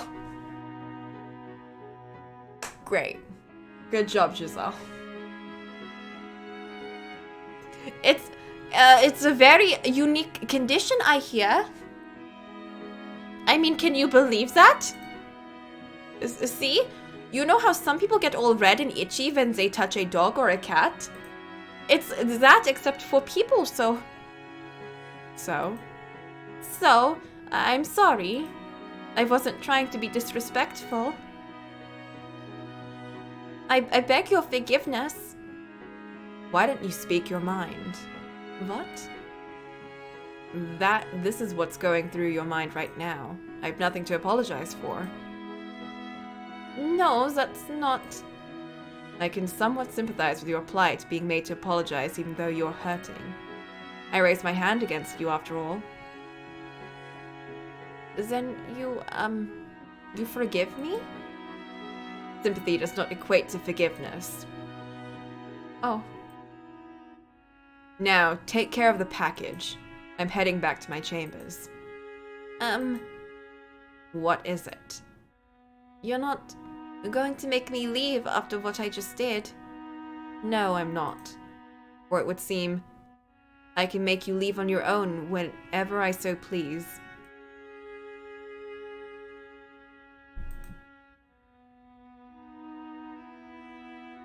Besides, I had yet to learn what she had done.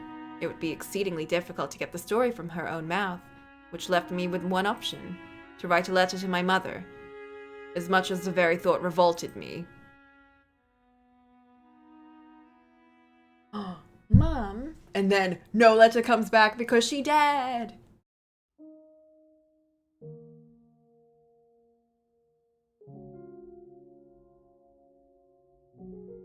Several days had passed since the package arrived, as the end of my third week living in the mansion was drawing near. Michael wasn't getting any friendlier either. He'd continued to either snub or bluntly dismiss me whenever we crossed paths.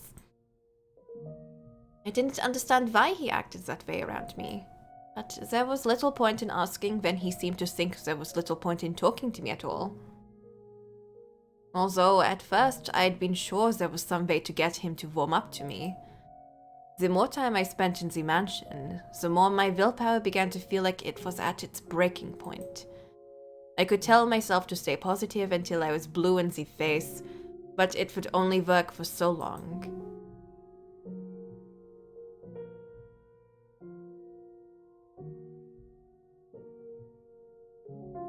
Flint, no!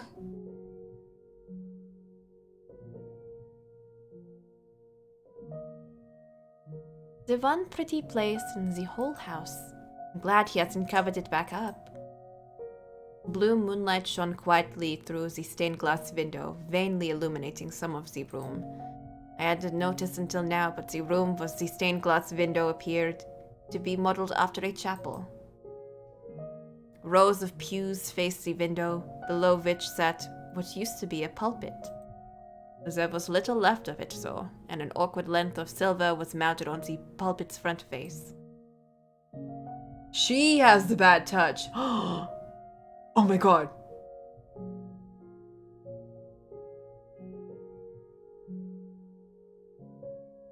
What was, I assumed, formerly a cross.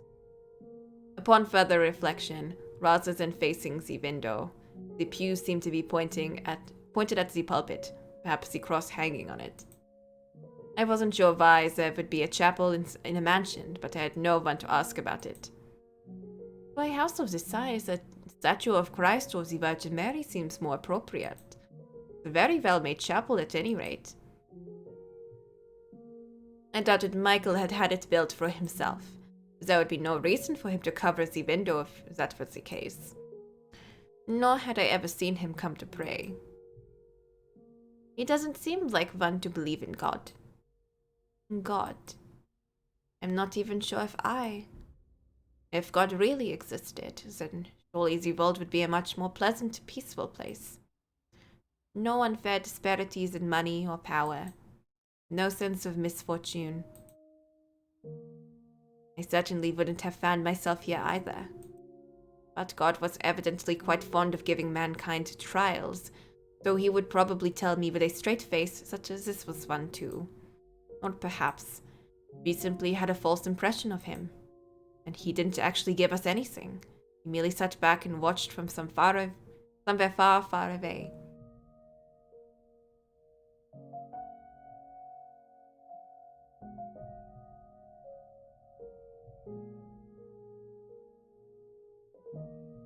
Interesting.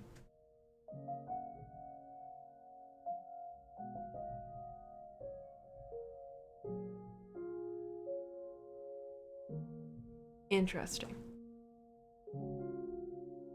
It wasn't his job to bring peace to the world or ensure our laws were fair. That was all mankind's responsibility.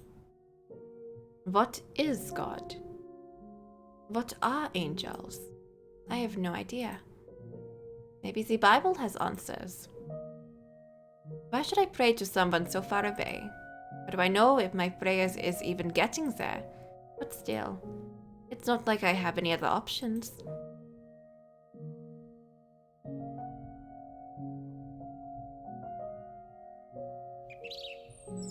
Don't you worry.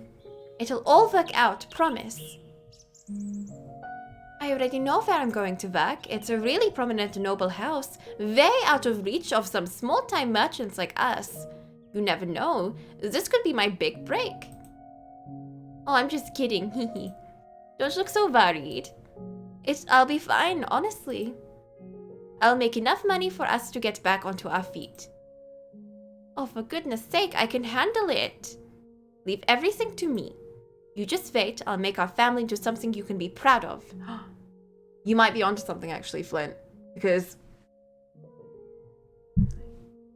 in the first one, they were talking about paintings and painters, and this whole painting thing is clearly like whatever, something important. And now she's a merchant.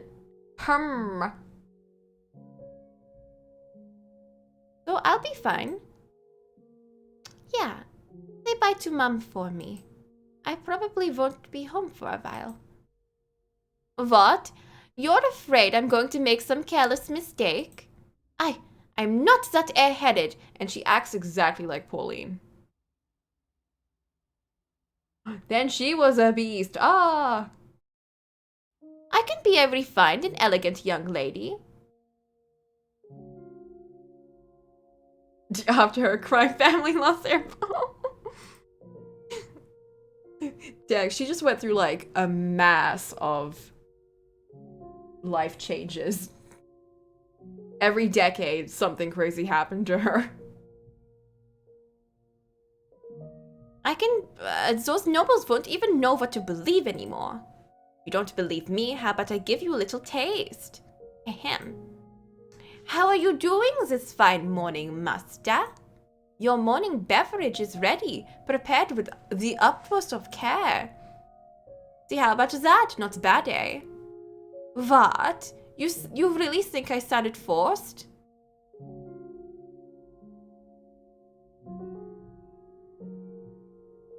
I was the daughter of a merchant who ran a shop on the capital's main street. My father had passed away in a plague, so it was just me, my mother, my older sister. It would be a lie to say business was doing well. We struggled to squeak by day to day after taxes. But we couldn't just abandon the shop and leave the capital either. So we tried to make the best of what we were able to take in between the three of us. Then my sister fell in love with a moderately well-off aristocrat. My mom and I were supportive of her and her desire to marry. But their union almost fell apart because she was not suitable for him. Merchants were hardly the lowest class. What we lacked instead was wealth. We needed another source of money, beyond what the shop took in.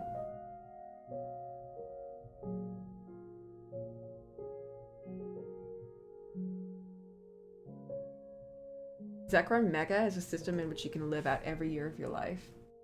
What?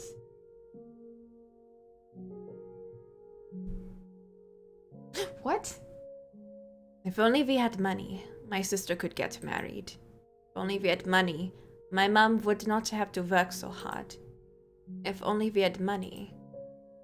But then, that someone from the distinguished Bollignaire estate approached me. He said they were in need of Abigails and would love to have me. He said that if I agreed to work for them, the Bollinger estate would take care of my family. Generally speaking, noble houses took Abigails from other, lower-ranked noble houses. It was unthinkable for someone of my status to receive such an offer. So I took it as a once-in-a-lifetime chance and accepted the offer.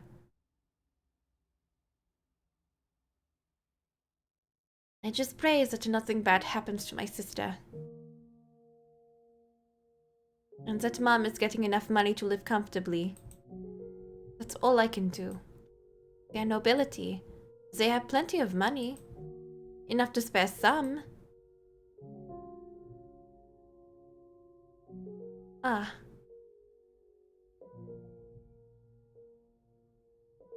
Boop, shut up! No! No! The light shining through the stained glass window began to grow murky, fading into blackness. It felt like a message from on high, that no, my prayer would not be answered. The bluish-white illumination shining down upon me disappeared as clouds blocked the moon. Oh, come on! You don't even want to look at a sullied woman like me? Oh, for heaven's sake. I never asked to end up like this. Go make the foods.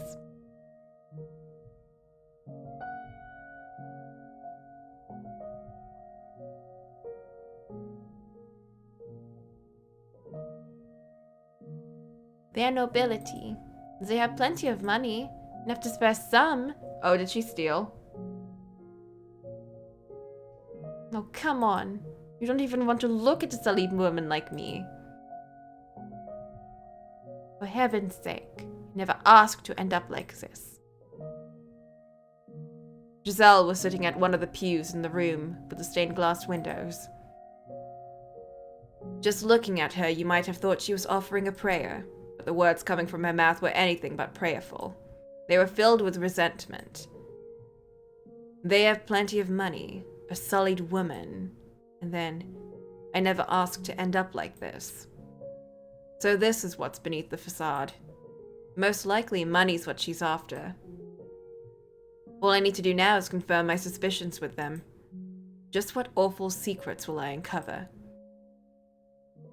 I gave Giselle, sitting in the pew with her head drooped, a cursory glance before leaving the chapel. I had somewhere else to be.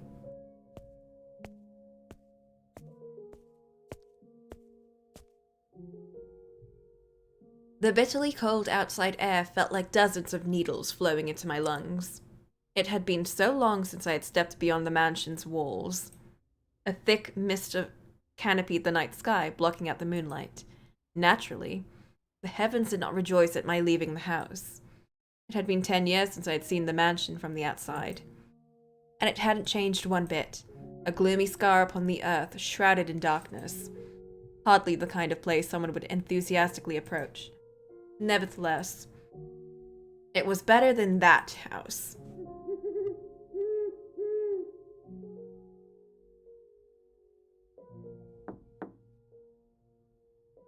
Yes?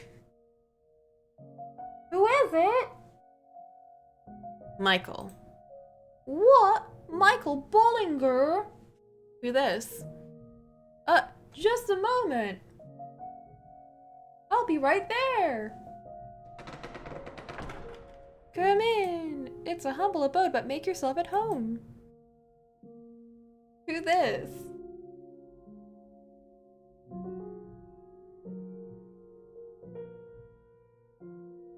Man. One sec.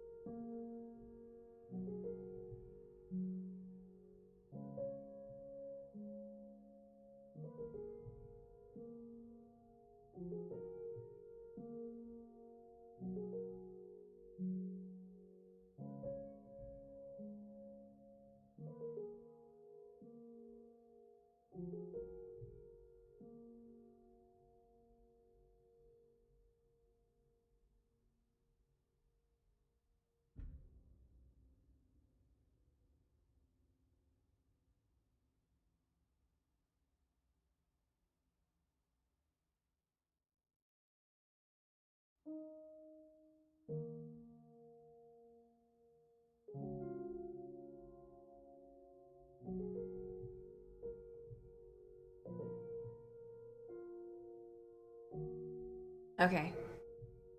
Back to this.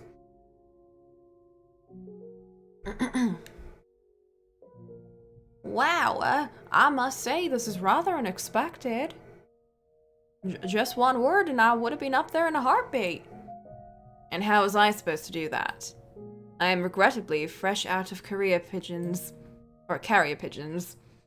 Right, yes. My apologies.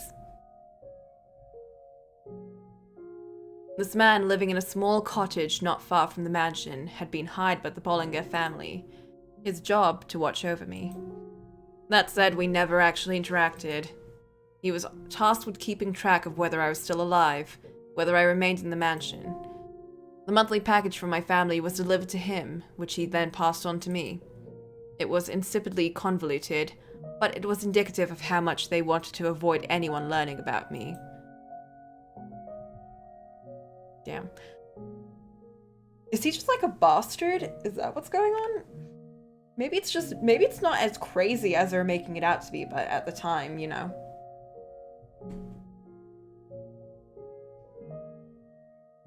Well then, what can I do for you?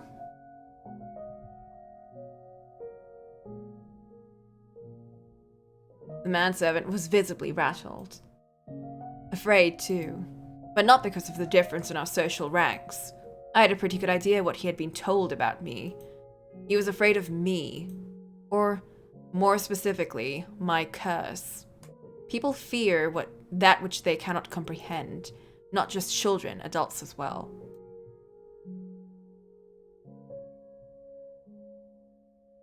They fear demons, witches, and curses. Anything impure not from this world. But I had long since gotten used to being viewed as such. It didn't sadden me. It didn't disappoint me. It didn't pain me. Some things were too foolish to concern yourself over. Though it certainly doesn't make me feel good, either. I was on some level annoyed. That woman's appearance at the mansion had created ripples in my once tranquil life. Though before I got into the real reason for my visit, I decided to take out a bit of my frustration. Raise your head, there's no need to be afraid. I don't know what you've been told, but I promise I don't bite.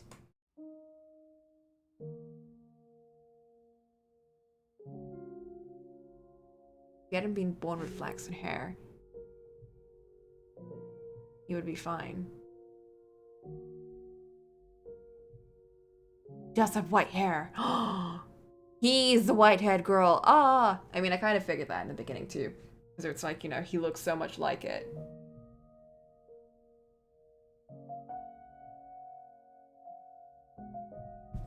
And the painting. They keep sending him paintings. But why? But why? Just to be mean. How rude of me. You're right, my sincerest apologies.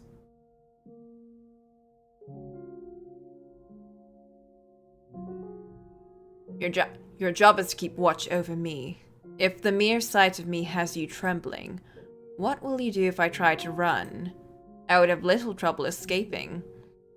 That would be quite unfortunate. What would I ever tell your mother? I'm not sure that would end well at all. You could lose everything you've been paid so far. In fact, you might be lucky to get out with your life. Surely your mother would not... You are aware of who you are dealing with, right? Oh, Michael, the cursed youngest son of the Bollinger family, who made a pact with the devil. I don't need a blade to take your life. You wouldn't even make it back to report anything. have mercy, Lord Michael. Please do not leave the mansion. Please spare me.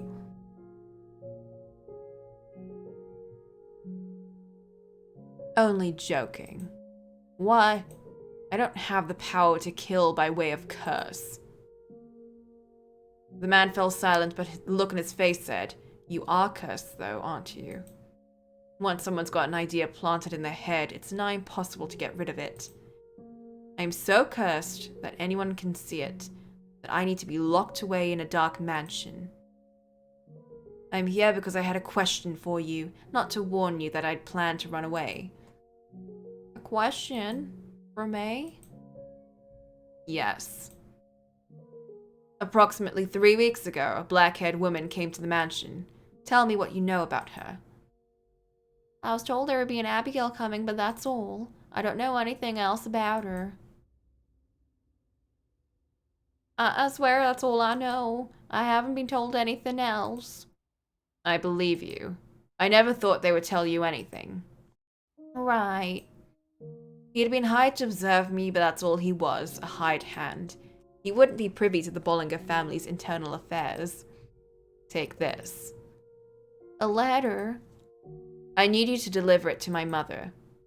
You could have just left it in the box from the month package and I would have collected it when I dropped off the next one. I am in urgent need of information. Will you do this for me? Yes. Why, yes, absolutely. I'll fetch a delivery boy tomorrow morning. Much appreciated. Good night. You too. Do take care.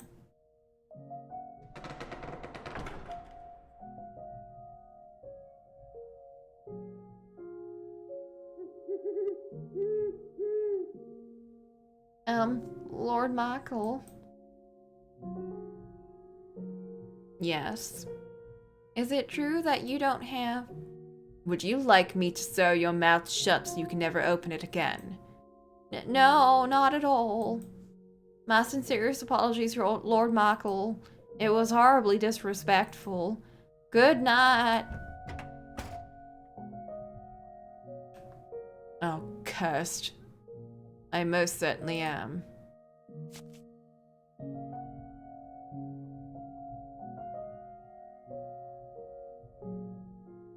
I'm pretty sure they were referring to the curse. That you don't have a curse. Is it true?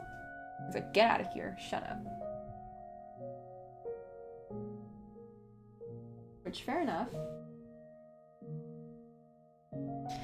My mother's response arrived just 10 days later.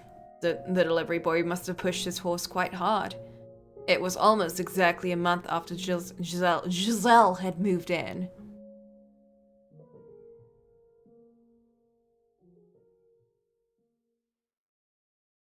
And shortly thereafter, on a bone-chilling night, everything came crashing down. The rift between us grew deeper, and the wall between us impossibly high. When I lay bare, the scars in her chest, and mercilessly plunged my knife into them. What? Giselle, what did you do? How did we get to this point? I hate everything. My spirits were getting darker and darker, like they were slowly sinking into a deep morass. I had been at the mansion for a month, and every day felt like twice as long as it should have. I had been optimistic at first. I had even had a little hope that me and Michael could get along together. But it hadn't taken long for that hope to be shattered. And Zichia locked away inside me. We lived in the same house, but we never spoke anymore. On the few occasions we did cross paths, he just gave me a cold glare and nothing more. Scorn and suspicion in his eyes. Whenever he looked at me like that, it felt as though my throat was being constricted, like I was deep underwater and running out of air. Like my very presence in this world was a crime. I never could have imagined just how agonizing constant rejection was. I started despising others, despising myself, despising the world. Convinced that there was no one who could set me free. I considered running away from everything, rather than live like this another day. But I would have done so long ago, if that were actually an option. If they found out I had fled, that I had acted outside their wishes, that my mum and sister would pay. I had succeeded in allowing my sisters to get married and my mum to live comfortably. I had given them happiness. I couldn't take that away from them again, not after what I had to go through to do it. Ah, no, cut that out. Getting way too depressed, Giselle. Pull yourself together, that's not who you are. Be positive. The negativity didn't only come from my interactions with Michael either. No. There seemed to be some kind of terrible presence within the mansion that twisted people's hearts. The mansion was in fact a bit of a local legend, which I had been informed about before being sent here. People claimed it was cursed, and that an evil witch had lived in it for many, many years. Michael joked that he was the witch, but I didn't believe him. I'm not usually one to believe in magic or curses at all, but being here for so long I can't help but wonder. Anyway, things can't go on like this. If I were to remain in this house, the situation needed to improve a lot. I was going to lose my mind if things kept up as they were. We still good? Michael may have sent a letter to his mother to figure out what was happening. Like, what Giselle did exactly.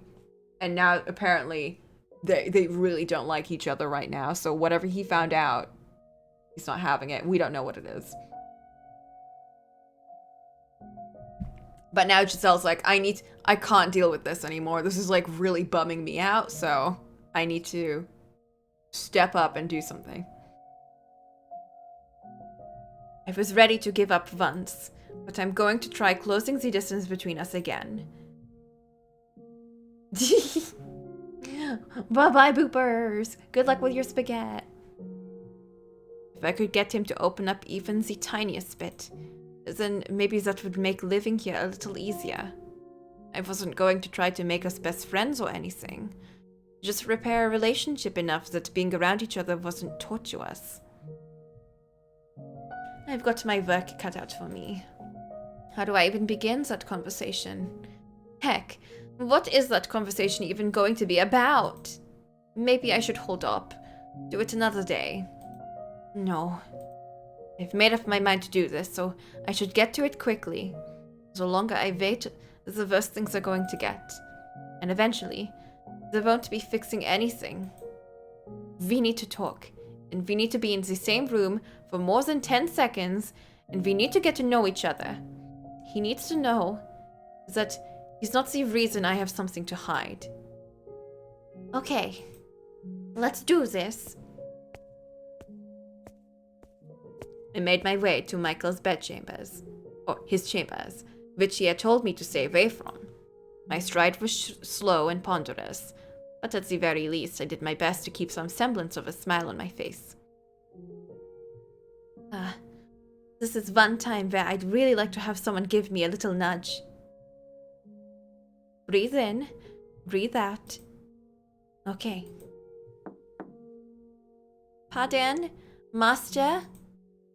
There's something I'd like to talk to you about. Master? I guess he's not here.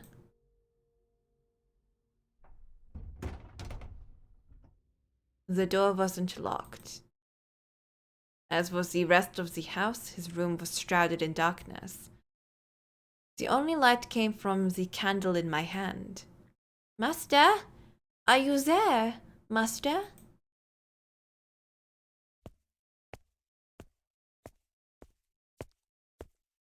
I guess I missed him. It's probably best if I don't stick around for long. He's already got a a less than stellar impression of me. Don't want to imagine what'll happen if he thinks I've been snooping through his room. Yeah, I should get out of here. I spun around on my heels, taking a step towards the door, when I caught sight of an object draped in a black sheet. I knew I had to get out of there as quickly as possible, but I was intrigued by such object, something he kept hidden in a room I was forbidden to enter. Maybe it was a clue to discovering Michael's secret. I reached my hand down towards the object, knowing good and well I shouldn't. Was it because I wanted to learn more about him? Was it because I wanted to tear down the veil he hid behind? Or was it the whispers of the witch?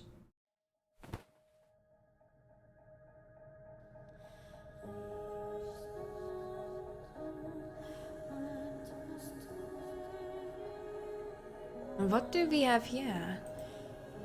I pulled off the sheet, revealing a framed painting of what appeared to be a noblewoman with porcelain white skin. What stood out about her was that the woman's hair was as pale as her skin, and then... White head go? What? I noticed something else. Wide gashes ravaged the canvas, damaging her face beyond repair. What's that?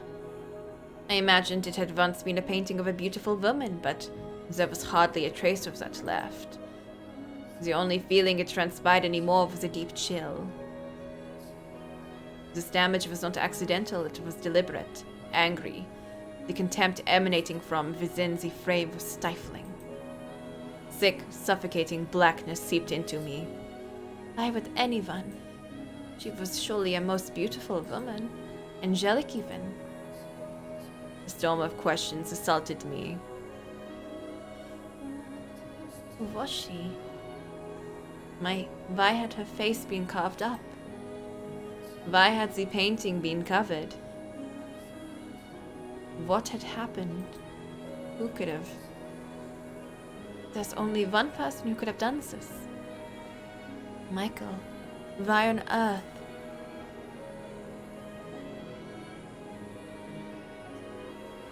You saw it, didn't you? You saw the painting, didn't you? You entered my room without permission, and you saw the painting, didn't you? Angelic, you say? There's nothing angelic about that damned woman. I scrambled to make some excuse, but nothing would come out of my mouth. All I could do was tremble.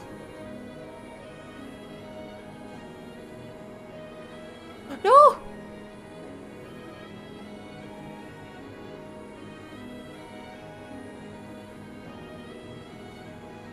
Why did you enter my chambers? Micah? What were you looking for? Answer me. My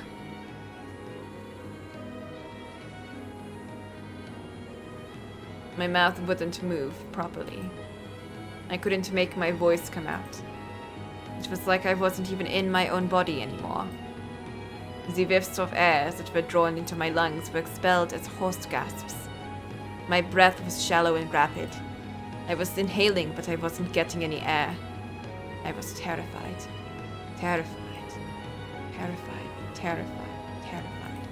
Of his eyes, of his voice, of his feelings, and of the knife he was holding up to me.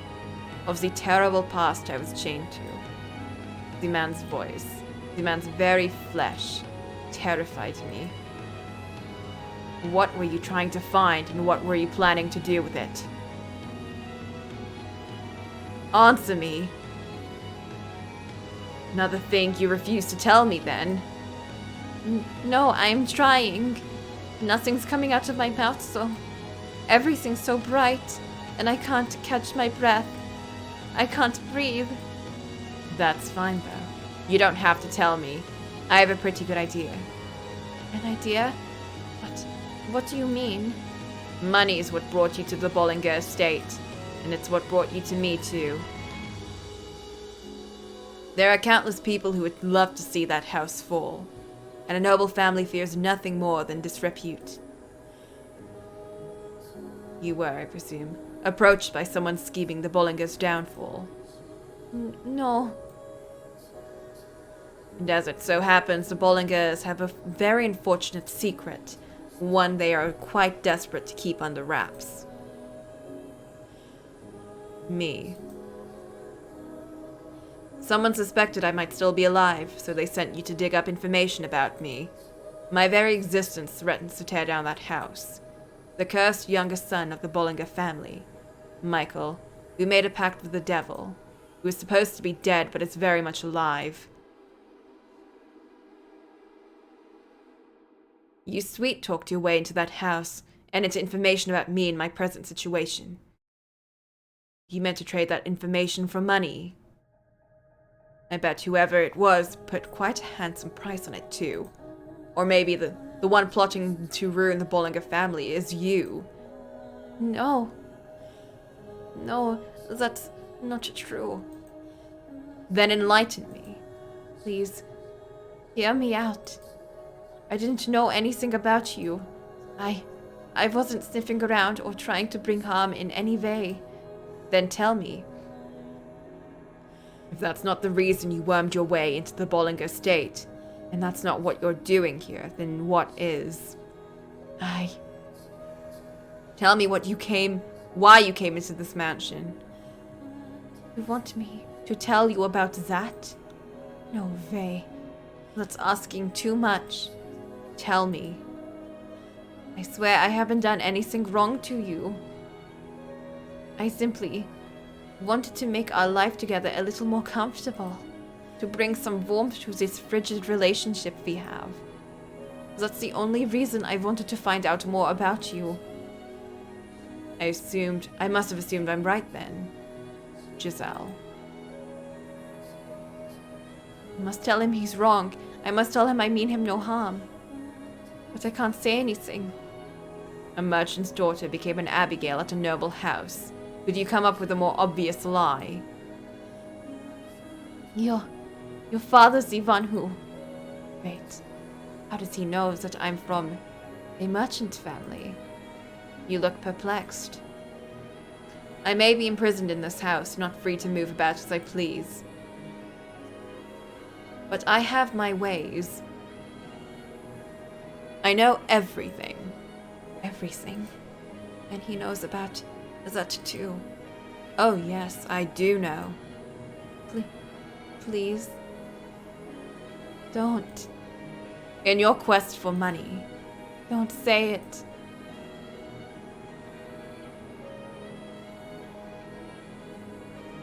Oh, you slept with my father.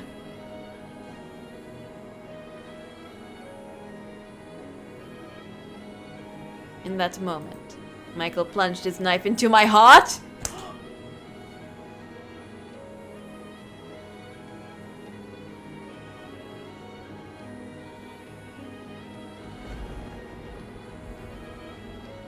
Oh! Metaphorically! He carved through my chest with those words, causing me to completely lose control of myself. In a panicked frenzy, and probably screaming Ozive, I knocked the man aside, ran. I could hear a clap of thunder in the distance. Oh, how I wish a bolt of lightning would come crashing down upon me. Maybe if God burned my tainted flesh with a divine thunderbolt, it would get rid of some of the filth. But the jagged streaks of light cascading across the dark clouds did not strike me, only creating restless grumbles in the sky.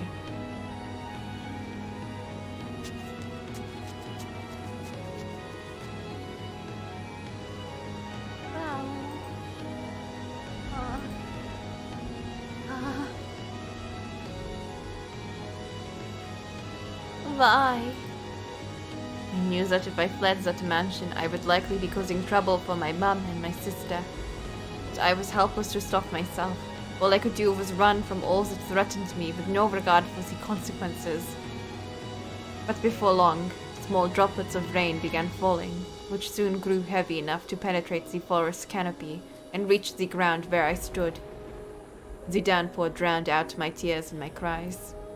Because I had rushed from the mansion without even putting on a cloak, each cold winter droplet stung bitterly against my flesh.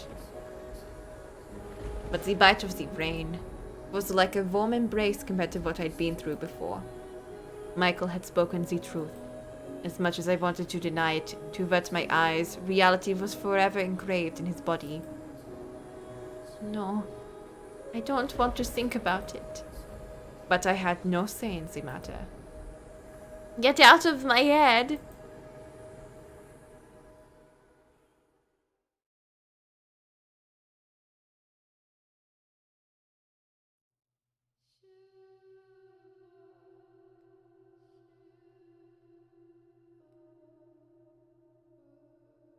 Oh no. Get over here, Giselle. Oh, okay.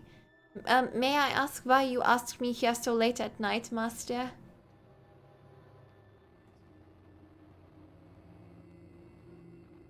Boop!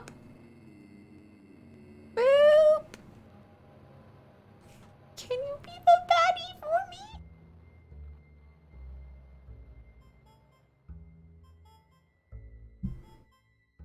Oh, I just wanted to have a little chat. Care for some wine? Come closer, and I'll pour you a glass. I had this wine imported from up north. They use a very hard water, and I like it rather tart. It leaves quite the lasting impression on your tongue. And yet it goes down so easily, you just can't seem to stop. What do you say? Have a sip? Or does your expertise as a trader allow you to evaluate a wine's quality without tasting it? No, but, please, Giselle, don't trample all over my good graces. Very well, then. I will have a sip, Master, but no more. Have you ever considered growing out your hair? Having long hair made it difficult to do my job. You're not a merchant anymore, though.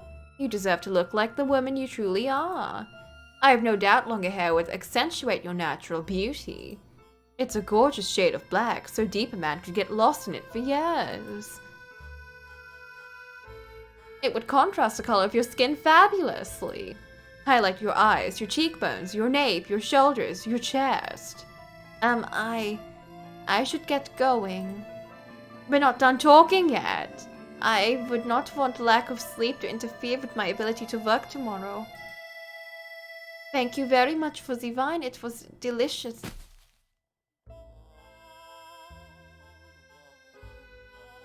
No need to be so cold-hearted now. For the moment I first laid eyes on you. Master. That's enough fooling around for one night. Now, don't be afraid. I wouldn't do anything to hurt you. I simply want to express my love. Let go of me. I only came here to work, nothing more.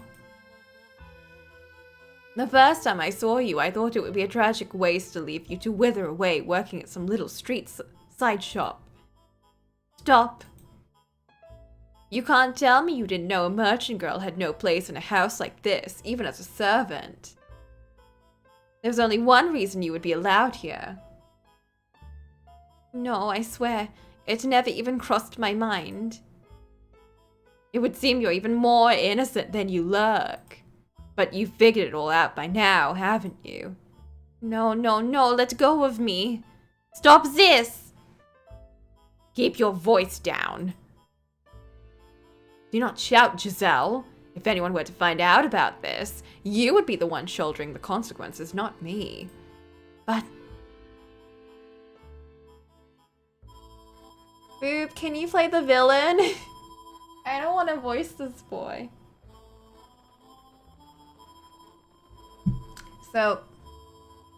So we found it. So Giselle, her little oopsie is pretty much this.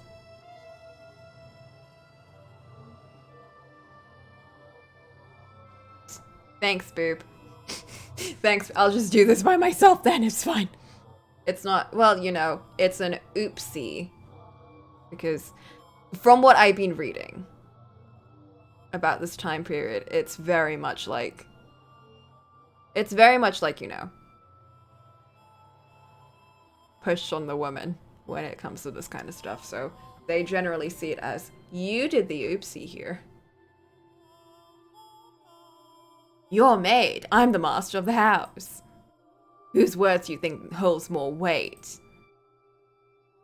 Don't worry, I won't do anything to hurt you. I promise your family will be exceptionally well taken care of. Your mother will have the comfortable life you wanted for her. But you know what will happen if you raise a fuss and make a fool of yourself. Not only will your family not get any of our money, not only will your sister not get to marry,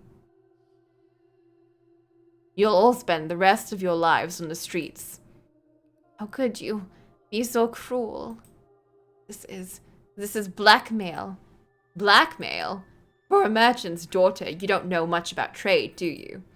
Then let me give you a little lesson about market value. The goods you're after, Giselle, are not cheap. Understand? Now let me see that beautiful body of yours. Oh. He was an older man, so I hadn't expected him to be very strong. But I couldn't break free of his grip, and I found myself entirely at his mercy. Beneath the gaudy outfits lay a hungry beast, and I was seeing the creature's true colors for the first time that day. The aging man ran his disgusting, slobbery tongue across my exposed skin. Everything he placed his hand upon withered away. Every piece of flesh he pressed his lips against putrefied, rotted, decayed, rankled. I trembled in revulsion, at which the man laughed, seemingly interpreting it as something else. I wondered what kind of place hell was. If hell's wardens only flayed and carved their prisoners, I would have preferred that instead. I would have rather been sliced into tiny little chunks and cast into the hellfire. I would have chosen eternal torment over being touched by this man another second. But I didn't get to choose my hell. Eventually, the man forced open the gates I had been holding fast, and spread his festering death inside me.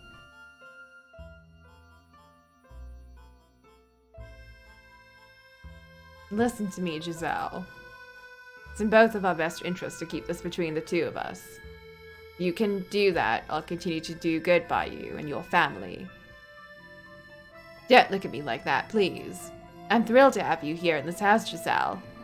She has long since lost her mind, after all. It's torture just being in the same room. And my sons, they hardly ever come home. But you, Giselle, you give color to my dull life. You make it exciting once again. Now go back to your room. I'll be waiting here at the same time next week. No. I couldn't escape from that man's grasp. Not when he used my family against me. Some weeks I would just not go to his chambers, my one feeble means of resistance. But when I did that, he would send another Abigail to come find me the next day. I couldn't ignore his summons when he got other people involved. And then, when the two of us were alone, the mask would come off. He would discipline me for not showing up before taking care of his usual business. On good days, he would leave bruises in inconspicuous places. My abdomen, my inner thighs. But he went as far as carving a word into my skin with a knife. Harlot. That was why I was afraid of knives. That was why I was afraid of men shouting. I wasn't even sure what to regret anymore. I was in far too deep. There was no turning back as the clock. I even considered taking my own life on more than one occasion. But every time the thought crossed my mind, happy memories came with it. Back when it was just the three of us girls and the shop. Life may not have been easy, but it was never dull either. I didn't want to end my life at its absolute lowest point. I wanted, if just temporarily, to go back to the way things were back then. That objective was the only thing that allowed me to keep going. When I was in his presence, I tried to convince myself I was merely an object. I had no emotion, so he couldn't hurt me. I was merely a vessel.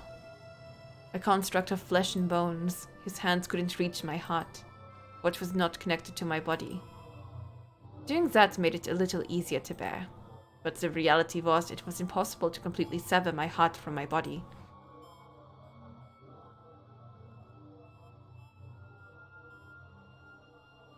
You're Giselle, aren't you? Oh no. One day, the mistress of the estate stopped me in the halls. She had supposedly once been quite beautiful, but now she was only haggard and bony. Her dry skin, her sunken eyes, her hair faded and stripped of its luster, her head down, her cracked lips barely moving as she spoke. Age didn't appear to be the only thing worked its merciless magic on her either. There seemed to be something eating away at her from the inside too, something that could burst at the lightest touch. Yes, I am Giselle. Is there something I can do for you? The mistress had rarely ever left her chambers. I had been told it had been years since she attended family supper. So, what would bring her to come looking for someone like me? What? I wasn't sure I wanted to know the answer. You're having relations with my husband, aren't you? You are, aren't you? Madame? Ah!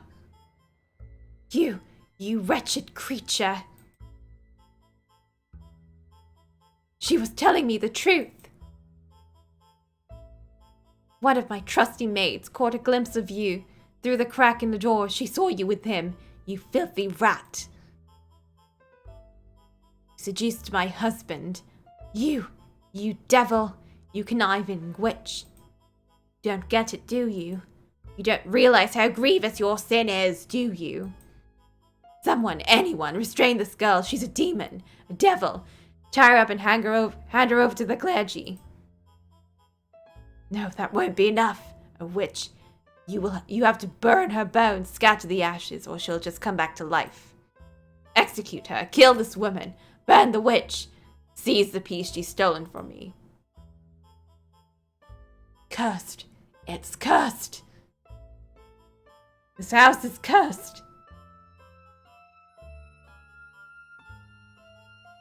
Oh. Not only is it trying to take away my daughter, it's trying to take away my husband. Oh God, please shine thy cleansing light upon this house. I knew it would be a waste of breath trying to talk to her. She was not of sound mind. There was a madness in her eyes. I didn't even have to make a fuss about it. It happened all on its own. There was no way around it. Then I should have just done it myself after the first time. I didn't have the energy to argue with her, or to cry, or to shout. Before long, a crowd began to form around me and sobbing mistress, and in it stood him. I assumed he would just stand back and watch. Much to my surprise, he stepped in, with an embarrassed look on his face, to try to settle his wife down and convince her not to have me executed. Maybe he did have a heart after all, or maybe he just wanted to save face. Regardless, instead of being burned at the stake, it was decided that I would be sent away to some remote forest. One of the previous Bollinger family's heads had purchased a mansion there long ago, but it had been abandoned because of the stories people told about it. They said a cursed witch dwelled in the house. She had returned to life after being executed, and now skulked around in the darkness. It was the perfect place to banish a sinner. And so, accused of adultery, I was in carriage on my way out of the capital the next day. I hope my mum and sister are all right. Two of them will believe in me, even if no one else does. Yeah, Cyber, I might as well at this point.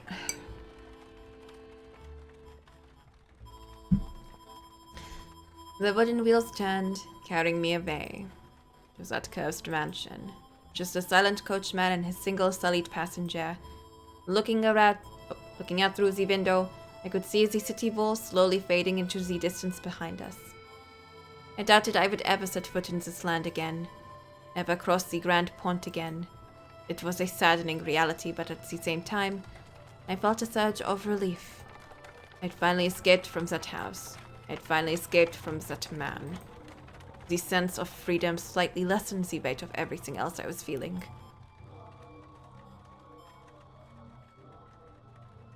A good while after we left the capital, the coachman handed me a letter. On the sheet of parchment was a rather startling revelation. There was someone else already living in the house where I was to reside. The Bollinger's youngest child. The letter didn't say why he had been sent to the cursed mansion, only that he was there. Beyond that, the letter only made a single request: that I look after him and not ask any questions. So I'm not just being sent off to the middle of nowhere. I still have work to do. I look after whoever's at the mansion. Then they'll do the same for my family. I don't have much say in the matter either way, I suppose. The carriage rattled and shook as if traversed the stony path, and bouncing around inside it, I resolved to take back my life. The peace I'd once known, the cheerfulness I had lost, and to do so I would forget. Lock away my memories. Bury everything terrible that happened to me. Cast aside those memories and find my smile once more. I have no idea who I'm going to find there, but they couldn't possibly do anything worse to me. I'll greet them with a smile and do my best to build up a decent relationship with them. I figured since both of us had been banished to the same cursed mansion, there would probably be other things we had in common. And so, I would forget it all and get my life back, get my smile back. And that was everything that led me to arriving at the mansion. All the wounds I ever wanted to open again. I never wanted to open again. I didn't want to think about that. I've been trying so hard to forget about it. I wanted to forget all about it. So why? Why did you have to make me remember? All I did was believe. Believe that we could make things work. How could you? God, I can't take it anymore. Sorry, I shouldn't have chosen this.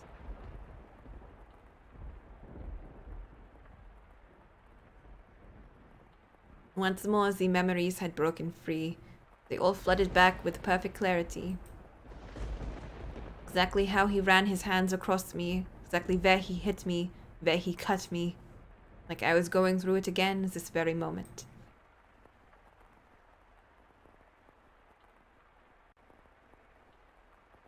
The rain was cooling me down on the outside, but so much nauseating heat had built up in my gut.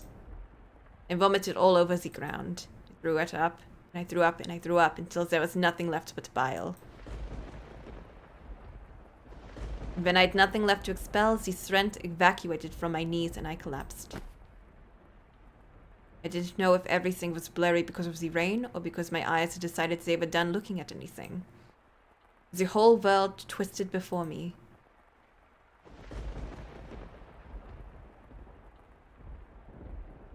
Michael's no different. My attempts to get close to him, to always keep a smile on, it was all a waste. The look in his eyes was terrifying. Like he didn't believe in anything at all. He probably wouldn't have believed me if I told him the truth. If he's convinced I have an ulterior motive, there's probably no changing his mind. Such a cold rain. If I lie down here and go to sleep, I wonder if all the warmth will eventually drain from my body, and then I'll decompose and become part of the earth. You know, that might actually be nice. I'd like that. I always thought I didn't want to die. So I wanted to go back to the way things were. But who cares anymore? I did my best after all, and that still got me nowhere. cheerful Giselle was all just a farce. And when I'm dead, all my worry for my mum and my sister will fade away with me. Oh God. I doubt you have a place for me on high. I am after all an unclean woman. I have given up on living altogether, but even if I can't get into heaven, that's okay. I just want to release. The rain pitter-pattered down through the leaves overhead, chilling my skin. So cold spread through my flesh and into my bones and my heart and my lungs and my stomach, freezing me like a block of ice. My consciousness drifted away from me, and the world slipped through my fingers. More than fear, I felt relief.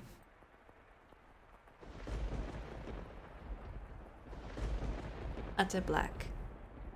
And that, I was sure, was the end of me.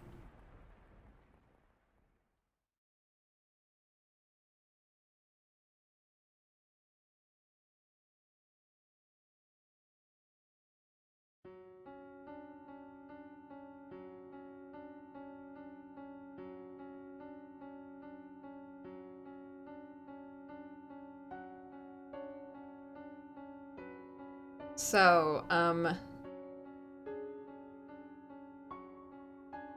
I think that's actually a good place to stop. What do you think?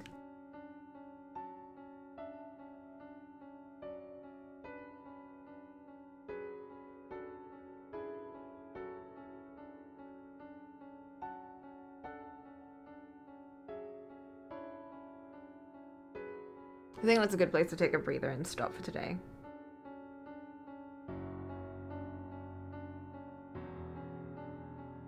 It was. Yeah. It pretty much. I guess we should have expected something like that for the way she was so adamant about not remembering. And I'm really worried it's gonna get worse. Oh yeah.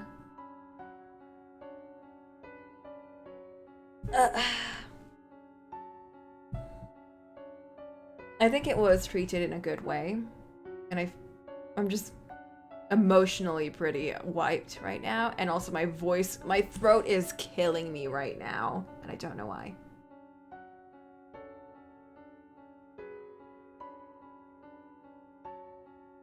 Plus, because like, you know, now we're back in, I don't know, present day time combobulation zone of void. I think this is a good place to end right now. So yeah, I think that was a productive session. Great stuff happened. Woo. We got a false ending and we got the truth, and you know what? Yay. Yay, yay, yay. Let's put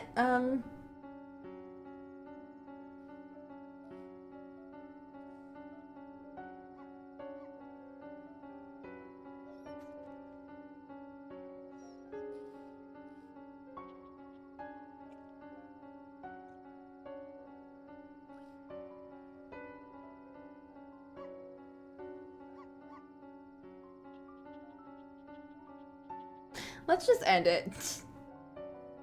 Okay, thanks for joining and watching through this story and like experiencing this with me, so I'm not alone in this, because if I did this alone, I would be emotionally a mess and I wouldn't be able to continue for long. Can we get uplifting music? I was gonna do that, but I was like, what if we like sit here and think about things? No, don't worry, I'm not gonna do that to you. Uplifting music. Oh no, what could be more uplifting than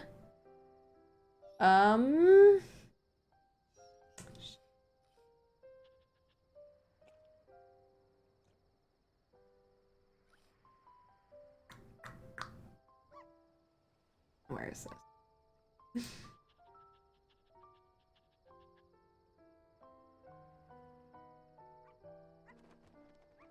Some nice jazz.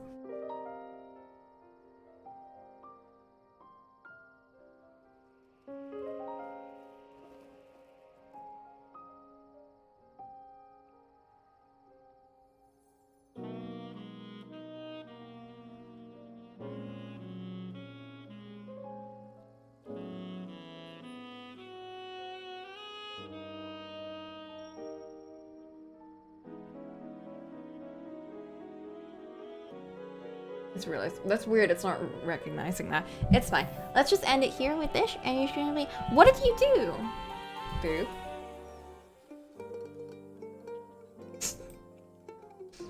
Damn. Getting on Cyber's bad side. How could this happen? That's so difficult to do. Whoa. Crazy.